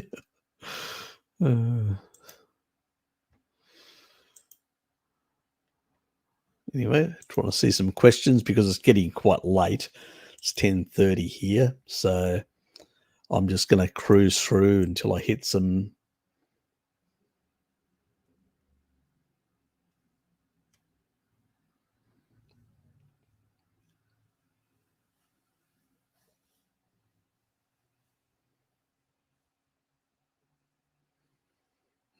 I'll drink a coffee.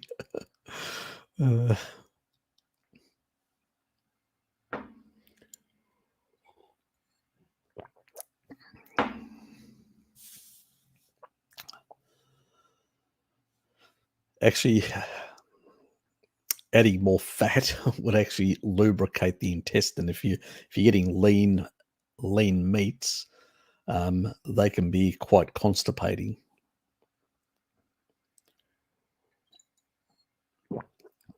Fats are important, so is salt. Like, cut salt. It's a bit, depending, if you upregulate your antidiuretic hormones and you retain salt a bit better, then it's probably the level goes down a bit. Depends. That's a funny one, and there are genetic differences on that bell curve.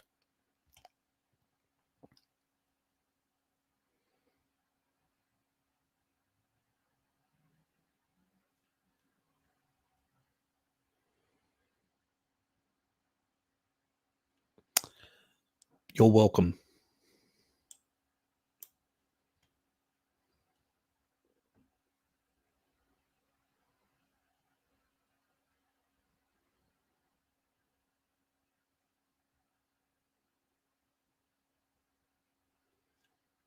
Yeah, look, I haven't actually been following Bobby in recent times.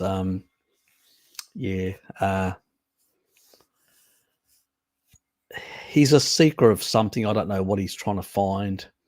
I think the last video I noticed, he was saying certain things in terms of the Trinity, which were completely illogical. But he seemed to think that, so I left it at that. And while I subscribe, I've unticked my notifications because I just do not follow him anymore in viewing his content. He's a nice fellow. I actually like him, but I think he's losing his way. on a number of levels. And it's not because of, his interest in Islam, but I don't think he's even really a convert of that anyway. I think he's just really all over the place, So I've got many friends that are Islamic, so I've got no problems with their faith. Like they don't have a problem with my faith, my Orthodox faith. So that's not the issue. But I think that Bobby's all over the place. He's really hasn't. I don't know what he's seeking, what he's trying to find, but he's just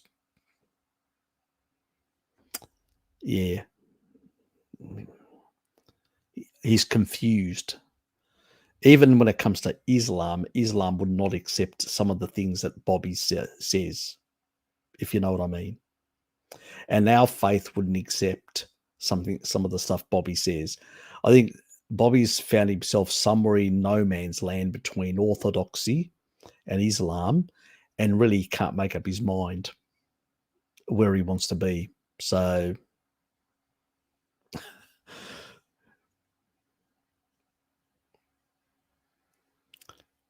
he needs to work. He needs to sort out where he wants to be, one way or another. But he doesn't seem to be able to do that at the moment. So, and because he's doing more of, it doesn't really interest me. As I said, I don't have anything against people of the book, so to speak. But like, I don't follow Jewish. I don't follow Islamic. I follow Greek Orthodox. That's what I follow. But I have nothing against any of the Semitic disease, faiths of the Semitic people. I don't have any issue with them in that regard. But he's all over the place. I think he's even been playing around with even a period he had certain things about the Old Testament and Jewish stuff that he was talking about, of the Torah stuff as well. So I think I'm not sure what he's seeking, what he's trying to understand and all that. In some cases, he even talks about that, like he has this sort of grand unified sort of concept. Yeah. Anyway, at some point he's going to find something or some way where he wants to be. That's his business.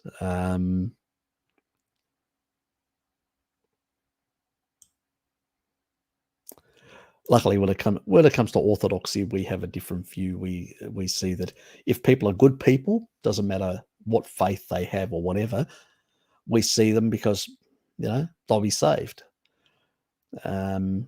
That's our sort of view, even though we believe that. And I'm not trying to have a go at anybody's faith. That's their business. It's just what I'm telling you, the way our faith views other faiths. We don't view them in hostility, but we do view them that we consider them incorrect for a whole lot of reasons, which I won't go into because that's not the purpose of this channel. People want to hear the sort of orthodox views of others. There's Jay Dyer. There's, a number of other channels around there that cover these points, and people can go and look at that to their heart's content. Anyway, I've got to zoom through these because I don't want to get to 11 o'clock because it's getting closer and closer, about 22 minutes. How come you're not in bed yet? You give me a hard time about, you always go late to bed. I see you're around still.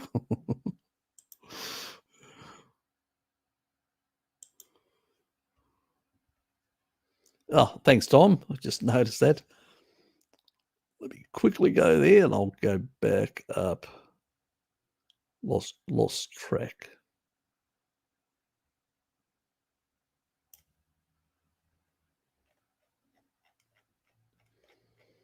What is this? I have to go to the bottom.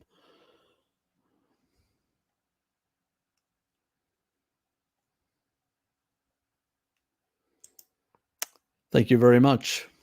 Irish coffee sub in time for Christmas. Appreciate it. Thanks, mate.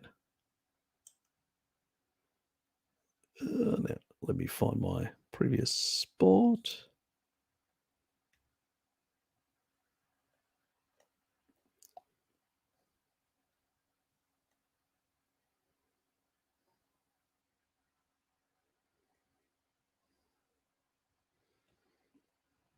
Just noticed Susie. G'day, Susie.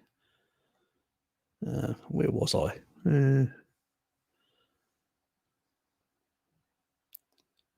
Sue Rainwood is there as well.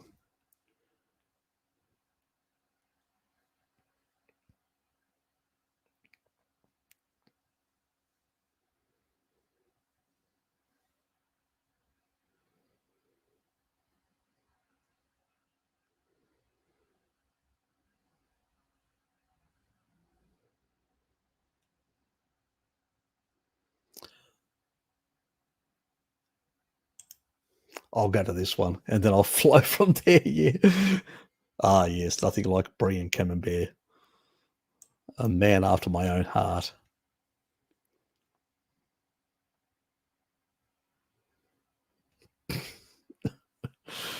I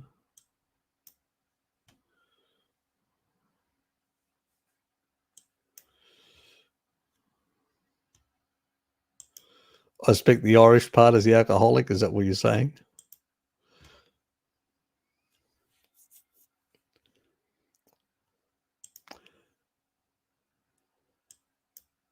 Yeah, it's the stuff they feed them.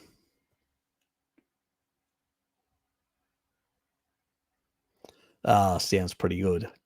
That's the other thing I need to remember to get some good pork skins and all that to create some pork rind and of my own.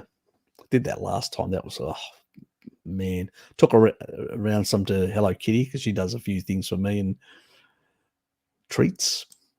So yeah, damn, that was nice.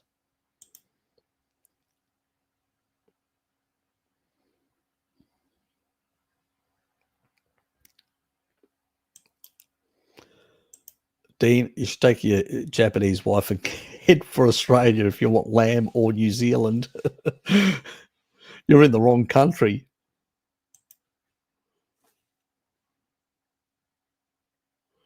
Well, pork's it is cheaper in most parts of Asia, and chicken and pork tend to be. I mean, the Chinese have been consuming pork for many years,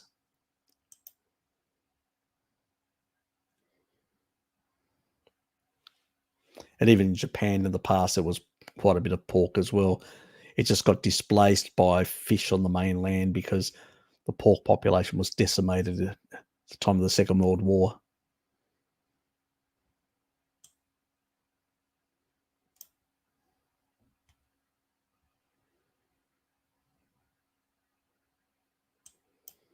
You're welcome.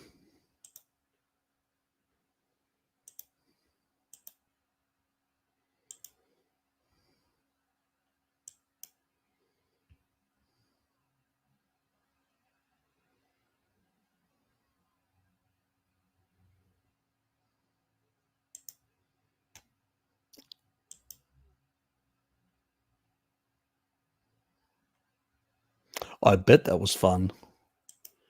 Not.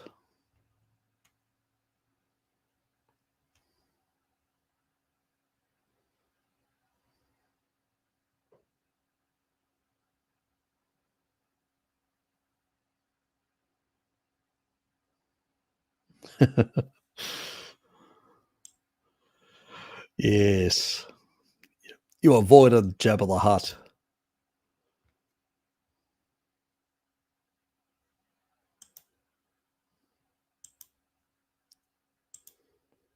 Yes, ouch, exactly.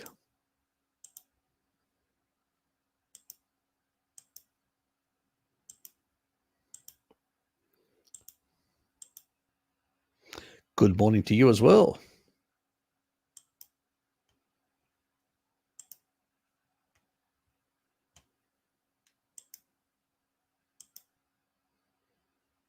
playing loud music, you reckon? Okay. Yep, we covered that earlier.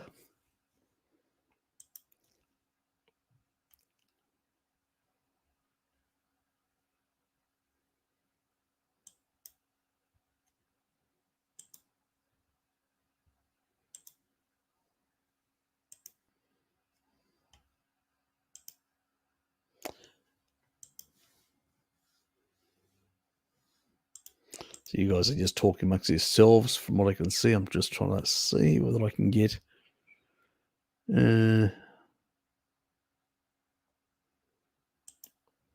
about 6 years, approximately.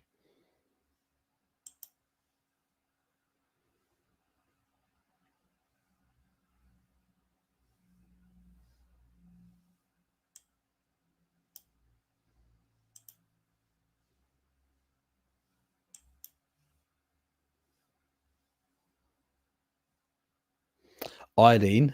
Look, with iodine, I always say to people, I did a video on iodine.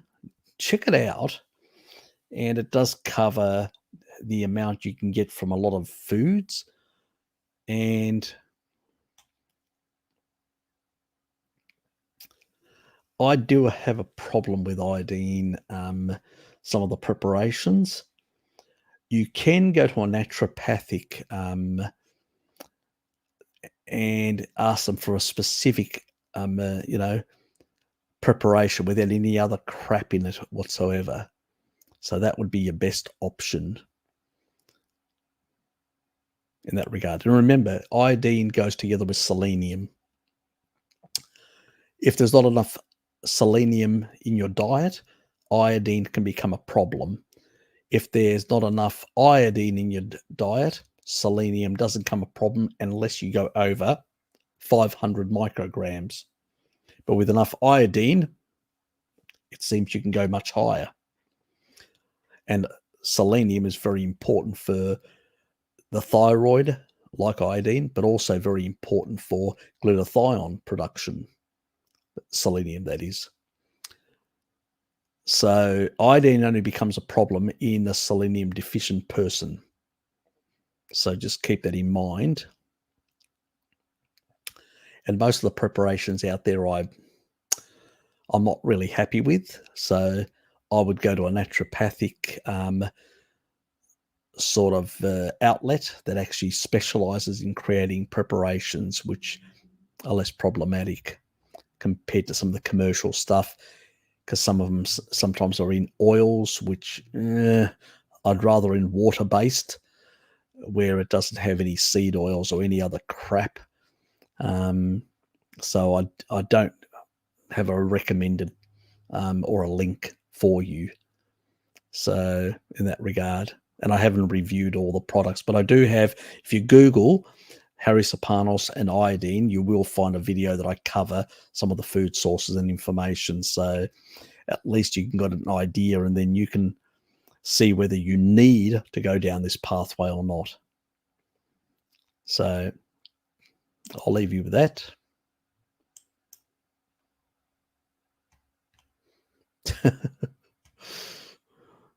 When I rapidly type as well, Dean, I sometimes will mistype certain things, and I go back and shite, I missed that. Got to be careful what I say with our dear friends at YouTube monitoring, our lovely dear friends.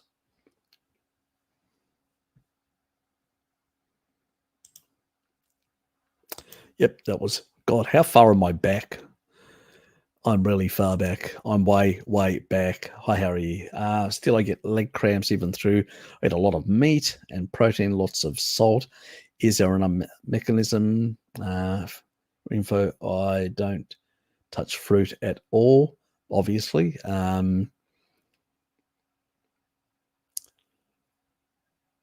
Sometimes there can be some issues or some exposures that can actually deplete slightly magnesium. And that can sometimes create a bit of a problem in that regard. Also, when you're consuming more meat, more protein that does have an ability to, you'll get more than enough potassium. So I wouldn't worry about potassium, but you may be not getting enough magnesium potentially. It's not, most of the time I did do that video. I show that you get 120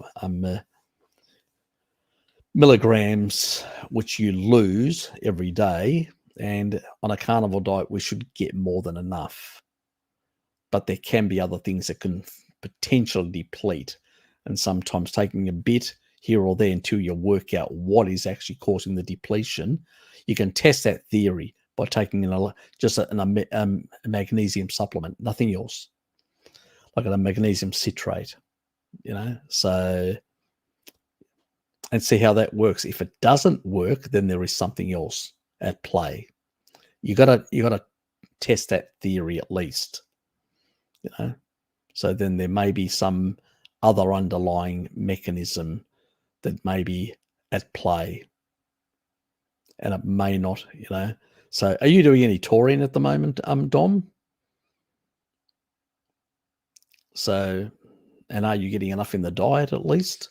Because that can be the other issue, potentially. That for some reason, or there could be, have you changed or been exposed to things? Is it a recent thing that's actually happened? So can you pin down any change when it started happening, at what point? So that's,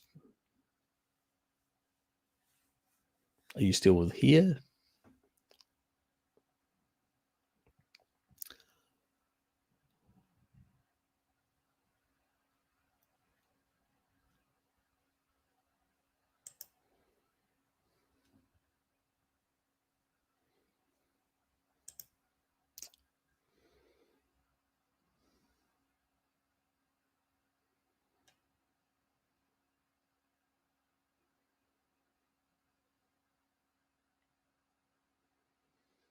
Okay, so you're getting enough taurine. So how many grams are you doing? And how long have you been doing those amount of grams as well?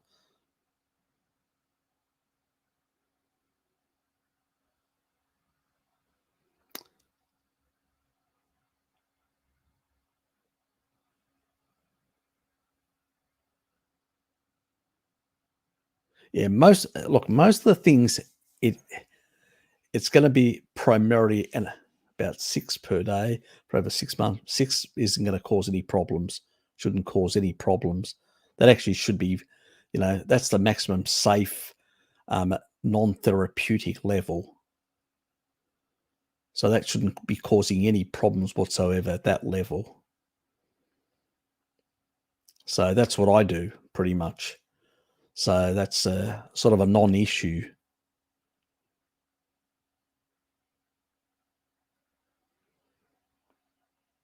Yeah, so maybe not forget about the magnesium then. It's probably not if you're getting that amount, even in a poor magnesium diet, you'll actually recover at the kidney levels. You shouldn't have any magnesium problems. So it's not going to be electrolyte issue. Have you been exposed to anything recently? Anything in your environment that's changed?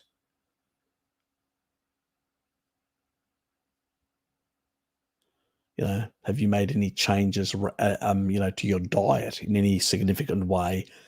Can you sort of remember when this started happening?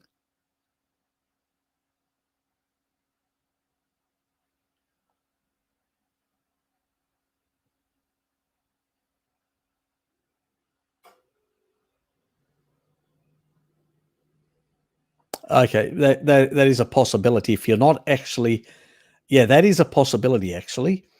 If you're not generating enough metabolic water internally for whatever reason, that can be an issue. So dehydration can definitely be an issue, and so it wouldn't be an electrolyte issue.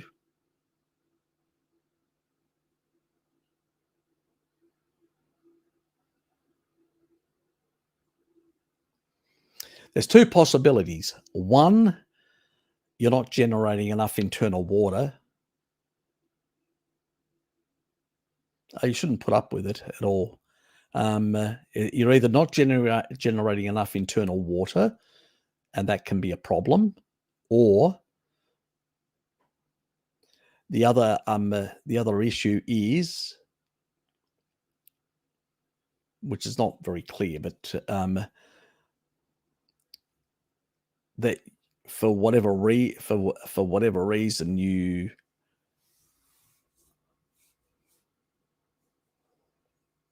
it's strange because you're doing 6 grams.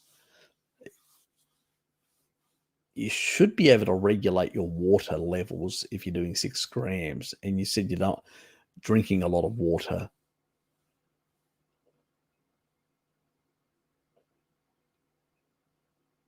It sort of doesn't make a lot of sense.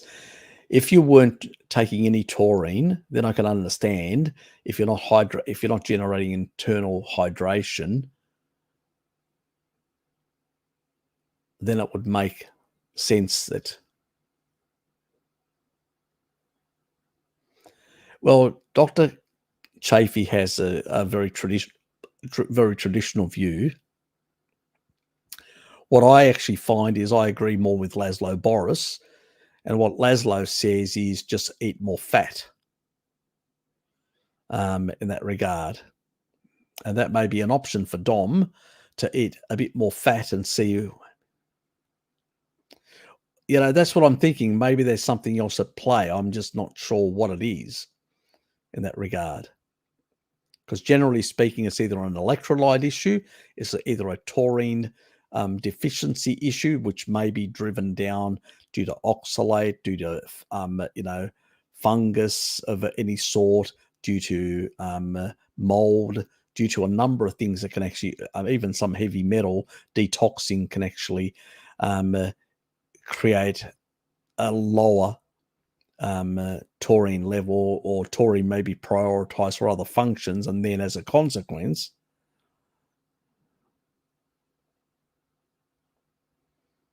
okay, so Susie's got something similar.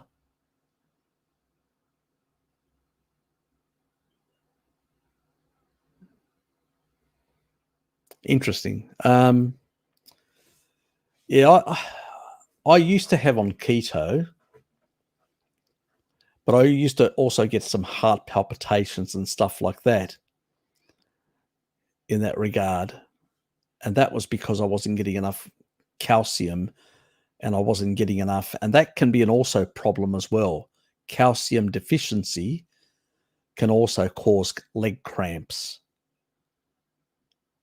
Both of you could be unlucky to have the same genes as me, which I find that if I don't eat enough calcium, I get leg cramps as well. So what's your calcium consumption? Both of you, both Susie and Dom, what's your calcium consumption? Because that's the other one. If you've got the same genetics as me, I did a recent video covering that, the same genetics as me, then 24% of the population has them with a European ancestry.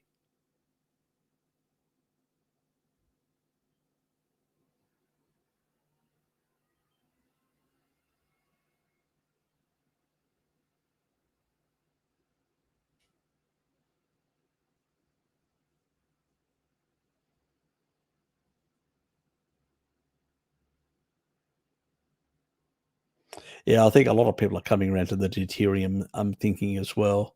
Yep, that's true. I would say increase your calcium intake and see what happens. You may get a surprise, because I found that's if you've got the genetics that I have. I find that heart palpitations and cramps and stuff like that tend to be another issue with calcium.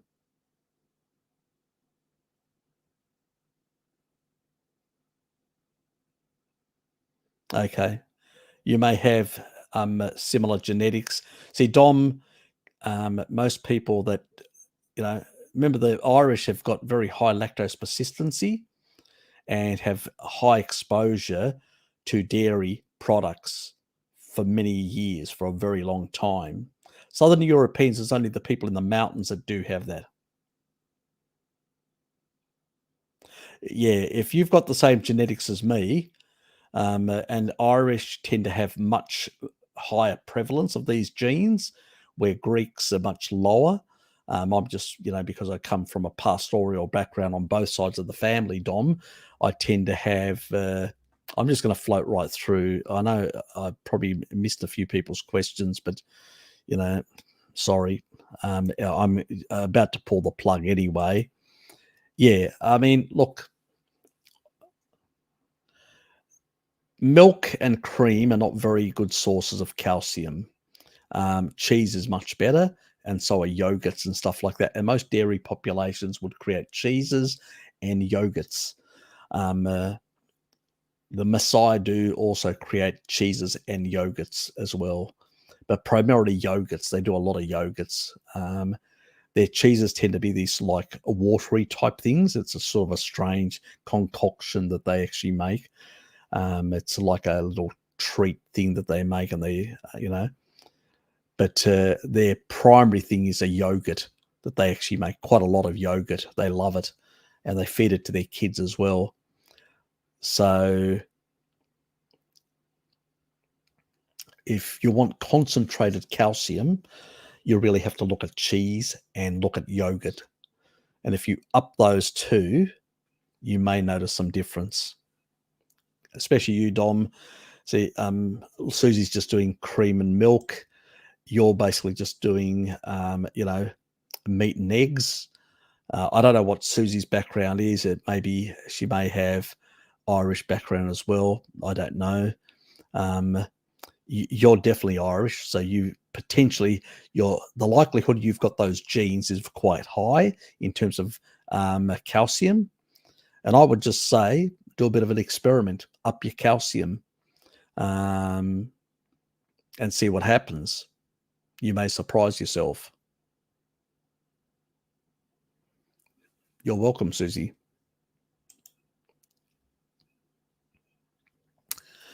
So, yeah. And now I know when people consume a lot of dairy, if they don't have enough lactobacillus type strains, it can create some issues in the gut in terms of constipating effects and stuff like that.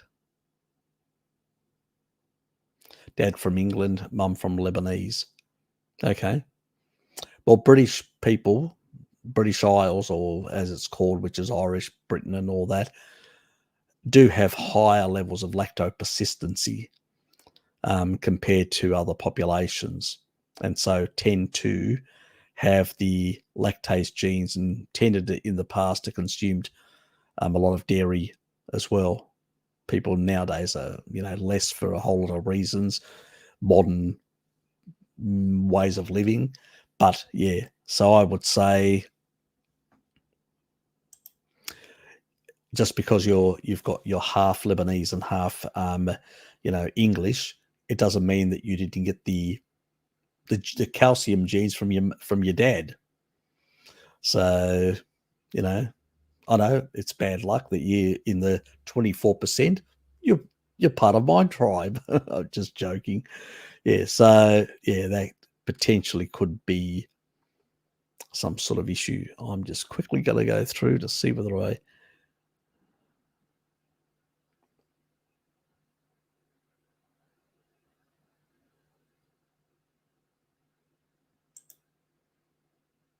Dale? Yeah, probably to salicylates.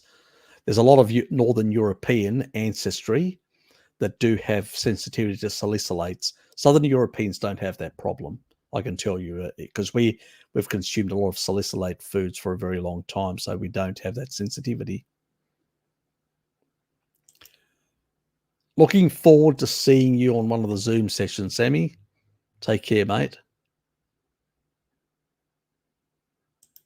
Yes, they are. Yes, they are. And I've covered that in that video.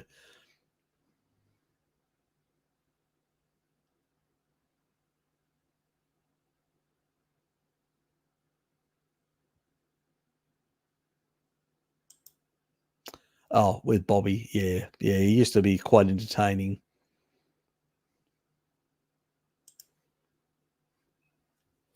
Arkan, hi Harry. I get eczema, but only in places where I've used steroidal creams in the past. Is it true that those creams thin the skin? Um, Look, there is some observational epidemiological studies that sort of indicate that some of these steroids have, like, they cause, and there is some animal research as well that actually shows mechanistic proof, but not in humans because you can't experiment on humans, that show the thinning of the skin when you use steroids for very long periods of time. And that can create cream issues and all that. What it does is it thins out the skin and also affects hydration of the skin. Now, there's an easy trick.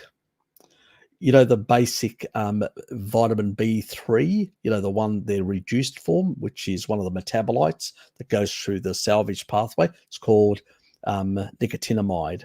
It's the one that they sell in the shops. Get one of those. It actually helps with skin hydration, and you will notice a difference.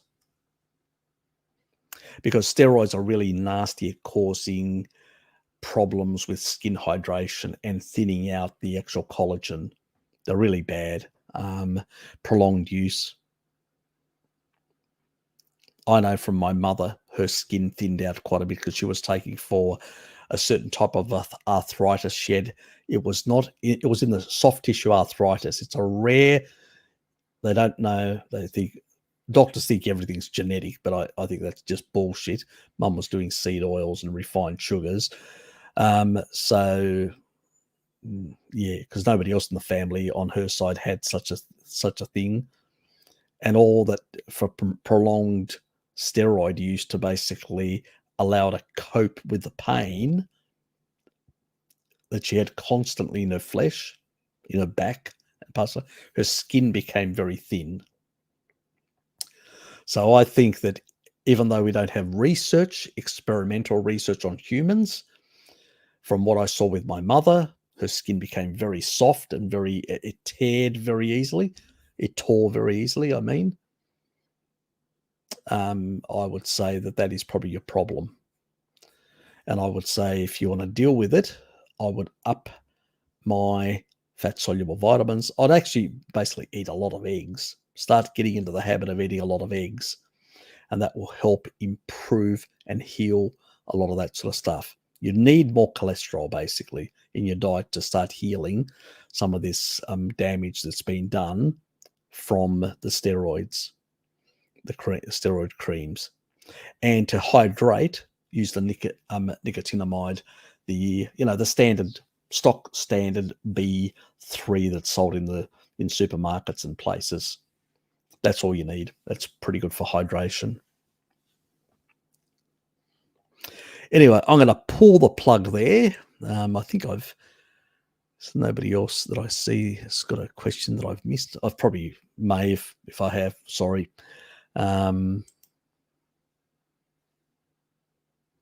Take care, mate. I definitely want to catch up and have a bit of a chat with you. I also want to ask you a couple of questions. What's happening in the UAE as well?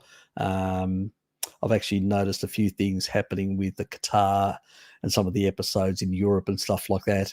Whether you know anything, whether you've heard anything on the grapevine, does interest me. And I've been trying to contact certain people in Greece as well to get some other little dirty information out of the Greek community in Mariupol in the Ukraine to find out a bit more what's bloody happening over there. So yeah, it may help me to put a video together. Another one on geopolitics. So I know some of you like that. I enjoy doing that sort of stuff.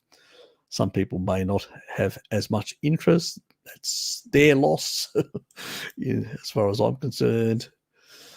See you, Nathan. Not a problem. Take care.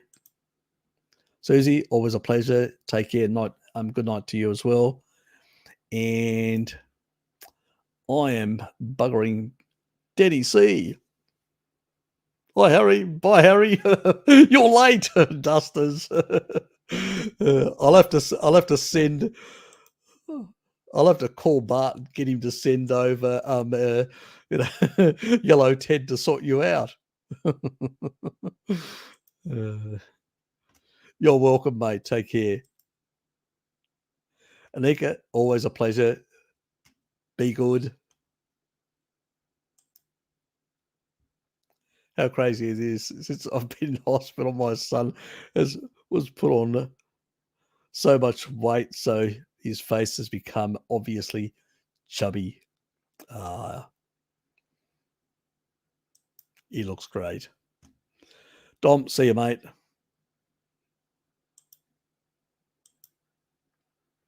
Aaron, Denny, Up Syndrome, always a pleasure, mate. Always a pleasure. See you, Tom. See you, Dean. Lukey, night to you as well, night to me, and have a good day yourself. I haven't sent you a link about tomorrow. I'll send you a link through if you've got time. That's fine. If you don't, that's fine as well. I just haven't got around doing it. I just tonight, and I was going to do this on the Sunday night, but then I sort of made other plans, and so I've got somewhere to go because my brother's going interstate, so because his sister's on the mainland, and so as a consequence, we're doing something tomorrow to get a barbecue and all that. So we're having that sort of get together with the family down here just before they go. So I had to reschedule as a consequence to be sociable. Good night, mate. Scotty, always a pleasure, mate. Take care.